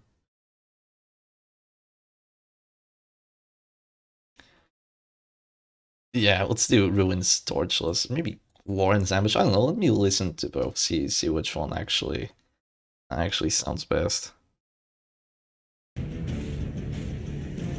Yeah, this is Warren's Ambush. Yeah, it has the pigs squealing. I don't know. I don't think I want to hear pigs squealing in the Butcher's Circus. Even if it is really good for the for the Warrens. Yeah, I think we're gonna listen to it, Ruins.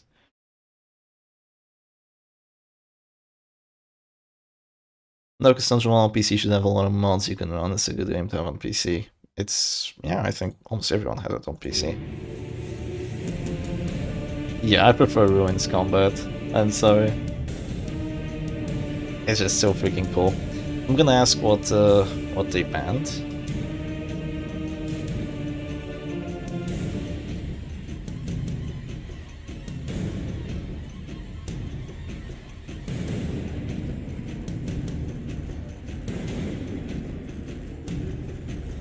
Oh, the original OS version doesn't have it. Doesn't have squealing. That one's edited. Oh, I see.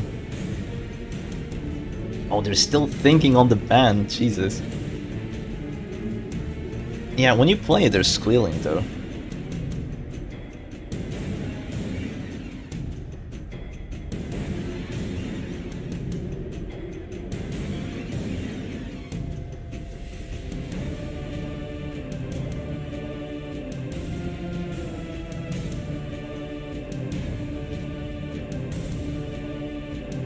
Annie, are you talking about the Warrens pigs choir? Are the pigs a choir?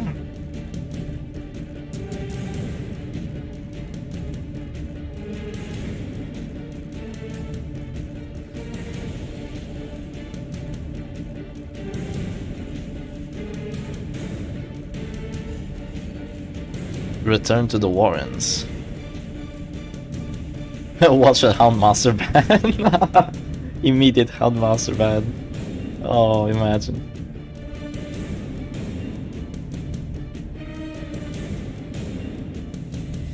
Durin's lost Esquire. Yeah, see it.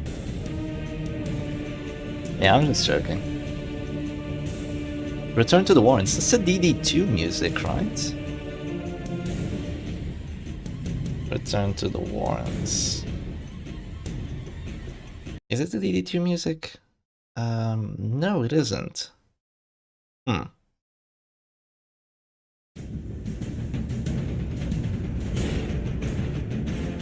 Oh, it's this one. Yeah, I know which one this is. Yeah. I do like it.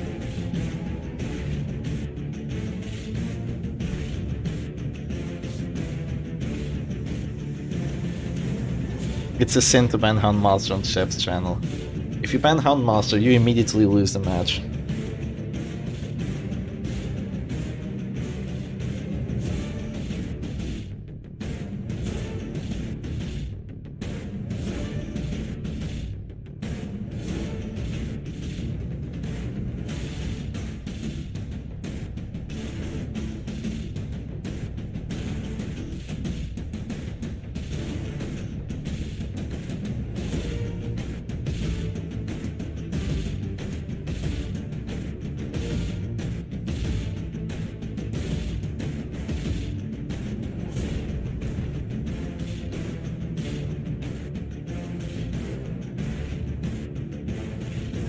Siren Cove battle.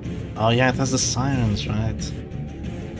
Like that singing voice. You really like that one, so thematic.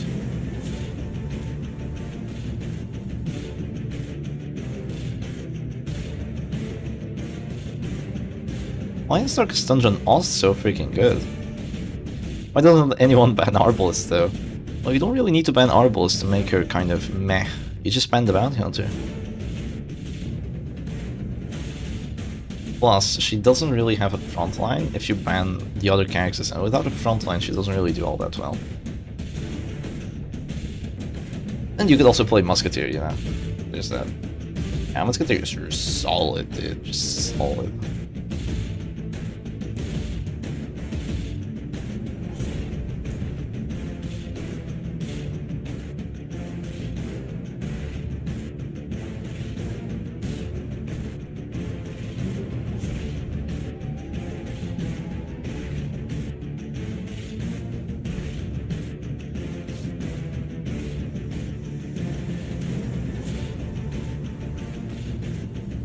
Let's listen to some Hour of Madness Ost.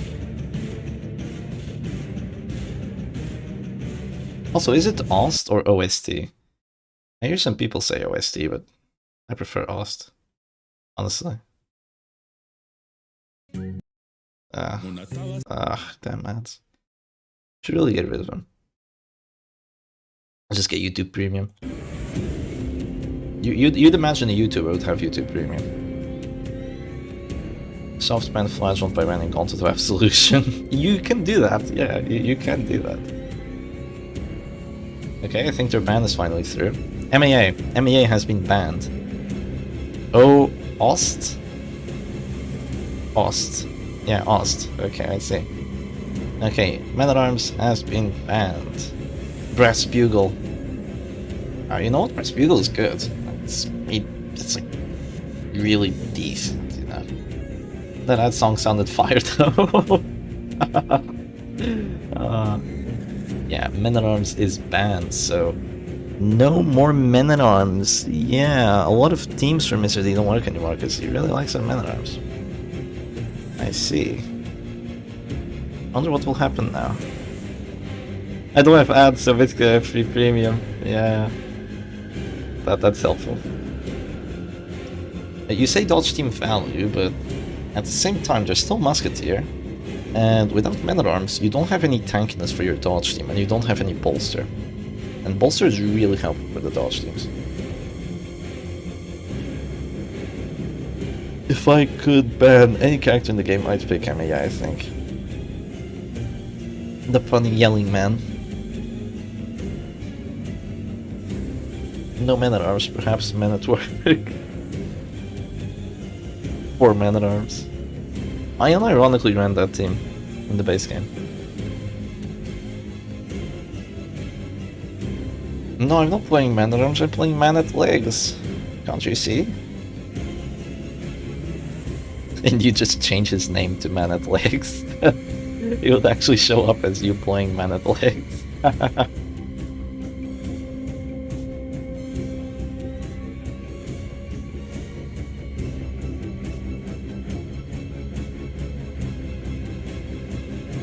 Yeah, Jester's banned, there's no London residents.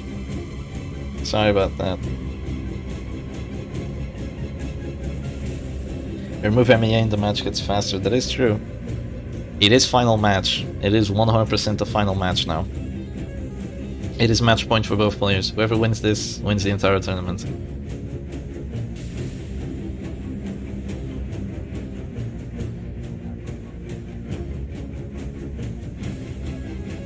What did you miss? Oh, sis, you missed so much freaking good stuff. Like, you have no idea how much cool stuff you missed, but you're still in it for the final match. Yeah, we're at the second best of 5, and this is the final match about to happen right now. It's 4 characters banned at the moment. We wonder what's gonna happen. Man-at-Legs would be in a dance com. Man-at-Legs can only use Rampart or move. Ban Battle Scarred Hell.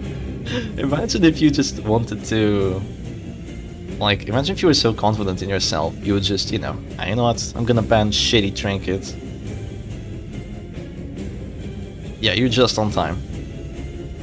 All Shanks? Yeah, you're right. London team really is all Shanks. It's Occultist Stab, Antiquarian Stab, Jester Stab, and also...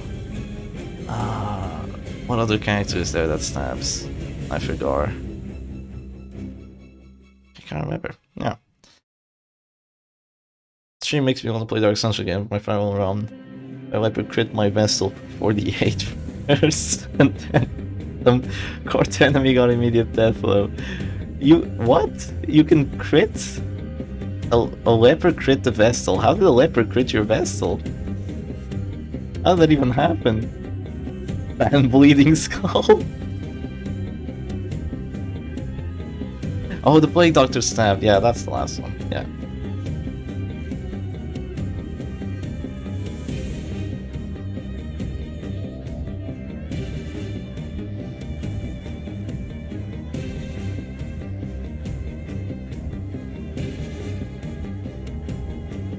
Oh, the Highman. Yeah, yes, stab as well. Wow, you got a lot of stab characters. Oh, just stab, stab, stab.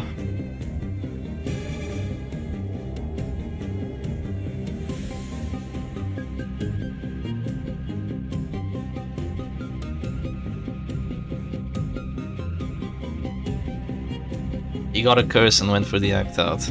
You mean a curse? You mean like the Crimson Curse? Don't you mean like the Crimson buff? Ban Tiger King. It's not even Tiger King, it's Tiger Finger. Oh my god. And why would you ban Tiger Finger at this point? Two stun characters are banned. Oh jeez. Yeah. Equip a Ghoul Claw Frontline Antiquarian. You know what? We might actually see that. It is a possibility. Very unlikely, but it is a possibility. Iron Man doesn't stab, he slashes.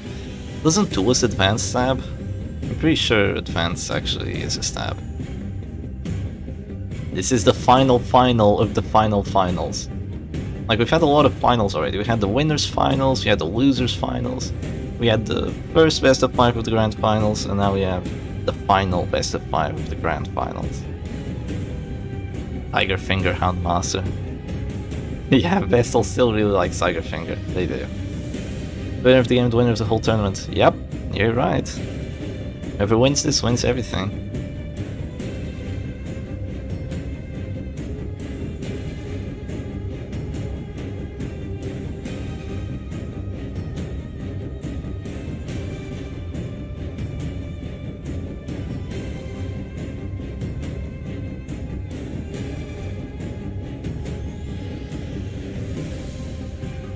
There are no more matches after this, thankfully. Because I don't even know how this has been going on for so long. And oh god, here we go.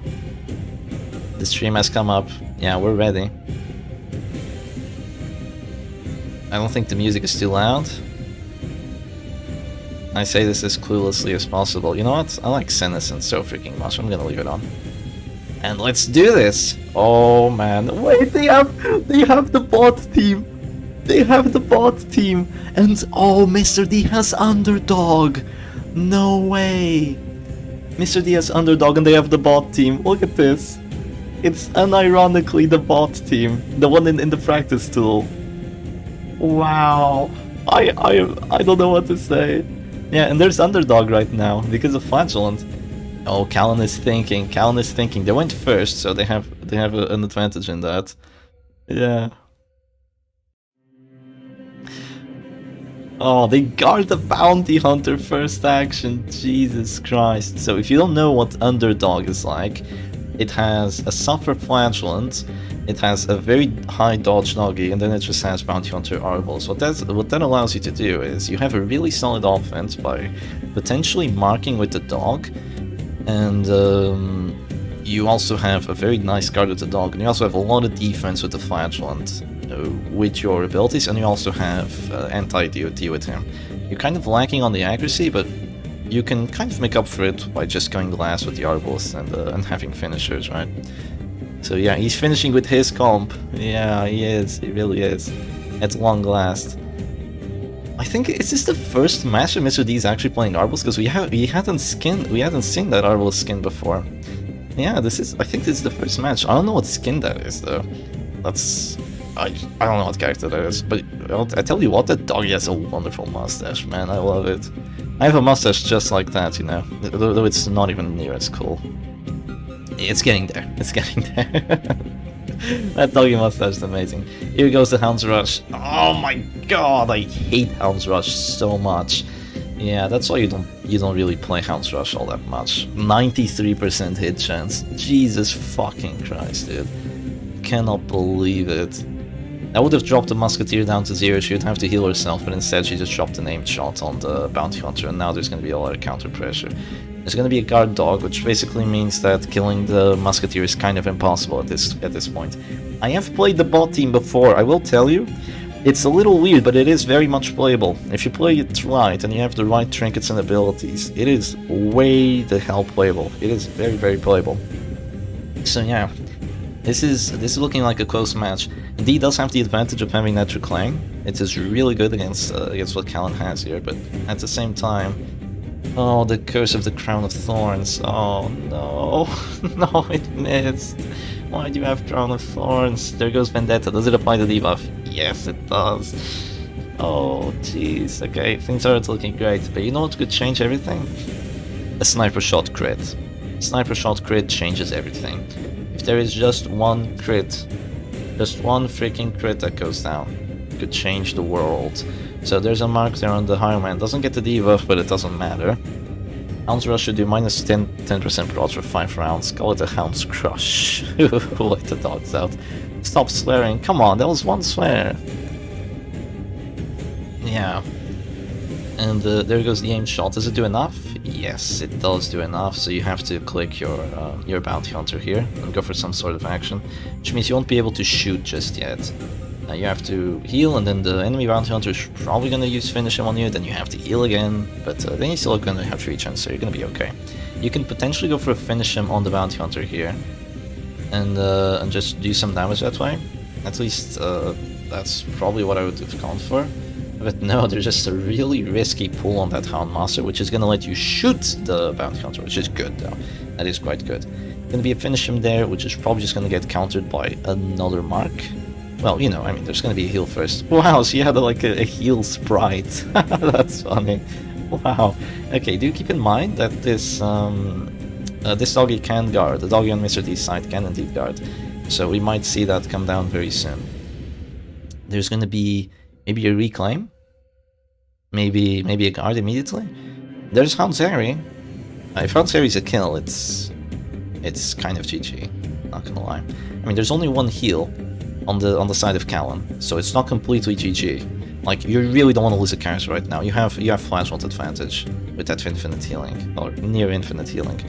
You really cannot lose a character at this point. You cannot risk it. Just click something, please. You're making me go insane. Okay, goes Finish Him on the Bounty Hunter, gets the max roll on it. Oh yeah, that's good. That is really good. Equip Tiger Finger on Musketeer, stop! Stop the Tiger Finger madness! Okay, this is likely just gonna be a heal here. And there it goes. There's the heal onto that Bounty Hunter. And now comes Finish Him with a crit. Yeah, there has to be a guard here most likely. Because the Bounty Hunter does get to go first next round. You don't have to go for a guard immediately. You could use your Flash Vault action first. I'm not sure if she's taking enough damage. Probably not. Taking enough damage to drop a redeem here.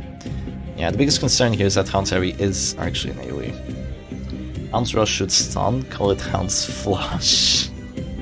Can we stop the funny doggy names? Oh, 6 damage on the Rush, it's such a bad ability. Oh, it's so trash. There goes Houndsary. Why did you not guard? The Bounty Hunter is gonna die now, you don't go first. I am so confused. I am so confused as to why there wasn't a guard here. Is there caltrips? Is that why?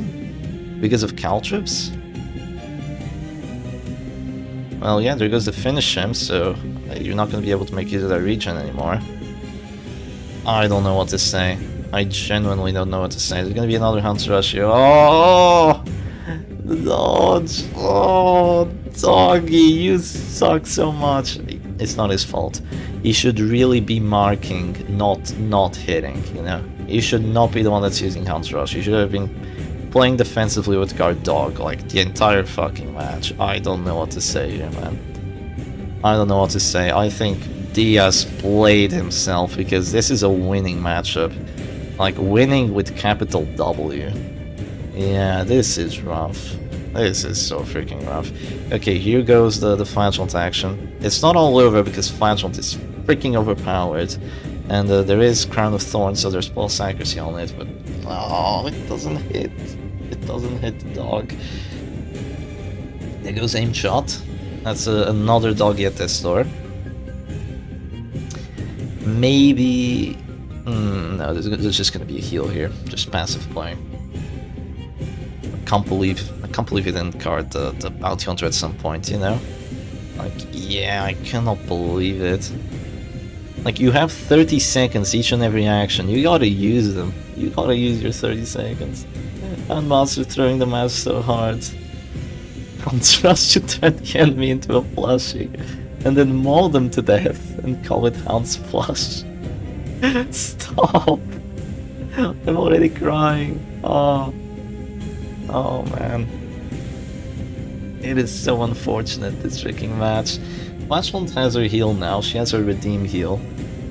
Yeah. It does have her redeem heal, so there's a lot of value there that we might be seeing come in. Oh, if only that Musketeer was taken out earlier. You know, if only that Hound's Rush with a 93% hit chance hit in the round 1. If only that hit, Measure D probably would have gotten a kill. You know, if only he had gone first, or if only the fall had happened. It's just butcher circus stuff, you know. Some stuff just doesn't work out. Wolves, I'm so hungry, I guess I'll go to the... What? Wolves, I'm so hungry, I guess I'll go to the humans and see if they have anything to eat. What's the worst that could happen? 1,500 years later. I missed the 93% Hound's Rush. I'm a bad boy now. Oh, that's too funny.